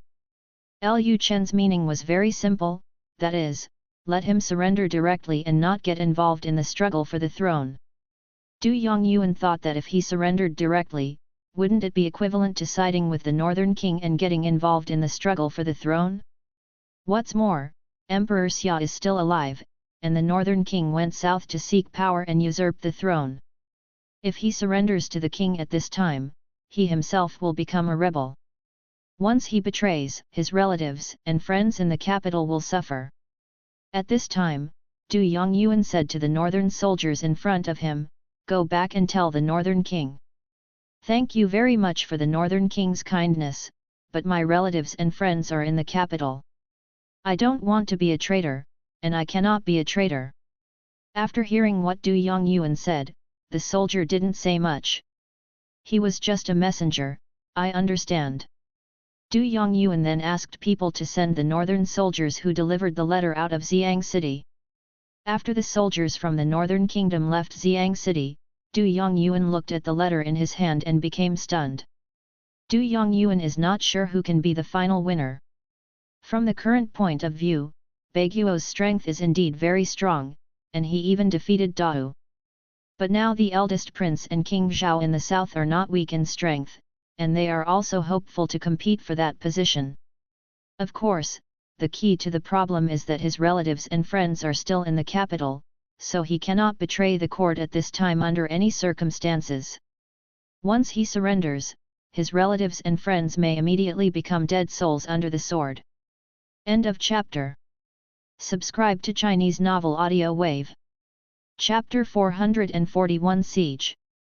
When Lu Chen heard Du Yongjiyuan's answer from the soldier who delivered the letter, he was not surprised at all. In ancient times, a military commander's relatives were no different from hostages. If the military commander betrayed him, he would definitely end up implicating the 9 clans. Of course, there are also people who are cold-blooded enough to surrender to the enemy for the sake of their own survival and their own future, regardless of the life and death of their families. If Du Yongyuan was such a person, even if Du Yongyuan really surrendered, Lu Chen would not dare to use him, and he might even get rid of Du Yongyuan directly in the end. Du Yongjiyuan's first refusal made Lu Chen feel that Du Yongyuan still had some humanity, and only such a person had the value of persuading him to surrender. If Du Yongyuan is only for himself and is extremely cold-blooded, there will be no way to control such a person in the future. The next morning, after Lu Chen got up, he summoned all the generals and held a simple military meeting. When the generals heard that the prince had summoned them, they thought that Lu Chen was going to attack Xiang City, and they were very excited. However, when they came to Lu Chen's study, they realized that Lu Chen had other ideas. At this moment, Lu Chen glanced at the generals around the sand table, and then said, "Yesterday, the King of Japan sent a letter of persuasion to surrender to the garrison of Xiang City, and he refused to surrender." After hearing this, a military general said, "The other party is so ignorant that they dare to refuse the prince's persuasion to surrender. Your prince, why don't we send troops to attack Xiang City now?" At this time, everyone's eyes fell on Lu Chen's face, looking forward to Lu Chen's answer. Lu Chen said calmly, "Sending troops is definitely necessary, but it is not a real fight." This. Everyone was stunned for a moment. Not a real fight? Is it possible that there is such a thing as a fake war? Lu Chen continued, "The soldiers in Xiang City are all Daxia people, and you are also Daxia people. As the vassal king of Daxia, I naturally don't want to see Daxia people killing each other." Of course Xian Yuan Chen understood what Lu Chen meant. Lu Chen wanted to show his kind side, so that he could win over people's hearts. But Xian Yuan Chen immediately said, "Your Majesty, I understand what you mean, but the defender of Xiang City has refused to surrender. If we don't really attack, how can we occupy Xiang City and continue to go south to destroy the Qi kingdom?" Lu Chen said calmly, "This is simple. You will send someone to Xiang City later to remind the soldiers of Xiang City to stay away from the North City wall. We will attack the city at noon." After hearing this, the generals were a little confused. Before attacking the enemy, they had to remind the enemy first. What kind of tactic was this? Lu Chen continued, "At noon, let the artillery troops knock down the northern wall of Xiang City. After the wall collapses, stop the attack immediately." Xian Yuan Chen suddenly realized that he understood Lu Chen's plan again. Lu Chen planned to use the power of artillery to intimidate Daxia soldiers. As long as they see the power of artillery, the soldiers of the Northern Kingdom will inevitably become timid. Xian Yuan Chen said, "I understand, I will arrange for someone to alert the defenders of Xiang City." Then they began to take action. It didn't take long. A group of northern troops appeared outside Xiang City, holding some strange things in their hands. Seeing the cavalry coming from the Northern Kingdom, the Daxia soldiers quickly notified Du Yongyuan, and Du Yongyuan immediately boarded the tower to prepare the soldiers for battle.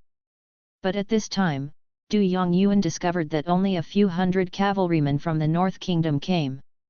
It didn't look like they were going to attack at all, and they seemed to be holding something strange in their hands. At this time, a northern soldier holding a simple trumpet shouted loudly, "Today at noon, the Northern Army will attack Baikan.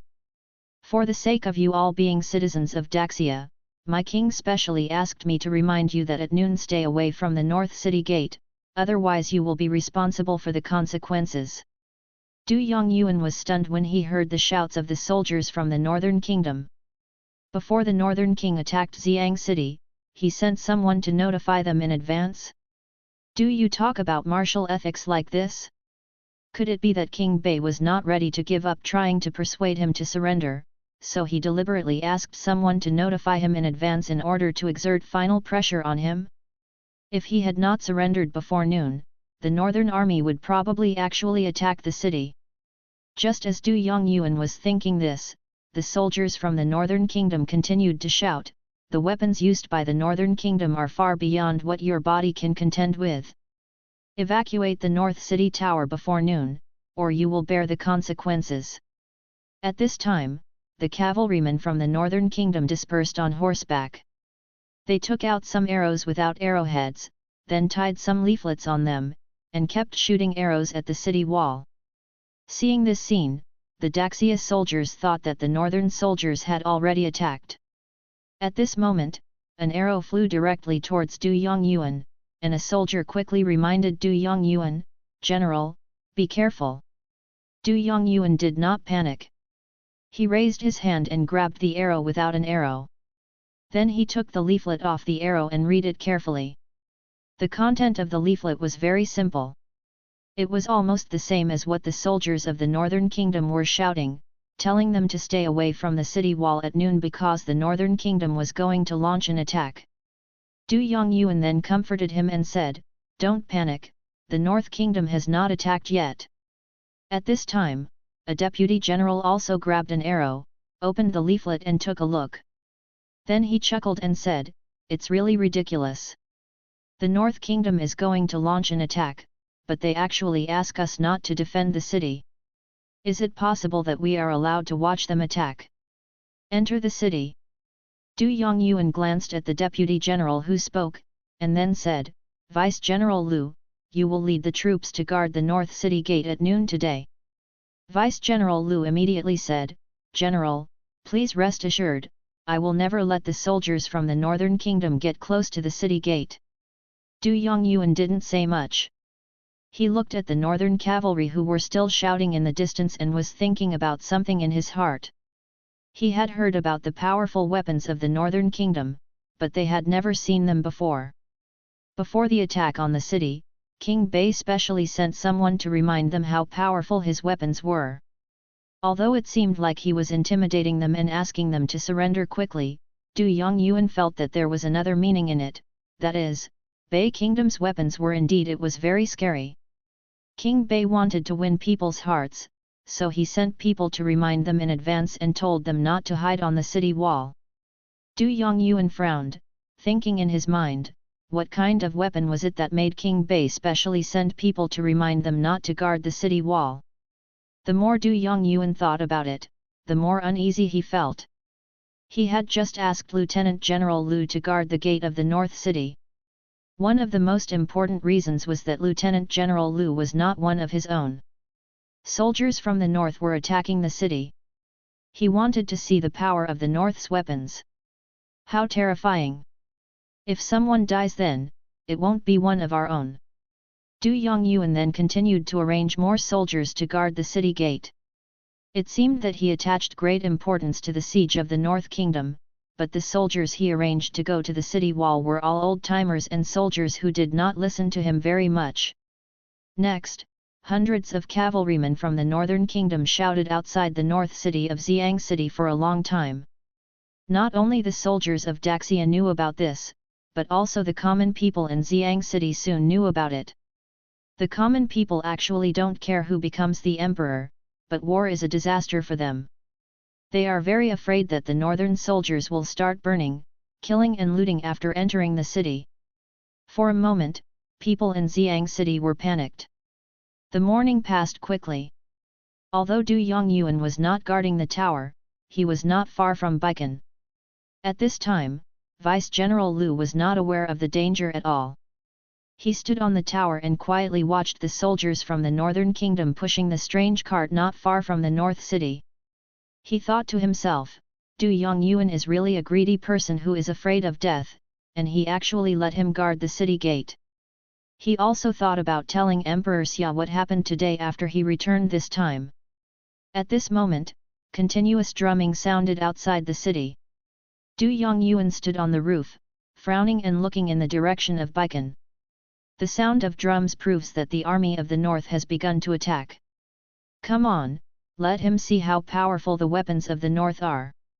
It can allow the north to defeat the barbarians in the north, and it can also make Dahu cede territory and pay compensation. At the same time, an iron ball flew directly to the tower of Baikan. After seeing the iron ball, Lieutenant General Lu disapproved and shouted, "Get ready!" Boom!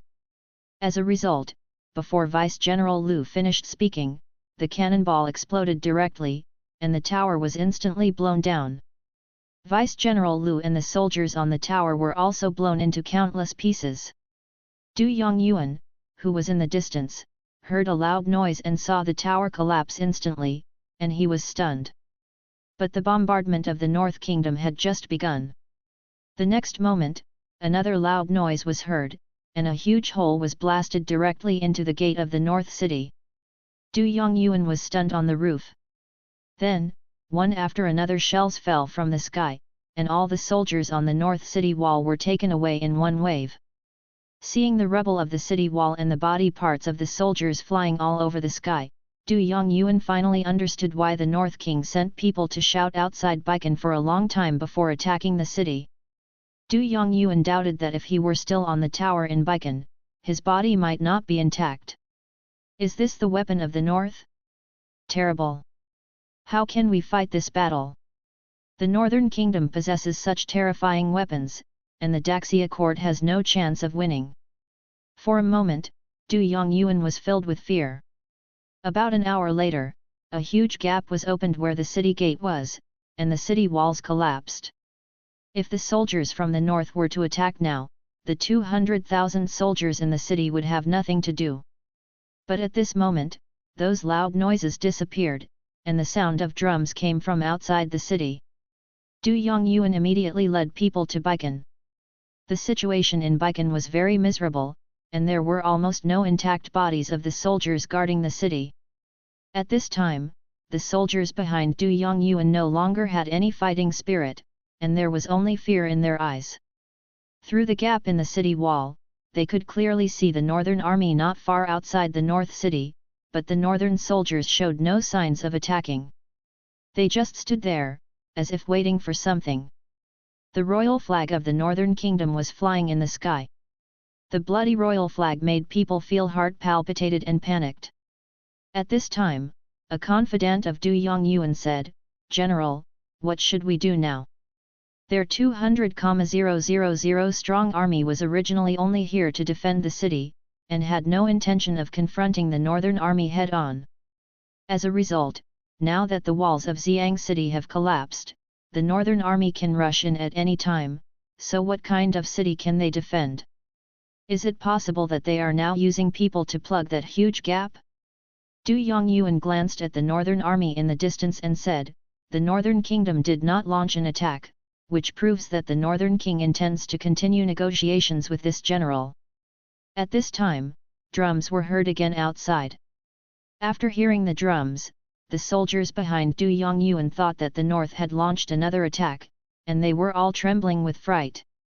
However, unexpectedly, the soldiers from the north, instead of attacking, they retreated. Seeing that there were fewer and fewer northern soldiers outside Baikan, Du Yongyuan and the soldiers breathed a sigh of relief. If northern weapons continued to attack them, I'm afraid they would become a few big pieces later. Even such a strong city wall couldn't withstand the North Kingdom's weapons, so how could their bodies be able to withstand it? Du Yongyuan ordered at this time, "Clean the battlefield." As his order fell, the soldiers quickly took action and began to clean up the battlefield. While cleaning up the corpses of the soldiers defending the city, the soldiers once again thought of surrendering. Surrender soon became the collective consciousness. No one thought they could defeat the North's army. The North's weapons were too terrifying. In the dead of night, Du Yongyuan sat on the desk, staring at the weak candlelight in a daze. He was mentally analyzing the current situation and what he should do in the future. According to Emperor Xia's wishes, he should pretend to be no match for the northern army and flee directly. However, now that the war has just begun, he leads his troops to escape. Even if it is Emperor Xia's wish, he will probably be punished by Emperor Xia when he returns to the capital. And judging from the current situation, with the fighting power of the Northern Army being so powerful and the weapons being so terrifying, the possibility of the Northern King ascending to the throne of God is very high. Du Yongyuan believed in his heart that even if King Zhao's army saw the Northern Army, they would only be beaten and flee east and west. If there are no accidents, there is a high probability that King Bei will be the next Emperor Xia. In addition, King Bei is originally the son of Emperor Xia, so he is qualified to inherit the throne. At this time, Du Yongyuan had already had the idea of surrender in his heart. Even if he escaped with his soldiers, he would still have to face the Northern King's army when the Northern King attacked the capital in the future. But now his family is in the capital. Once he surrenders, his family will definitely die. Moreover, there are Emperor Xia's shadow guards in the army. As long as he really surrenders, the shadow guards will probably attack him immediately. At this moment, a soldier's voice sounded outside, "General, the King of the North has sent an envoy." Du Yongyuan immediately said, "Please come in immediately." After a while, a northern soldier entered Du Yongyuan's study. The northern soldier took out a letter and said to Du Yongyuan, "General Du, this is a personal letter from our king." Du Yongyuan took the letter from the soldier without hesitation, then opened it and read it carefully. After seeing the contents of the letter, Du Yongyuan's previous concerns were swept away. He did not expect that King Bei had made so many arrangements. End of chapter. Chapter 442 Capture Xiang City. After Du Yongyuan received Lu Chen's second letter, he did not directly choose to surrender. However, the Northern Army did not launch an attack in the next few days, and the soldiers in Xiang City tensed up their nerves. Most of the soldiers knew in their hearts that the reason why the northern soldiers did not attack after the city wall collapsed was mainly because the Northern King was trying to persuade their general to surrender. The soldiers were very panicked. After seeing the Daxia soldiers who were killed by artillery shells, they had long lost the will to fight. They just wanted to surrender now, but the court could not let them surrender. If they surrendered, they would relatives may suffer. Of course, whether or not to surrender is not up to the small soldiers. The key lies in the wishes of their generals and lieutenants. A few days later, Du Yongyuan called his confidant Gao Yang into the study. Seeing Du Yongyuan looking for him alone, Gao Yang realized that Du Yongyuan must have important things for him to do. Du Yongyuan took Gao Yang to an underground secret room. After confirming that no one was eavesdropping, Du Yongyuan said, "Vice General Gao, do you know why this general is looking for you?" Gao Yang said directly, "General, you single-handedly led this subordinate. I have participated in many wars with you. I will definitely listen to you. If you have any special tasks for your subordinate, just tell me directly. I will definitely complete the tasks assigned by you next time." Du Yongyuan patted Gao Yang on the shoulder and said, "With your words, I will feel relieved." Then Du Yongyuan said, "I plan to withdraw from Xiang City with 100,000 soldiers. You continue to stay in Xiang City to attract the attention of the Northern Army." Hearing this, Gao Yang was stunned for a moment. Gao Yang thought that Du Yongyuan was planning to surrender to the Northern King, but he did not expect that Du Yongyuan's real idea was to escape from Xiang City. Escape was not impossible, but after Du Yongyuan took away 100,000 soldiers, it became even more impossible for the remaining 100,000 soldiers in Xiang City to block the advance of the Northern Army. I am afraid that the 100,000 troops remaining in Xiang City will eventually be blown to pieces by the mysterious weapons of the north. Seeing that Gao Yang was stunned, Du Yongyuan continued, "After we evacuate, the 100,000 soldiers you lead will also be ready to evacuate. I have pretended to agree to the surrender of the Northern King. I can temporarily stabilize the Northern King for a while. They should not notice our movements." Gao Yang said with some worry, "General, does King Bei really believe that you will surrender?" Du Yongyuan said, "The King of the North will believe it. The King of the North is young, energetic, and proud. The North has such terrible weapons. He must think that I will surrender to him because I am afraid of the weapons of the North. Gao Yang continued, if you retreat like this and lose Xiang City, will your majesty? Gao Yang did not continue. He felt that if Du Yongyuan escaped like this, he would probably be executed even if he escaped back to the capital. Escape would be death, and not surrender would be death. It would be better to simply surrender to King Bei. Du Yongyuan sighed, and then said, I'm not trying to escape, I just plan to retreat to other cities to look for King Qi help. Gao Yang immediately saluted and said, my subordinates must guard Xiang City and buy enough time for the general to retreat.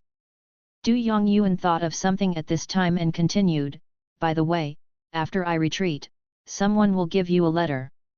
When you see the letter, you should also be prepared to evacuate. Gao Yang said, yes, General. Early the next morning, when the sky was still grey and bright, Du Yongyuan quietly evacuated from the south gate with 100,000 imperial soldiers. Their movement was very small, for fear of being discovered by the soldiers from the northern country. Seeing the back of Du Yongyuan leading the soldiers to evacuate, Gao Yang sighed deeply. Although he had been following Du Yongyuan and was promoted by Du Yongyuan, he still felt a little uncomfortable now that he was regarded as the person behind the throne. Du Yongyuan could have evacuated with 200,000 troops at once, but he did not do so.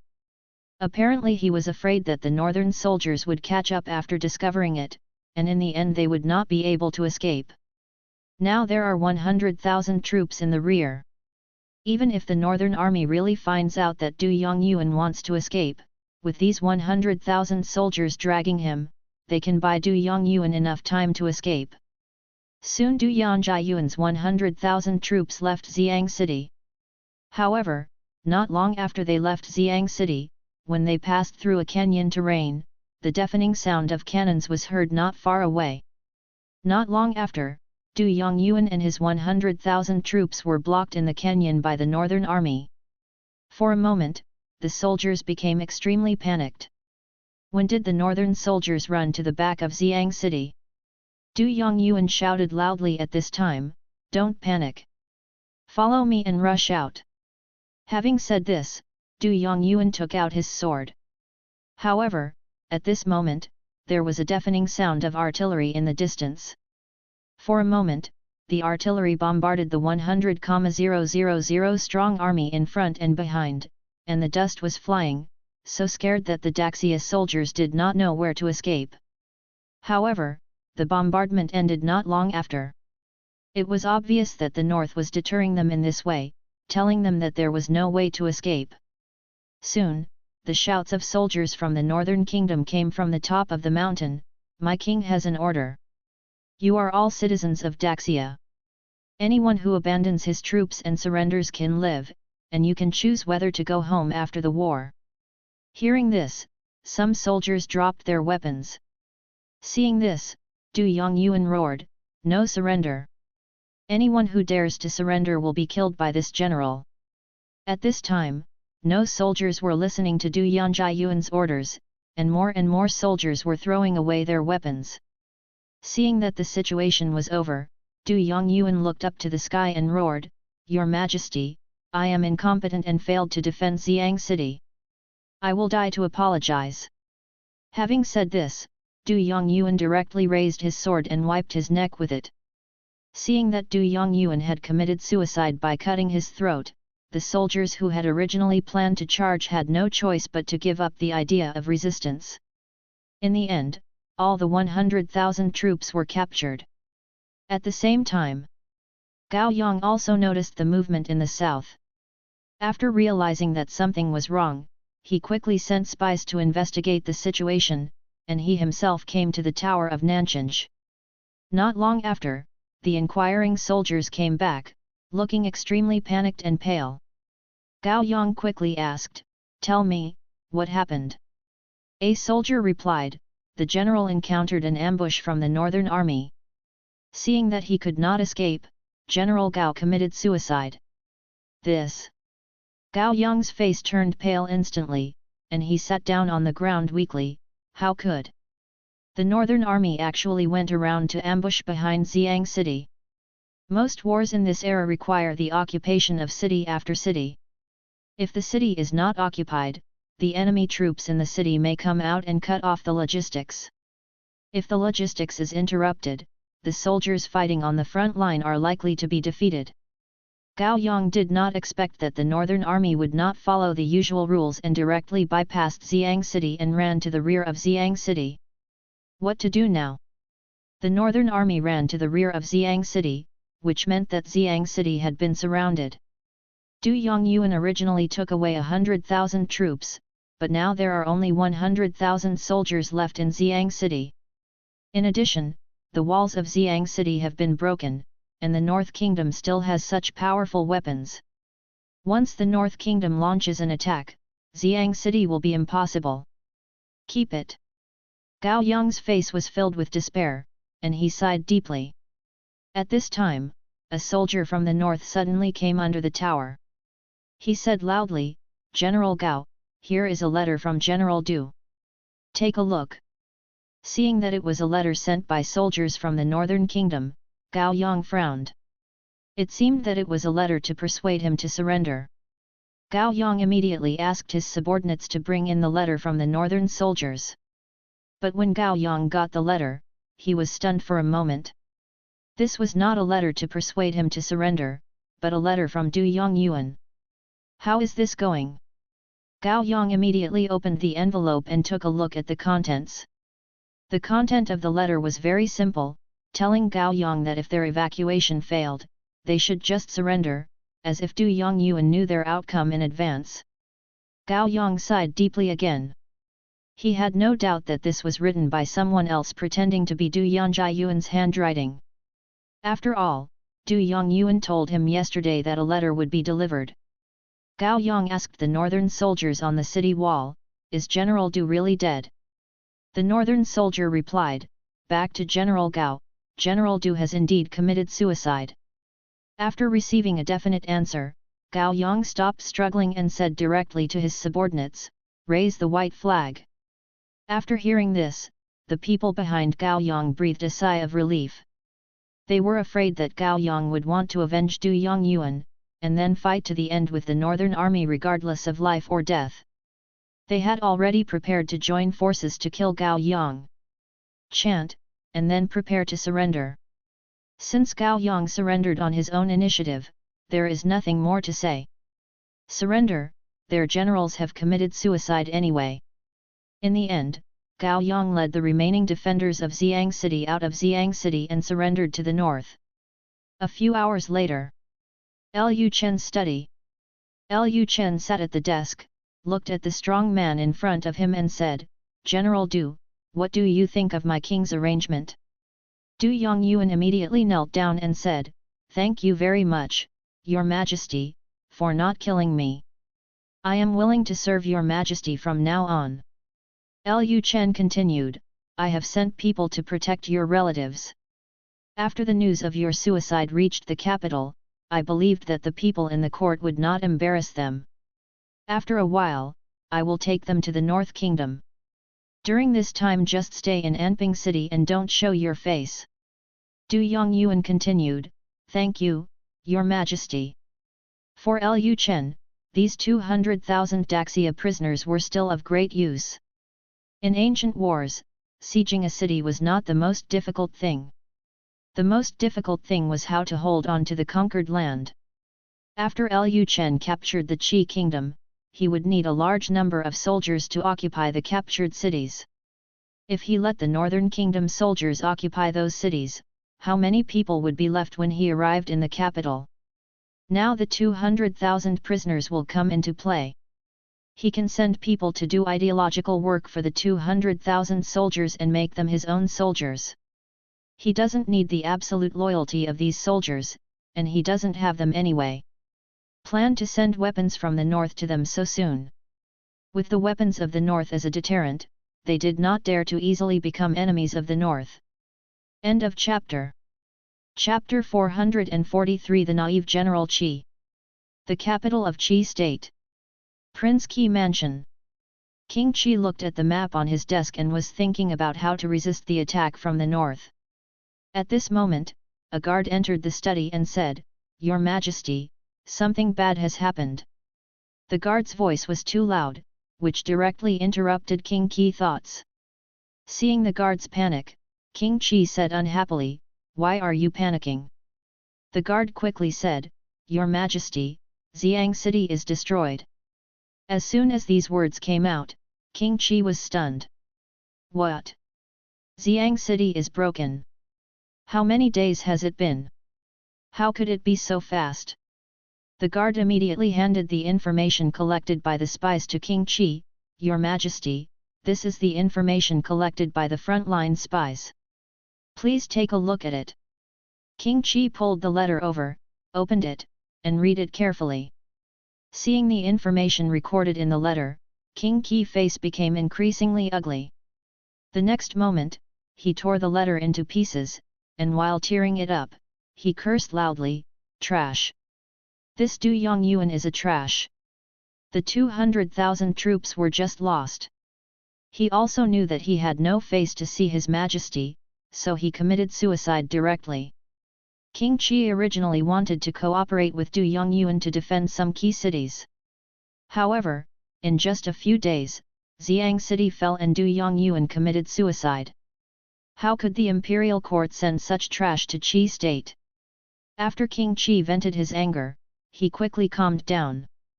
He immediately said to the guards, "Call the officials immediately.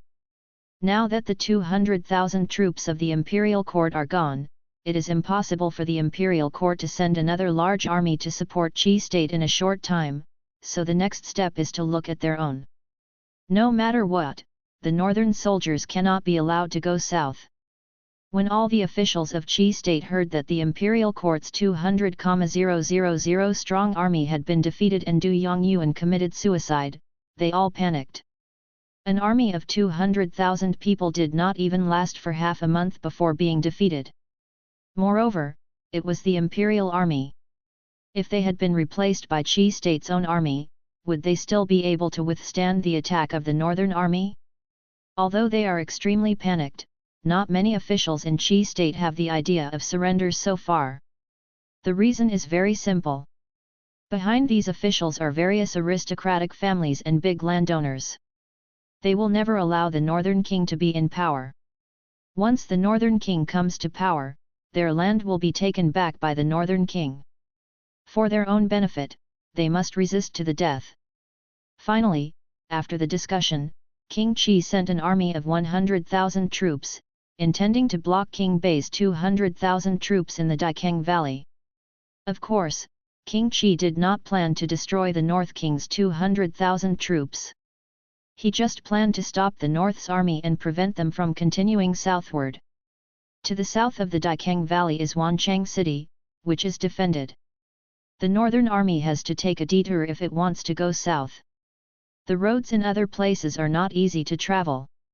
After all, there are many mountains in Qi state, which will greatly delay the northern army's southward march. Time. This time the 100,000 strong army was equipped with cloud-piercing bows and cloud-piercing arrows. King Qi believed that they would be able to stop the northern army from going south. In order to be sure, King Qi sent another 100,000 troops to garrison a key city near the sea. If the northern army could not capture Wancheng City, they would probably detour from the east, and then they would go to the sea. But it was obvious that King Qi was overly worried. Not to mention an army of 100,000, even if all the soldiers in the Qi kingdom were gathered together, they would not be able to stop the northern army from moving south. At the same time, in Anping City, Lu Chen was holding a military meeting with a group of military generals. What they were discussing today was how to conquer Qi state. At this time, Xianyuan Chen suggested, "Your Majesty, why don't we divide our troops into two groups, go south along the Daikeng Valley, attack Wancheng City, attract the attention of the Qi state, and then take a detour all the way through the mountains and go straight to the Qi state, the capital of kings. As long as the capital of King Qi is captured and King Qi is captured, most of the troops in Qi Kingdom can be forced to surrender. After hearing Lu Chen's suggestion, Lu Chen thought for a while and then said, if we go through the mountains, it will be difficult to transport heavy artillery, and we don't know how much time will be wasted. After Lu Chen thought for a moment, he continued, the best way is to gather our troops in one place, quickly capture Wanchang City, and then attack the royal capital. Lu Chen said, Your Majesty, if you do this, it will give King Qi enough time to escape. Before our army reaches King Qi capital, I am afraid King Qi has already fled to the south. Lu Chen said calmly, what this king wants is just this land of Qi state. If he wants to escape, he can run away. Lu Chen's idea was that King Qi was a vassal king after all and had a certain appeal in Qi state. If King Qi was not captured and King Qi escaped, then after the northern army occupied Qi state, King Qi would definitely secretly contact his former subordinates and ask them to cause trouble in Qi state. There is nothing wrong with Lu Chen's idea. He and Lu Chen think from different angles. Lu Chen's plan is that after conquering the Qi state, he will not be in a hurry to go south for the time being. He will first govern the Qi state and stabilize the people of the Qi state. As long as the people of Qi state can be stabilized, even if King Qi escapes, it will not be easy for him to come back and make a comeback. After all, people's hearts have changed. Lu Chen said at this time, I know what General Xian Yuan is worried about, but after I occupy Qi state, I will not leave Qi state immediately. I will stay in Qi state for a while, and after the unstable factors in Qi state are dealt with, only then will I continue to go south. Xian Chen said, I understand what the king means. Lu Chen glanced at the generals in the room, and then said, okay, just do what I said, and immediately send your troops south to capture Wanchang City. All the generals stood up and said, we will obey the king's order and we will live up to the king's expectations. A few days later, Anping City sent 150,000 northern soldiers and went straight to Wanchang City.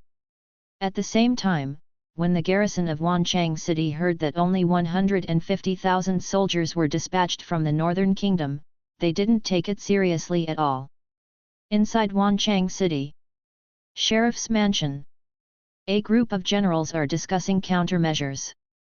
At this time, the leading Grand Master General Cao Sun said, the Northern Kingdom really looks down on me, and they only sent an army of 150,000 people. At this time, another master-level general said, General Cao, don't say that. It took the soldiers of the Northern Kingdom less than half a month to capture Xiang City. That was an army of 200,000 from the imperial court. If we underestimate the enemy, by then but something will happen. Cao Sun said disdainfully, the people sent by the imperial court are all with crooked identities. How can they be compared with our Qi soldiers? General Xiang, don't let others gain prestige and destroy our own ambition. What's more, we are equipped with the cloud-piercing bow and cloud-piercing arrows given by the Wang family. When we meet the Grand Master level generals of the Northern Kingdom, we only need one arrow to kill them. What can they use to fight us? Having said this, Cao Sun directly stretched out his hand and drew a circle on the map on the wall where the Daikeng Valley is located. I have decided to take the initiative to lead troops out of the city to ambush the Northern Army. I want to see if the Northern soldiers are the same. All have 3 heads and 6 arms. Hearing this, Xiang Yuan's face instantly darkened, and he immediately said, General Cao, you are crazy. We only have 100,000 people. The 200,000 soldiers of other courts were defeated by the Northern Kingdom. You can lead 100,000 soldiers. Dare to ambush the Northern Army. If the Northern Army reacts, we may not even have time to retreat to Wanchang City. Cao Sun glanced at Xiang Yuan, and then said calmly, General Xiang, this general is the commander-in-chief, and you are just sent by the king to assist me. You just need to obey the order. Do you still want to overstep it? Xiang Yuan frowned and his face instantly turned gloomy. General Cao, don't blame me for not reminding you. If something happens, you cannot bear the responsibility. Cao Sun said nonchalantly, what could happen? The terrain of Daikeng Valley is so suitable for an ambush. Is it possible that we still have to wait for others to attack the city? The best defense is to take the initiative to attack.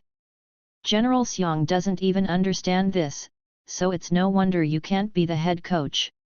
If General Xiang is afraid, I will give General Xiang a few thousand soldiers, and you can just stay in Wanchang City and wait for us to return. Just as Xiang Yuan was about to say something, Cao Sun interrupted, okay, it's decided. Prepare immediately according to the general's order. The general will give the soldiers of the north a big surprise. Seeing that Cao Sun had said this, Xiang Yuan stopped talking. He vaguely felt that something big was going to happen this time, and immediately asked someone to send a letter to King Qi, reporting Cao Sun's radical behavior to King Qi. A few days later, Xian Yuanchen brought an army of 150,000 to Daikeng Valley, but Xian Yuanchen did not enter Daikeng Valley immediately. If you enter such terrain directly, you will easily be ambushed by the enemy. They ambush the serious king's army in this way.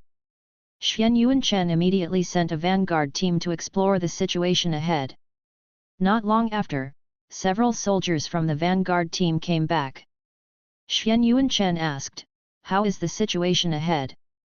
The scout captain immediately replied, return to the general, there are enemies ambushing on both sides of the Daikeng Valley. They were using high-power telescopes. If they were using their naked eyes, they might not be able to spot the enemies hiding on both sides of the Daikeng Valley. However, with the telescopes, they could detect even minor situations. The pioneer soldiers discovered that there were obvious problems with the trees on both sides of the Daikeng Valley, and also found some people ambushing on both sides of the Daikeng Valley. Xian Yuanchen thought for a moment, and then ordered, prepare the artillery battalion. After entering the Daikeng Valley, clean both sides of the valley for me, the general.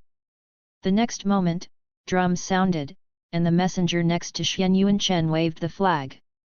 After a while, the artillery entered the Daikeng Valley. At this time, Cao Sun, who was ambushing in the mountain, was stunned when he heard the sound of the drum. Why did the northern army start beating drums before they entered the Daikeng Valley? Could it be that their ambush has been discovered by the soldiers from the northern kingdom? Thinking of this, Cao Sun still disagreed, and found that what could be done, they were on both sides of the Daikeng Valley. Using high to defeat low, the advantage lies with Qi state. He didn't believe that the northern army outside would not enter the Daikeng Valley. Just when Cao Sun was thinking this, a soldier came to Cao Sun happily, General. The soldiers of the northern kingdom have begun to enter the Daikeng Valley. Hearing this, the corners of Cao Sun's mouth raised slightly, he's come in after all. The next step was up to them, and then Cao Sun said, archers, prepare. After the words fell, Cao Sun himself picked up a cloud-piercing bow. He planned to shoot the general of the northern army. But at this moment, the horn sound came from the distance again, and the horn sound of Wu instantly resounded throughout the entire Daikeng Valley. Although he heard the trumpet sound, Cao Sun found that the northern army did not continue to advance. Cao Sun was a little confused. Wasn't this horn sound the horn sound of an attack? Why did they stop suddenly? The shooting range of bows and arrows is not far. If the northern army does not get closer, they will not be able to shoot those northern soldiers. Cao Sun thought to himself, are the soldiers from the northern kingdom afraid? Just when Cao Sun was thinking this, a boom was suddenly heard in the distance. The next moment, countless rebels were thrown up from the Daikeng Valley opposite, and the bodies of Qi soldiers were also blown up all over the sky. This sudden scene shocked the ambushing Qi soldiers. They didn't react for a long time. When you and the others reacted, the rumbling sound of artillery shelling echoed in the Daikeng Valley. Countless Qi soldiers were blown out of the forest. Cao Sun was stunned for a moment. What kind of weapon is that? How could there be such a terrible weapon? Although he had long heard that the Northern Kingdom had a mysterious weapon and that the weapon was extremely powerful, in his opinion, the so-called mysterious weapon in the Northern Kingdom was probably similar to the cloud-piercing bow and the cloud-piercing arrow. When he saw her today, he realized that he was wrong, completely wrong. Cao Sun immediately shouted, "Retreat! Retreat quickly!" Immediately afterwards, the horn sound of the Qi army's retreat sounded in the Daikeng Valley. But because they were ambushed in the forest, their retreat speed was very slow. Before they could withdraw from the battlefield, the artillery shells from the north fell on their heads. For a while, there was a constant wailing in the Daikeng Valley. Even Cao Sun was blown to pieces by the heavy artillery of the Northern Kingdom when he was escaping. A generation of famous generals of the Qi kingdom perished. After Xian Yuanchen saw the scene in the distance with a telescope, he felt that it was almost done, so he immediately led the army to attack. Not long after, the Qi soldiers who were ambushing on both sides of the Daikeng Valley were either killed or captured. This war took less than 2 hours from start to finish. At the same time, Xiang Yuan was still waiting anxiously on the tower of Wanchang City for the situation in the Daikeng Valley. He had vaguely heard the rumbling sounds coming from the Daikeng Valley, which made him feel very uneasy. At this time, some remnant soldiers escaped from the Daikeng Valley. When Xiang Yuan saw the clothes they were wearing, sweat suddenly broke out on his face. The remnant soldiers who escaped were soldiers of the Qi state. Something really happened in the Daikeng Valley. Xiang Yuan quickly said to the soldiers guarding the city, "Quick! Open the city gate!" Soon, the first batch of remnants of the soldiers fled into Wanchang City. Xiang Yuan immediately came to a soldier and asked, "Tell me. What happened in the Daikeng Valley? Why did you run back?" The soldier's face was full of panic, and he said palely, the sky thunder, is the sky thunder. The soldiers of the Northern Kingdom can summon the sky thunder. Basically all our soldiers were killed by the thunder, and even General Cao's body was blown into several pieces. After hearing the soldier's answer, Xiang Yuan felt weak all over and sat down on the ground. "It's over, it's all over." Cao Sun only left a few thousand soldiers for Wanchang City. How could these few soldiers resist the attack of the Northern Army? The city would be broken sooner or later. End of chapter. Chapter 444 King Qi, is the Northern Kingdom really that strong? After Xiang Yuan heard that Cao Sun had been defeated, he immediately chose to surrender without any hesitation. When the vanguard heavy cavalry from the north arrived at Wanchang City, they found several fluttering white flags hanging on the towers of Wanchang City. Xiang Yuan and the soldiers from Wanchang City stood respectfully outside the city waiting for their arrival. Xiang Yuan didn't have the slightest intention of resisting. He had already basically understood the situation through the soldiers who had escaped, and he knew the power of Northland's weapons. He didn't think that the walls of Wanchang City could withstand the mysterious weapons of the north. Seeing Xiang Yuan kneel down so quickly, the vanguard soldiers of the north were stunned. They originally planned to come to the gate of Wanchang City to shout, but the other party had already opened the gate and was waiting for their arrival. When Xian Yuanchen arrived with a large army, Xiang Yuan glanced at the northern army in the distance and was a little shocked. Cao Sun had taken the initiative to ambush the northern soldiers. As a result, it seemed that the northern army of 150,000 soldiers had nothing at all. Loss. Not only was there no loss, but the number of people increased. Of course, Xiang Yuan knew very well where the extra people came from. Seeing the captured soldiers, Xiang Yuan sighed. It was all Cao Sun's fault. If Cao Sun hadn't been eager for quick success, they might not have been defeated so quickly. But none of that matters now, he has surrendered anyway. Xian Yuanchen rode a horse and came to Xiang Yuan. He glanced at Xiang Yuan and asked, "Are you the guard of Wanchang City?" Xiang Yuan immediately raised his hands and saluted and said, "Yes, General." Feeling the aura emanating from Xian Yuanchen, Xiang Yuan was a little shocked in his heart. The aura on this person was so terrifying, and he looked like a great master at a glance. Is the Northern Kingdom luxurious enough to let a Grand Master lead the army? With a Grand Master, even if the Northern Kingdom does not have the so-called weapons that can summon thunder, they are still no match. Xiang Yuan was a little worried. He was not sure whether Xuan Chen would directly execute him. At this time, Xuan Chen said, "My king is kind. As long as you can cooperate with us to attack Qi state, my king will let you go. After the war is over, you can choose whether to return to your hometown." At this time, Xuan Chen's eyes fell on Xiang Yuan. "Seeing as you are also a Grand Master, you must have a high status and know a lot. Next, tell me everything you know about King Qi." Xiang Yuan said respectfully, "Yes, General." Immediately, Xiang Yuan led Xuan Chen and the 150,000 strong army from the north into Wanchang City. When the northern army entered Wanchang City, there was no common people on the streets. The common people were afraid that the northern army would burn, kill and loot after entering, so they simply hid in their homes and closed the doors and windows.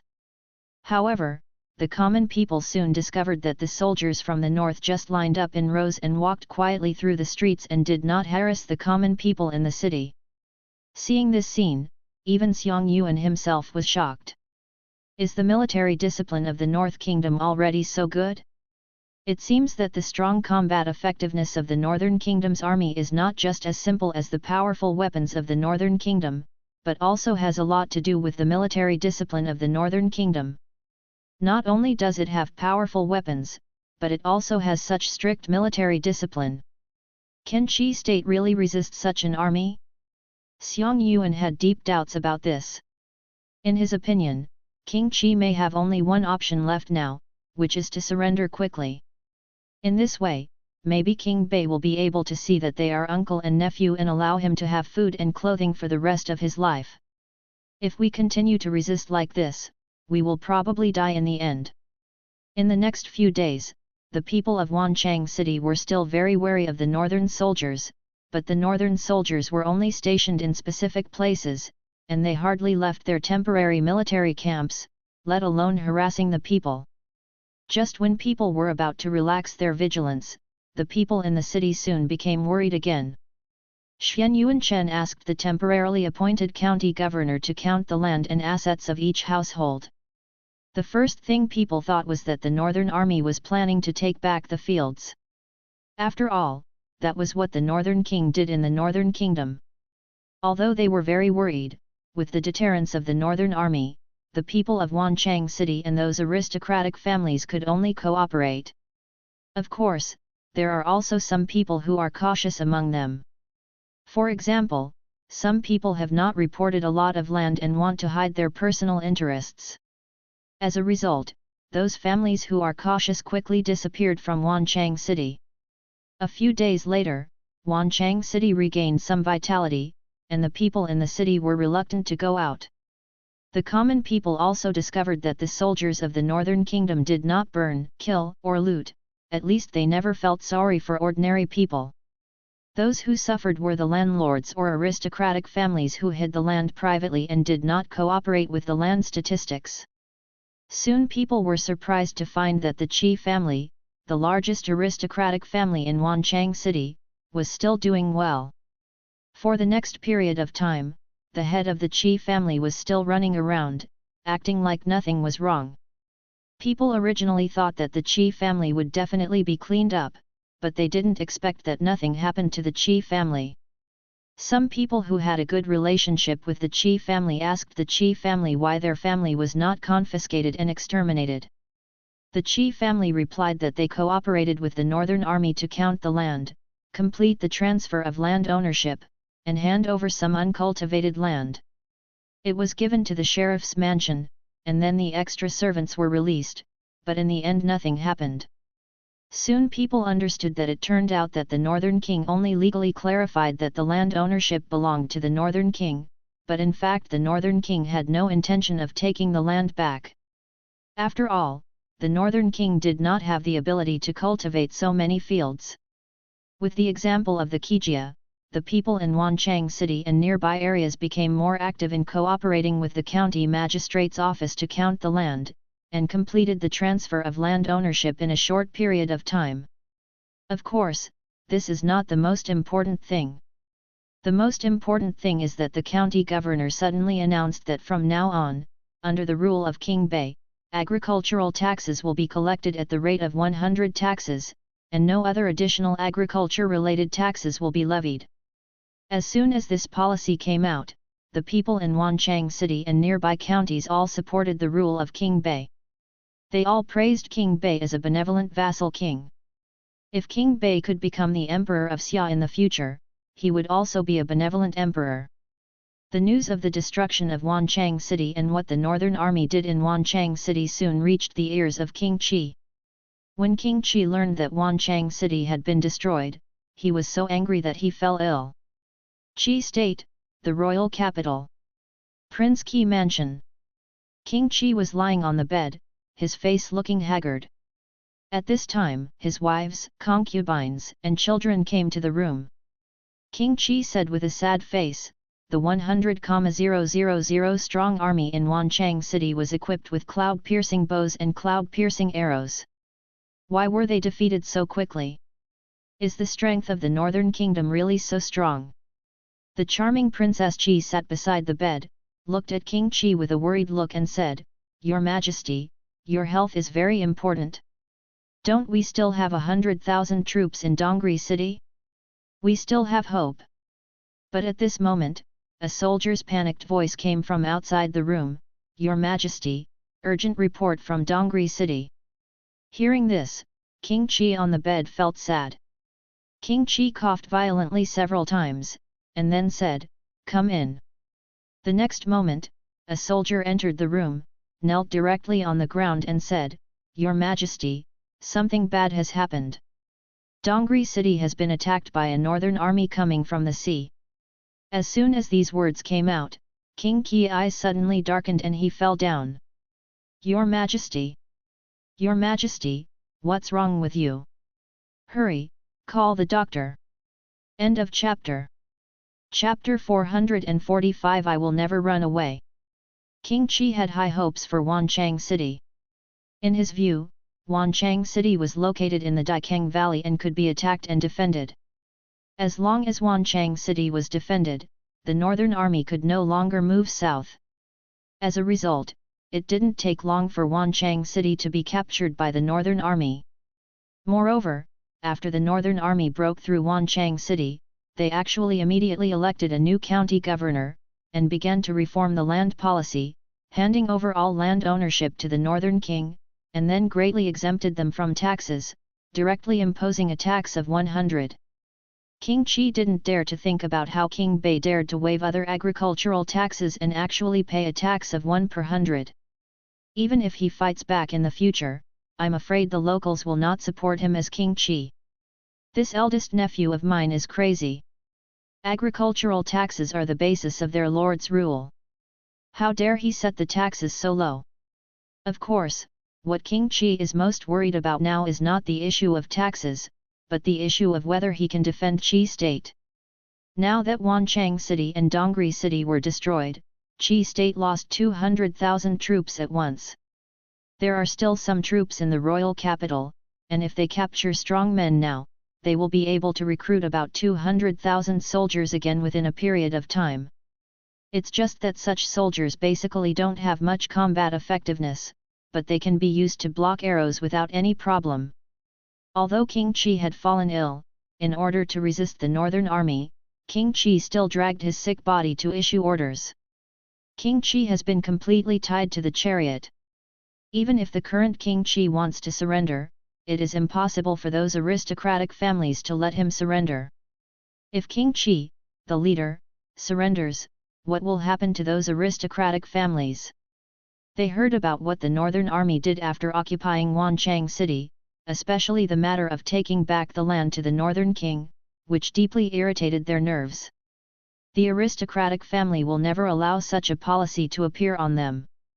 Soon, King Qi once again assembled an army of 200,000 people, but most of these soldiers were captured peasant soldiers and had no fighting capacity at all. But now that the situation is so critical, it doesn't matter whether these peasant soldiers have any fighting capacity. In order to prevent the northern king from occupying the Qi state, the aristocratic families in the Qi state tried their best. Inside Anping City. In the dead of night, Lu Chen looked at the battle report sent back by Xuan Chen and couldn't help but sneered. Are these aristocratic families in Qi state really planning to die with him? However, if an egg hits a stone, the only thing that will break is the egg.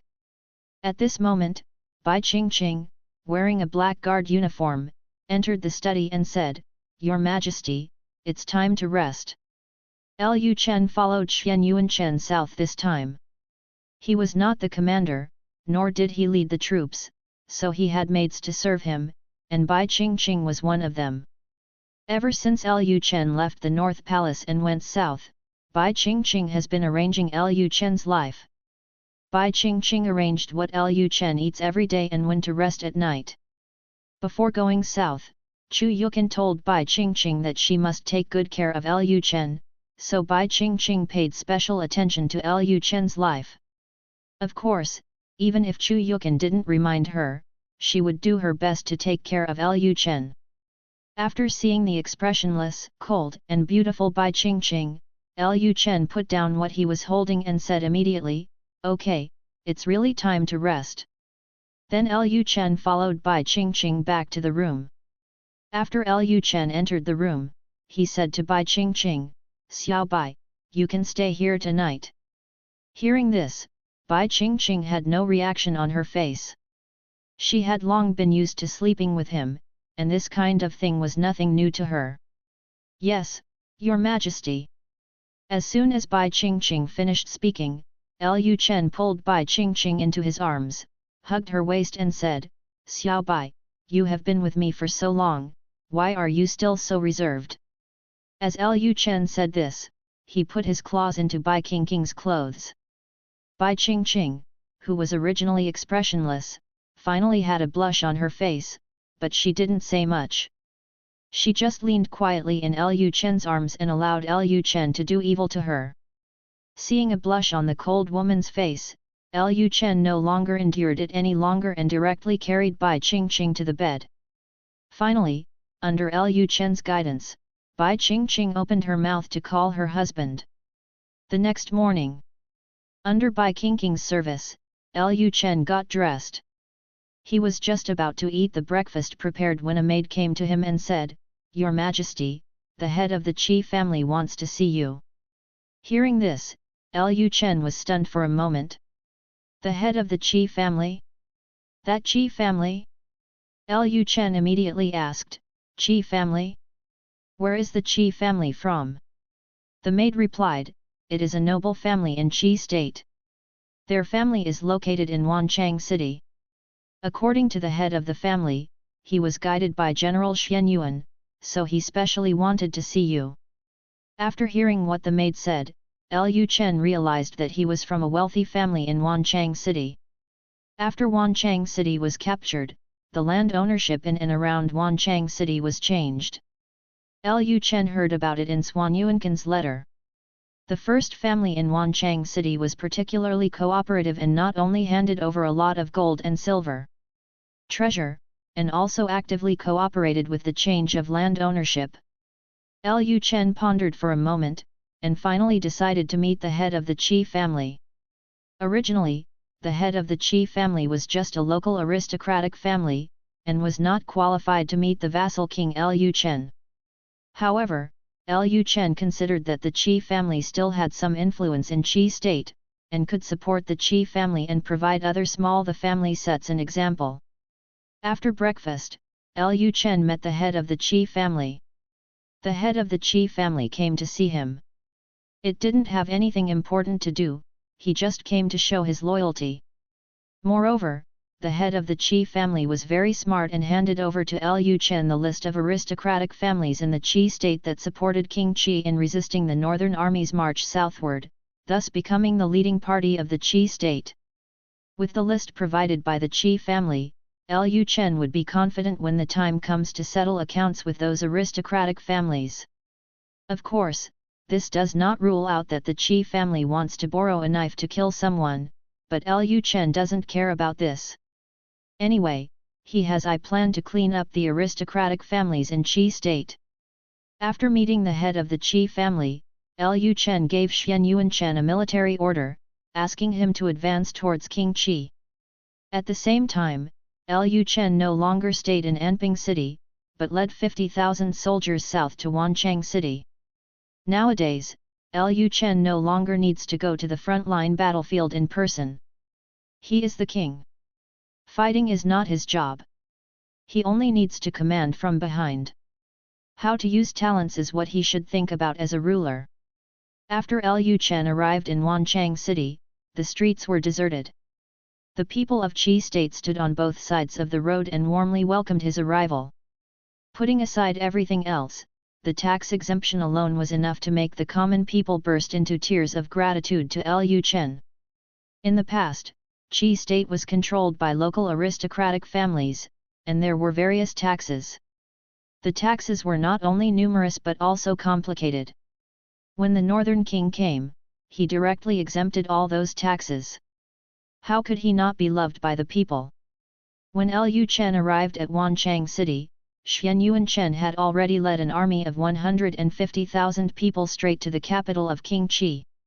In the next half-month, Xian Yuanchen advanced at a rate of capturing a city almost every day. As news of the city's destruction reached King Qi capital one after another, King Qi became more and more frightened, and the aristocratic families of Qi also became more and more frightened. Finally, in just 1 month, Xian Yuanchen lived up to Lu Chen's expectations and directly led the 150,000 troops from the north to the capital of Qi Kingdom. When King Qi learned that the northern army had arrived at the capital, he was so frightened that he collapsed on the ground. At this moment, the capital of King Qi, in the palace of King Qi, King Qi sat on the ground with fear on his face. How can it be? How could it be so fast? At this time, Princess Qi was supporting King Qi and said anxiously, "Your Majesty, let's escape." Princess Qi words instantly stimulated King Qi, who immediately said, "No. I will never run away. The king still has an army of 200,000. I have already written to the imperial court. The imperial court will definitely send troops to support me. I do not believe that Emperor Xia will watch the Qi kingdom be destroyed." King Qi's face was ferocious, but he still had no intention of escaping or surrendering. End of chapter. Chapter 446 King Qi dies. After Xian Yuanchen led an army of 150,000 to the capital of King Qi, he did not immediately launch an attack. After all, King Qi is also the uncle of King Bei, so of course it is impossible to use force as soon as he comes up. On the one hand, Xian Yuanchen was waiting for Lu Chen's order to attack the city. On the other hand, he sent people to shout outside King Qi city every day, asking King Qi to surrender as soon as possible. For a time, the aristocratic families in King Qi capital were as restless as ants on a hot pot. Originally, they were very confident that they could stop the northern king from going south. However, they did not expect that in such a short period of time, the northern army would arrive at the capital of King Qi. This is troublesome. If the northern army really invades, their family will definitely be confiscated and exterminated. In fear, some aristocratic families suddenly thought of a good way, that is, to put all the responsibilities on King Qi. If the army of Qi state was really unable to withstand the northern soldiers' attack on the city, they would immediately lead people to break into Prince Qi mansion, arrest all of Prince Qi family, and then take Prince Qi family to join the northern king. Maybe King Bei would let the family go because they voluntarily surrendered and caught King Qi, the culprit. They have also heard that the Qi family in Wancheng City is living well now. Although the Qi family may have lost money and eliminated the disaster, it is better than having their family confiscated and annihilated. 2 days later, Lu Chen's military order was conveyed to Xian Yuanchen's military tent. Early the next morning, drums sounded in the camp of the northern soldiers. As the drums sounded, everyone in King Qi capital tensed up. They also guessed that the northern army was about to launch an attack. At this time, King Qi was still in the palace of King Qi. He didn't hear the drum sound, but a guard hurriedly rushed into the courtyard where he was, saying with a panic look on his face, "Your Majesty! Your Majesty, something bad has happened. The Northern Army has launched an attack." Hearing this, the sick King Qi suddenly stood up from his chair. Princess Qi quickly supported King Qi and said, "Your Majesty, let's run away quickly." Princess Qi was very scared. She did not think that even King Qi could withstand the attack of the Northern Army. If they could really resist the attack of the Northern Army, Xiang City would not have fallen, and Wanchang City and Dongri City would not have been destroyed. Those the cities blocking the advance of the Northern Army will not be captured. With so many cities defeated, how could the royal city withstand the attack of the Northern Army? After hearing what Princess Qi said, King Qi threw Princess Qi away, and then walked directly outside. As he walked, he said, "I will never run away. I don't believe that the 150,000 soldiers of the Northern Kingdom can attack this king's royal city. Come here, wear armor, I will personally supervise the battle." Hearing this, Princess Qi's face turned pale with fright. "Your Majesty, you must not do this." Princess Qi quickly came to King Qi's side and grabbed King Qi's arm tightly. "Your Majesty, you can't go." King Qi once again pushed Princess Qi away, and this time with extra force, he directly pushed Princess Qi to the ground. "I would like to see how effective the Northern Army is in combat." Princess Qi cried and said, "Your Majesty, don't go. Your Majesty." King Qi immediately ordered his men to hold Princess Qi, and then put on his armor. Then he rode his horse and went straight to the tower, leaving only Princess Qi crying in the yard. At the same time, the aristocratic families in the city gathered at the Han family, which was the largest aristocratic family in Qi state. After King Qi was enfeoffed to the territory of Qi state, the Han family had been supporting King Qi and provided King Qi with a lot of resources, allowing King Qi to develop rapidly. It can be said that without the Han family, there would be no King Qi. Many of the concubines in Prince Qi mansion are women from the Han family, and Prince Qi has a very deep bond with the Han family. It is precisely because of this that the Han family is the family that is most afraid of the Northern Army attacking the royal city. At this time, the heads of the aristocratic family were discussing how to avoid this disaster. It is definitely too late to escape now. After all, the Northern Army has already arrived at the city. If they escape now, not to mention that they cannot take away their ancestral assets. Even if they run out, they will probably be caught or killed by the northern soldiers. Now they must change their thinking. At this time, the Han family's living room was extremely quiet. The heads of the major families showed anxious expressions on their faces, and the atmosphere in the entire hall seemed extremely dull. At this moment, a servant suddenly entered the yard and ran while shouting, "Master! Master! Something bad is going to happen." The servant suddenly burst into the living room, causing Han Fu's face to darken instantly. He said with a gloomy face, "What's going on?" The servant quickly said, "The army of the Northern Kingdom has begun to attack the city." King Qi personally put on armor and climbed to the tower to supervise the battle. Hearing this, the heads of the aristocratic families in the living room immediately exploded. "What can we do now? Can the army of the royal capital withstand the army of the Northern Kingdom? Why did King Qi run to the tower? What if something happens?"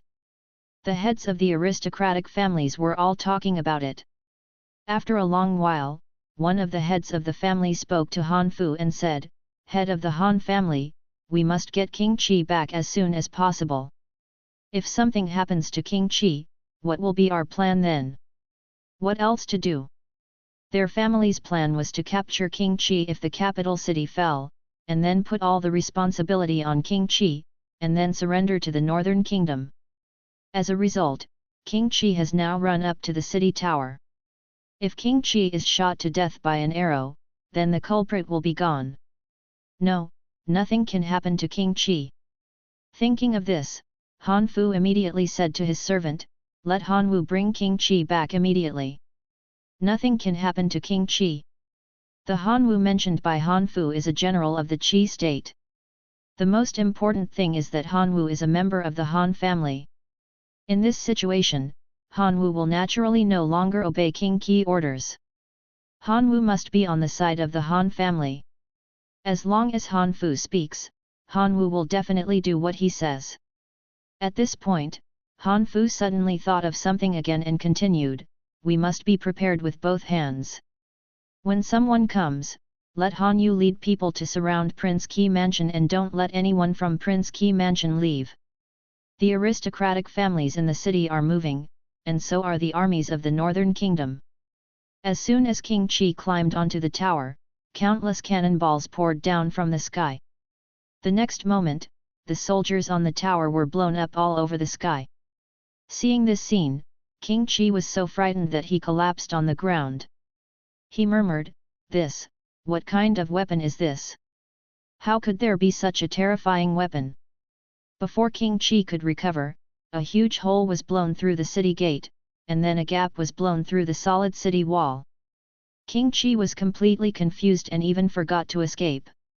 It wasn't until the soldiers on the city tower were frightened by the cannonballs that they ran around that King Qi came back to his senses.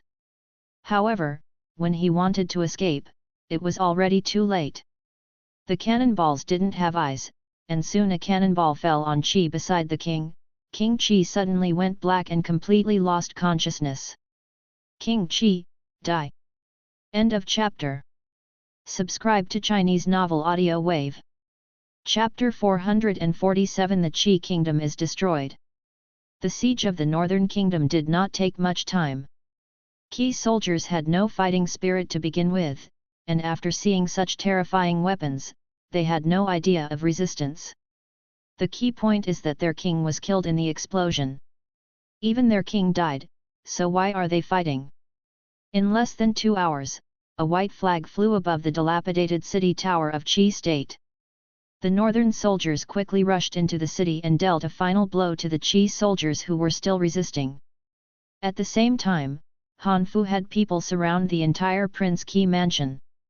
Seeing so many soldiers with weapons suddenly appearing outside Prince Qi mansion, Princess Qi immediately panicked. She shouted loudly, "Who are you? Do you want to rebel?" The leading general Han Yu said with a smile, "Sorry, Princess Qi, we are doing this for the safety of the North Palace. There is a war outside the city right now. What if a thief breaks into Prince Qi Palace and is disadvantageous to you?" Princess Qi is not a fool, how could she not see what Han Yu wants to do? Princess Qi suddenly panicked. Now that King Qi had gone to the tower to supervise the battle, there was no force in Prince Qi Palace now. She was just a woman and there was nothing she could do. At the same time, while the heads of the family were still discussing how to surrender, a soldier rushed into the Han family's living room and said, "Head of the family, something serious has happened." Everyone was stunned. Their first thought was not that the city was destroyed, but that something had happened to King Qi. When the soldiers rushed into the living room, Han Fu said quickly, "Did something happen to King Qi?" The soldier stammered, "No. No. Yes, the soldiers from the north invaded and the city was broken." "What?" The heads of the aristocratic families in the living room stood up one after another, with expressions of astonishment and panic on their faces.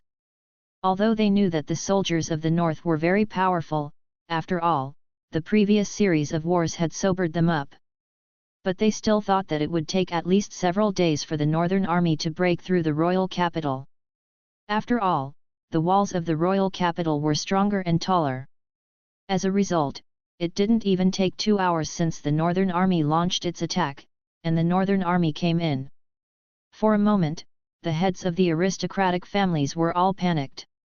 At this time, Han Fu immediately asked, "Where is King Qi? Where is King Qi now?" The soldier was stunned. Han Fu was already impatient at this time. He shouted loudly, "Didn't you hear what I said? I'm asking you about King Qi. Why didn't King Qi come back?" The soldier replied in panic, I don't know, but when I came back, I seemed to have heard a soldier say that King Qi has, already." Everyone was suddenly struck by lightning. They had basically guessed King Qi's current situation. Han Fu asked fiercely at this time, "What has happened? Tell me clearly." The soldier quickly replied, "He has died." After hearing the soldier's affirmative answer, Han Fu suddenly felt his eyes darken and he couldn't stand upright. He sat down on the chair. 6. But he quickly came to his senses and quickly said to the family heads in the living room, "Everyone, go to Prince Qi mansion quickly. Although King Qi is dead, King Qi family members are still there. If we capture King Qi family members, we can still surrender to King Bei." Hearing Han Fu's words, everyone seemed to have woken up from a big dream, and immediately ran towards Prince Qi mansion. After a while, the big families in the city gathered at Prince Qi mansion, and soon, Princess Qi and other relatives of Prince Qi were all tied up. Princess Qi shouted loudly, "What are you doing? I am Princess Qi, how dare you do this to me?" Han Fu sneered and said, "Princess? Now that even the Qi kingdom has been destroyed, what kind of princess are you?" Hearing this, Princess Qi's heart skipped a beat. She looked at Han Fu with a horrified look and said, "You, what do you mean?" Han Fu said calmly, "You may not know yet, but the royal city has been destroyed, King Qi has also died in the battle, and the soldiers of the Northern Kingdom have entered the city at this moment." Princess Qi was stunned and murmured, "No. Impossible, how could the king?" Before Princess Qi finished speaking, her eyes darkened and she fainted. Han Fu frowned and immediately ordered the soldiers, "Take them with you."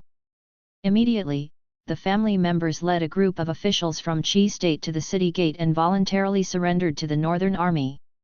When Xian Yuanchen entered the capital of King Qi, the family members and the officials of King Qi were already kneeling on the ground, with their heads on the ground, kneeling for a large area. Xian Yuanchen glanced at these aristocratic families and officials of Qi state, and then his eyes fell on the relatives of King Qi. At this time, Han Fu quickly raised his head and pointed at the people in Prince Qi mansion and said, "General, those people are relatives of Prince Qi. Prince Qi is dead. We were afraid that they would escape, so we arrested them and asked the general to deal with them." Hearing this, Xian Yuanchen's eyes flashed with murderous intent. Xian Yuanchen did not have a good impression of the family just because they surrendered. On the contrary, the family's behavior of pushing out the king of their own land as the culprit made Xian Yuanchen feel very unhappy. He naturally understands why the family does this, isn't it just to shirk responsibility and protect himself? Although he looked down on these aristocratic families in his heart, Xian Yuanchen did not say much. He said calmly, "My king is merciful. As long as those who did not participate in preventing the Northern Army from going south will not be held accountable, you can all go back for the time being." Hearing this, everyone was stunned. They are all old foxes. When they heard Xian Yuanchen's words, they couldn't understand what he meant. What Xian Yuanchen said was that he did not participate in preventing the Northern Army from going south. These aristocratic families themselves supported King Qi, so they must have stopped the Northern Army from going south. Then wouldn't the Northern King liquidate them? Although the family heads were very panicked, they didn't say anything. Han Fu stood up and said, "Thank you, King Bei, thank you, General. King Bei is kind, we will support him to the death." As soon as he finished speaking, Han Fu pretended to be nothing, and left with the Han family members. Seeing that the Han family had all left, other aristocratic families also left one after another, leaving only a group of officials from Qi state and people from Prince Qi mansion. At this time, Princess Qi woke up faintly. When she saw the Northern Army in front of her, her face was filled with panic. By this time, she had already accepted the fact that King Qi had died in battle. But the next question is, what should the people in Prince Qi Mansion do? How can they save their lives? At this time, Xuan Yuanchen glanced at the people in Prince Qi Mansion and said to the soldiers behind him, "Find Prince Qi body." "Yes, General." A living person wants to see a person, and a dead person wants to see a corpse. Before seeing the corpse, Xuan Yuanchen would not think that King Qi must be dead just based on a few words from King Qi's soldiers. At this time, the deputy general next to Xuan Yuanchen said, "General, what should they do?" The deputy general's eyes fell on those people in Prince Qi Mansion. Xuan Yuanchen said calmly, "Let's take them back to Prince Qi Mansion first, and wait until the prince comes to the capital. After all, King Qi is also Lu Chen's uncle. Although King Qi has died in the battle, only Lu Chen can decide how to deal with King Qi family." After Xuan Yuanchen finished speaking, the soldiers took everyone from Prince Qi Mansion back to Prince Qi Mansion. End of chapter. Chapter 448 Emperor Xia, I will personally use this magic weapon. After everyone in Prince Qi Mansion returned to Prince Qi Mansion, they all felt very panic. Now that King Qi was dead, their backer was gone, and they had become prisoners. According to custom, everyone in their Prince Qi Mansion would probably be executed. While the people in Prince Qi Mansion were panicking, there were some people who were even more panicked, and that was the aristocratic families in the city. Although Xuan Yuanchen seemed to have let them go, this was only temporary. After Xuan Yuanchen finds out the relationship between the aristocratic families in their city and Prince Qi Mansion, he will probably liquidate these aristocratic families. So they absolutely cannot sit still and wait for death.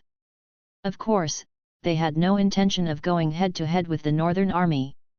After all, the Northern Army had such terrifying weapons. Even Qi state's hundreds of thousands of troops were defeated by the Northern Army. The private soldiers of these aristocratic families could never be their opponents. The best way now is to find a way to escape from the royal capital. Now that all the aristocratic families have expressed their surrender to the Northern King, the Northern Army is likely to relax its vigilance. The heads of several aristocratic families all thought of going together. They quickly got in touch secretly and began to formulate an escape plan. Several major aristocratic families are located in various directions of the royal capital. Once they take action, the noise will be very loud and they cannot get together in a short time. However, it is precisely because they are located in various directions of the royal capital that they have the opportunity to escape. If they escaped from one direction, they might be caught by the Northern Army and captured in one fell swoop. If they escape through various city gates, they can distract the attention of the Northern Army and make their escape more likely. After Han Fu decided to escape, he immediately asked his family members to pack their things and find a way to get in touch with the captured soldiers.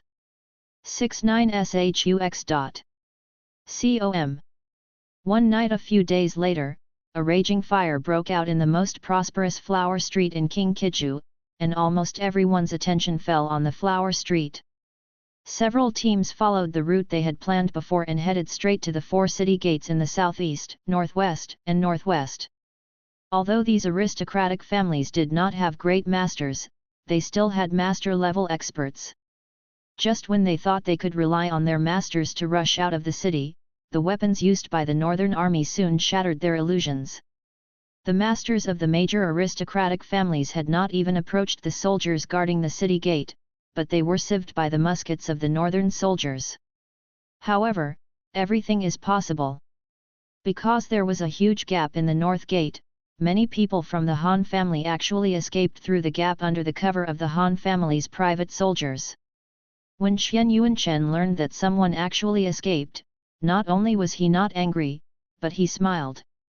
If the aristocratic family didn't run away, it would be hard for him to take action. Since they took the initiative to cause trouble, don't blame yourself.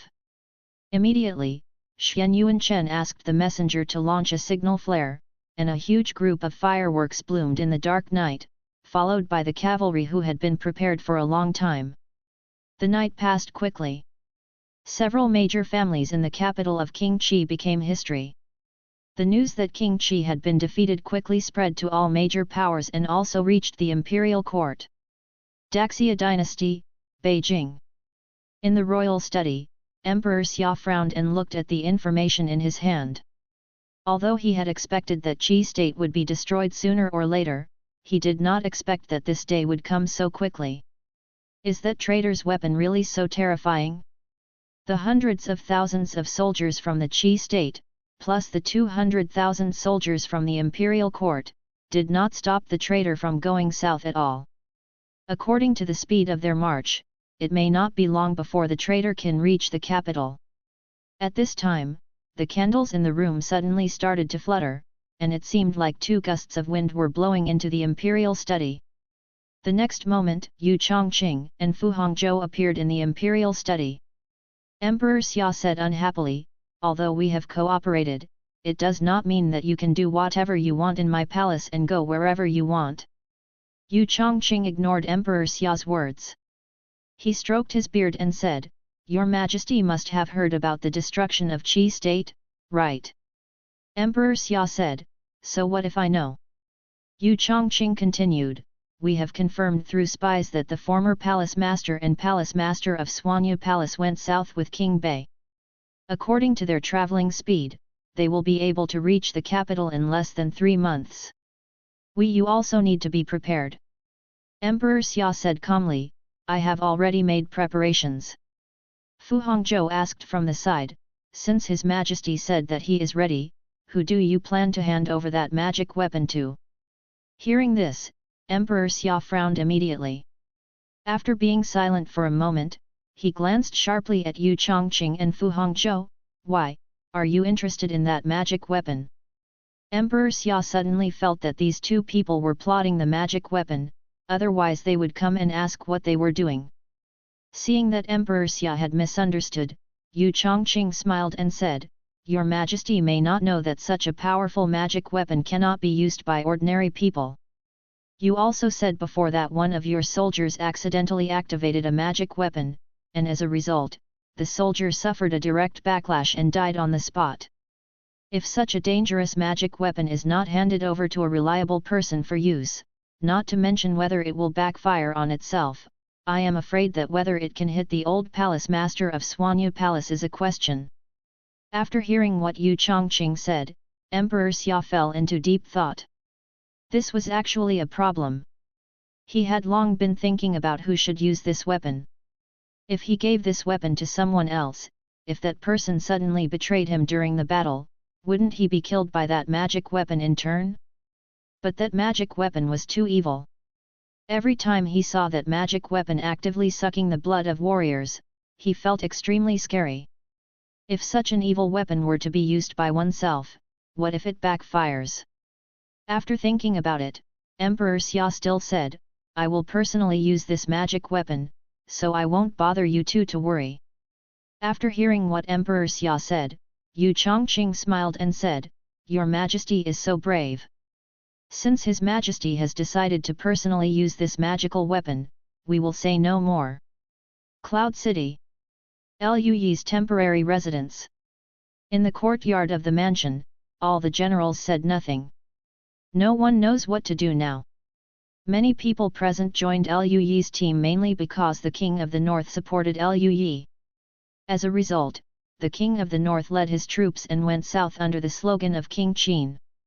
Moreover, they destroyed the Qi state in such a short period of time. They were not fools, and they could all see what the northern king was going south for. This is obviously to seize the throne.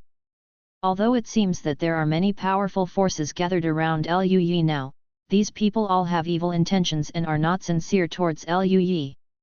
Many of them were already thinking of leaving Lu Yi's team and running to the North King.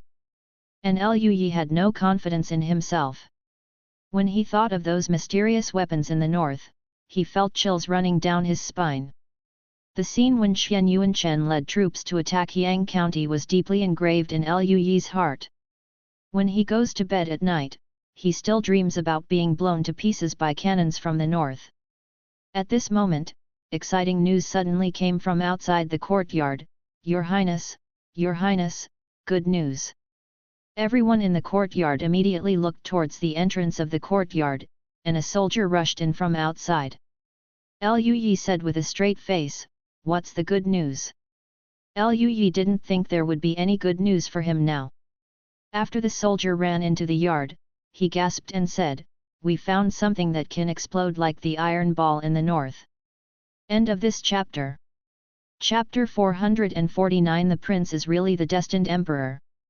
Hearing the soldier's words, Lu Yi and everyone in the yard were stunned. They couldn't believe what they were hearing. After Lu Yi came to his senses, he quickly asked, "What? What did you say? Did you find something that can make weapons like the one in the north?"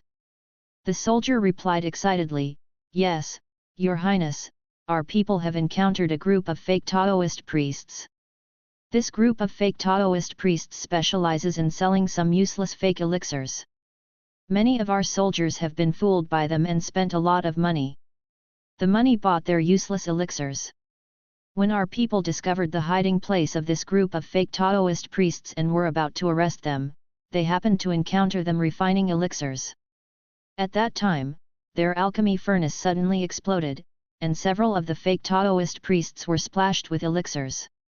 Scratched by furnace debris. I immediately saw that the explosion of the alchemy furnace was very similar to the explosion of iron balls, so I arrested those fake Taoist priests for questioning. According to their confessions, they often exploded the furnace when refining alchemy. As long as we use what they use to explode the furnace, we will definitely be able to make weapons like those from the north." Hearing the soldier's answer, Lu Yi was stunned for a moment. When he came to his senses, he suddenly laughed loudly. "Ha ha ha ha, ha ha ha ha, it's such a lonely road." At this time, other people in the courtyard said one after another, "Congratulations to the prince, congratulations to the prince. When we create weapons similar to those of the Northern Kingdom, we will no longer have to be afraid of the Northern Kingdom. The prince is truly the son of destiny." Listening to people's congratulations, Lu Yi showed a wild smile on his face. After smiling for a while, Lu Yi immediately stood up and said, "Take me to see those fake Taoist priests." "Yes, Your Highness." Later, the soldiers took Lu Yi to the place where the fake Taoist priests were imprisoned. When those fake Taoist priests saw Lu Yi, they were very panicked. They thought Lu Yi was going to execute them all. Unexpectedly, when Lu Yi saw them, he kept a smile on his face and it seemed that he didn't want to kill them at all. Mean. After Lu Yi glanced at the fake Taoist priests in the prison, he said to the soldiers on the side, "They are all talented people. How can you put them in prison? Release them quickly." The soldiers reacted instantly and quickly opened the cell door. Seeing this scene, those fake Taoist priests were stunned. They sold fake elixirs to the eldest prince's soldiers. The eldest prince didn't seem angry at all. Instead, he said that they were talents. What was going on? At this moment, the leading fake Taoist priest quickly knelt on the ground and said, "Thank you, Your Highness, for not killing me." When the other fake Taoist priests saw their heads knelt down, they also knelt down quickly and said in unison, "Thank you, Your Highness, for not killing me." Lu Yi said with a smile, "Everyone, get up." Everyone thanked him in unison, "Thank you, Your Highness." After everyone stood up and saw Lu Yi's smile, they felt a little confused as to how Lu Yi planned to deal with them. "Did you just let them go? It shouldn't be possible, right?" At this time, the leading fake Taoist priest said, "Your Highness, if there is any place where we can be used, we will definitely die without mercy. They are not fools. If Lu Yi doesn't kill them, he must be looking for something." Lu Yi said, "You are a smart person, that's obvious. Gu needs you to stay with Gu to make weapons." Hearing this, the fake Taoist priests were stunned. Make weapons? They don't know how to make weapons. The leader of the fake Taoist priests said quickly, "Your Highness, we are not blacksmiths and we do not know how to make weapons." It is of no use if you keep us. At most, we can only serve as helpers for the blacksmiths. Lu Yi said calmly, Gu Yao's weapon is not an ordinary weapon. I heard that the alchemy furnace often explodes when you are refining alchemy. I need you to write down the things that cause the alchemy furnace to explode, and create something that can stabilize the alchemy furnace. Hearing Lu Yi's words, the fake Taoist priests instantly understood what Lu Yi needed, but they did not answer immediately. Seeing the leader of the fake Taoist priests looking thoughtful, Lu Yi's face instantly darkened, and then he asked coldly, "What, you can't do it?" Lu Yi's words instantly brought the leader of the fake Taoist priests back to his senses. He quickly said, "It can be done, we know how to make the alchemy furnace explode." The leader of the fake Taoist priests knew very well that if they said they couldn't do it at this time, they would be worthless in front of Lu Yi, and the only thing that would greet them would be beheading. After hearing what the fake Taoist priest said, Lu Yi showed a satisfied expression, and then said, "Whatever you need next, just tell the soldiers and they will provide it for you. As long as the explosion caused by the things you create can kill people or animals, I will give you 1,000 taels of gold. When I ascend the throne in the future, I will give you titles and titles." The fake Taoist priests said quickly, "Thank you, Your Highness, we will definitely live up to His Highness's expectations." Lu Yi then turned to his guards and said, "Arrange the best accommodation for them and prepare the best food." "Yes, Your Highness." Lu Yi didn't say anything more. He then turned around and left, returning to the courtyard just now. At this time, a military general came to Lu Yi and asked, "Your Highness, the Northern King is now powerful. Judging from his appearance, it is estimated that he will be able to reach the capital in less than half a year. Do we continue to approach the capital now?" Hearing this question, Lu Yi fell into deep thought. After a while, another general said, "With the imperial court's heavy cavalry blocking us, it may be difficult for us to continue moving forward. Moreover, after the northern army moves south, we will only be able to give way. Now that His Highness has the means to make weapons from the north, why don't we stay away from the enemy for a while and head to the south, wait until we have a large number of those iron ball weapons, and then fight back?" Upon hearing this proposal, Lu Yi said, "This is a good idea.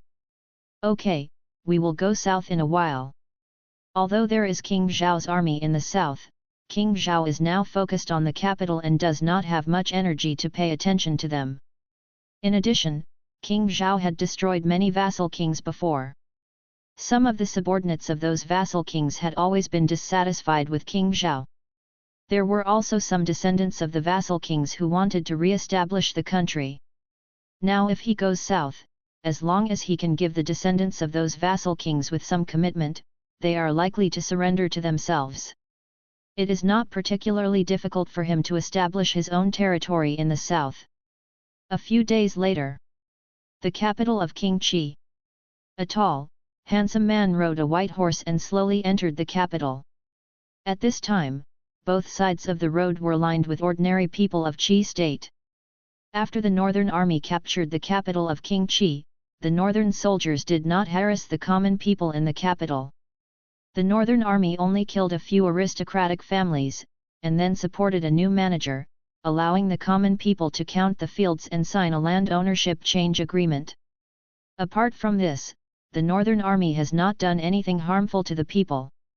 The most important thing is that as soon as the northern army arrived, they immediately announced a tax exemption, which also made the people have a good impression of the northern king.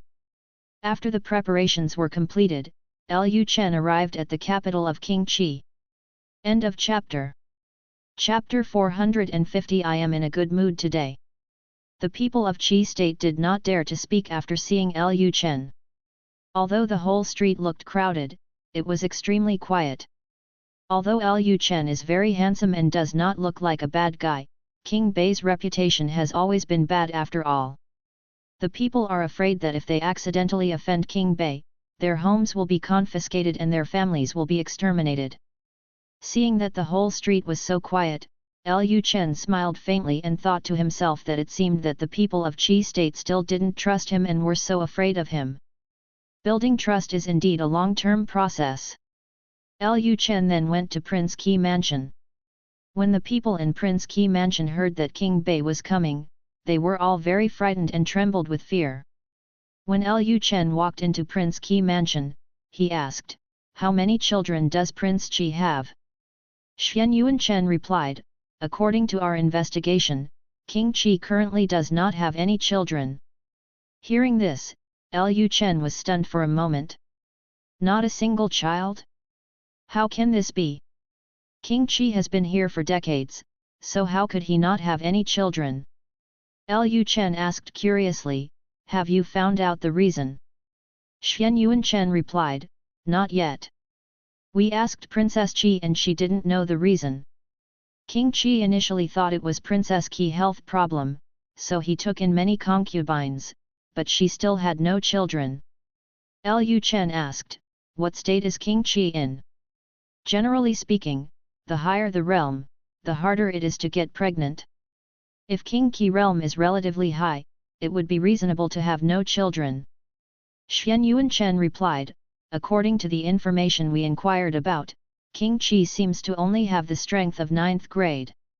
Lu Chen thought to himself, "Is it so difficult for 9th level warriors to get pregnant?" But having said that, if King Qi had no children, it would save him one less trouble. According to the practice of this era, if King Qi had a child, in order to avoid revenge by King Qi descendants, the son of King Qi would usually be killed. But no matter what, King Qi was also Lu Chen's uncle in name, but Lu Chen was still unwilling to do such a thing. Since King Qi has no children, King Qi wives and concubines only need to be sent away, and there is no need to kill them all.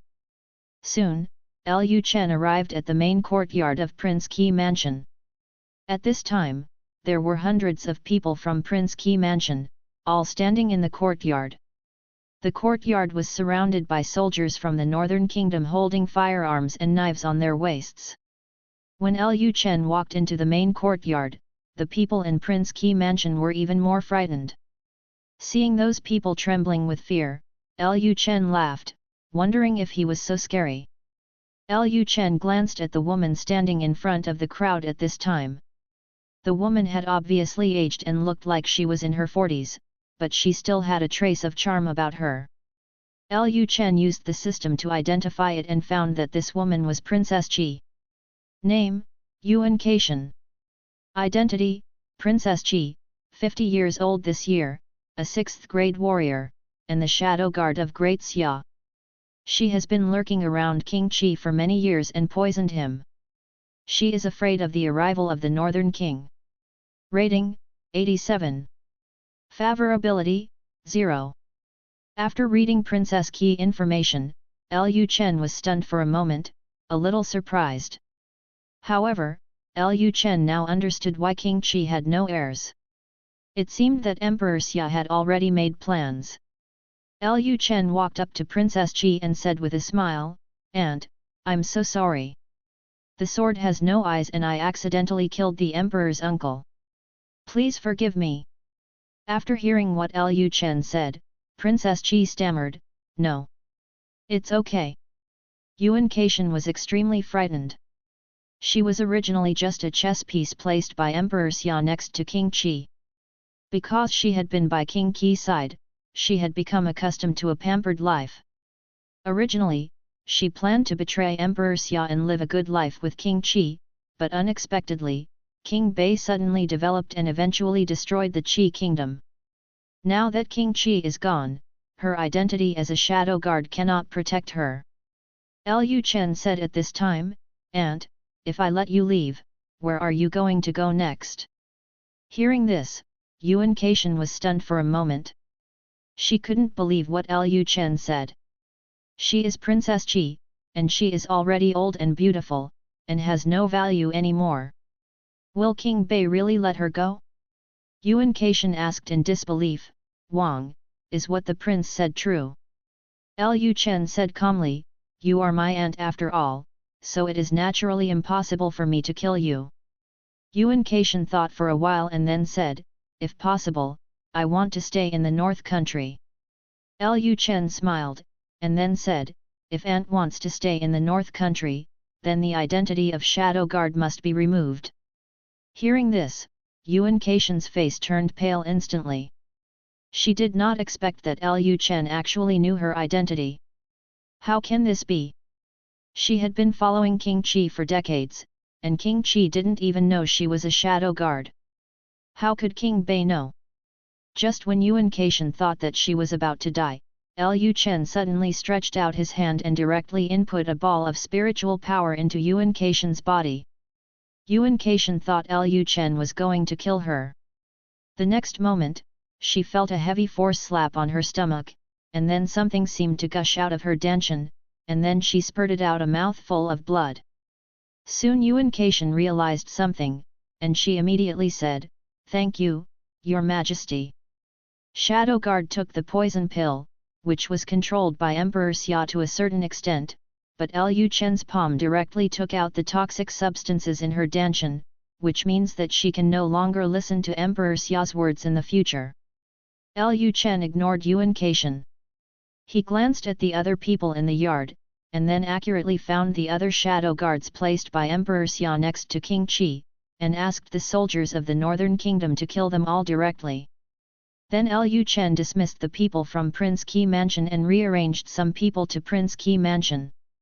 He will stay in Prince Qi Mansion for the next few days. Night. Lu Chen caught Xue Linglong, a witch, and punished her severely. After the matter was done, Xue Linglong, who was paralyzed, asked, "Why didn't you kill Princess Qi? Is it possible that the prince saw that Princess Qi still had charm and wanted to include her in the harem?" Hearing this, Lu Chen felt speechless. Who did Xue Linglong think of him? He doesn't have such a heavy appetite. Although Yuan Caishan is well maintained and does still have some charm, the mature women Lu Chen likes are generally mature women like Lin Huanyun and Wu Yunhuan who have no signs of aging. Yuan Caishan has obvious signs of aging. Of course, the most important thing is that she does not have a score of 90, and she is still King Qi woman.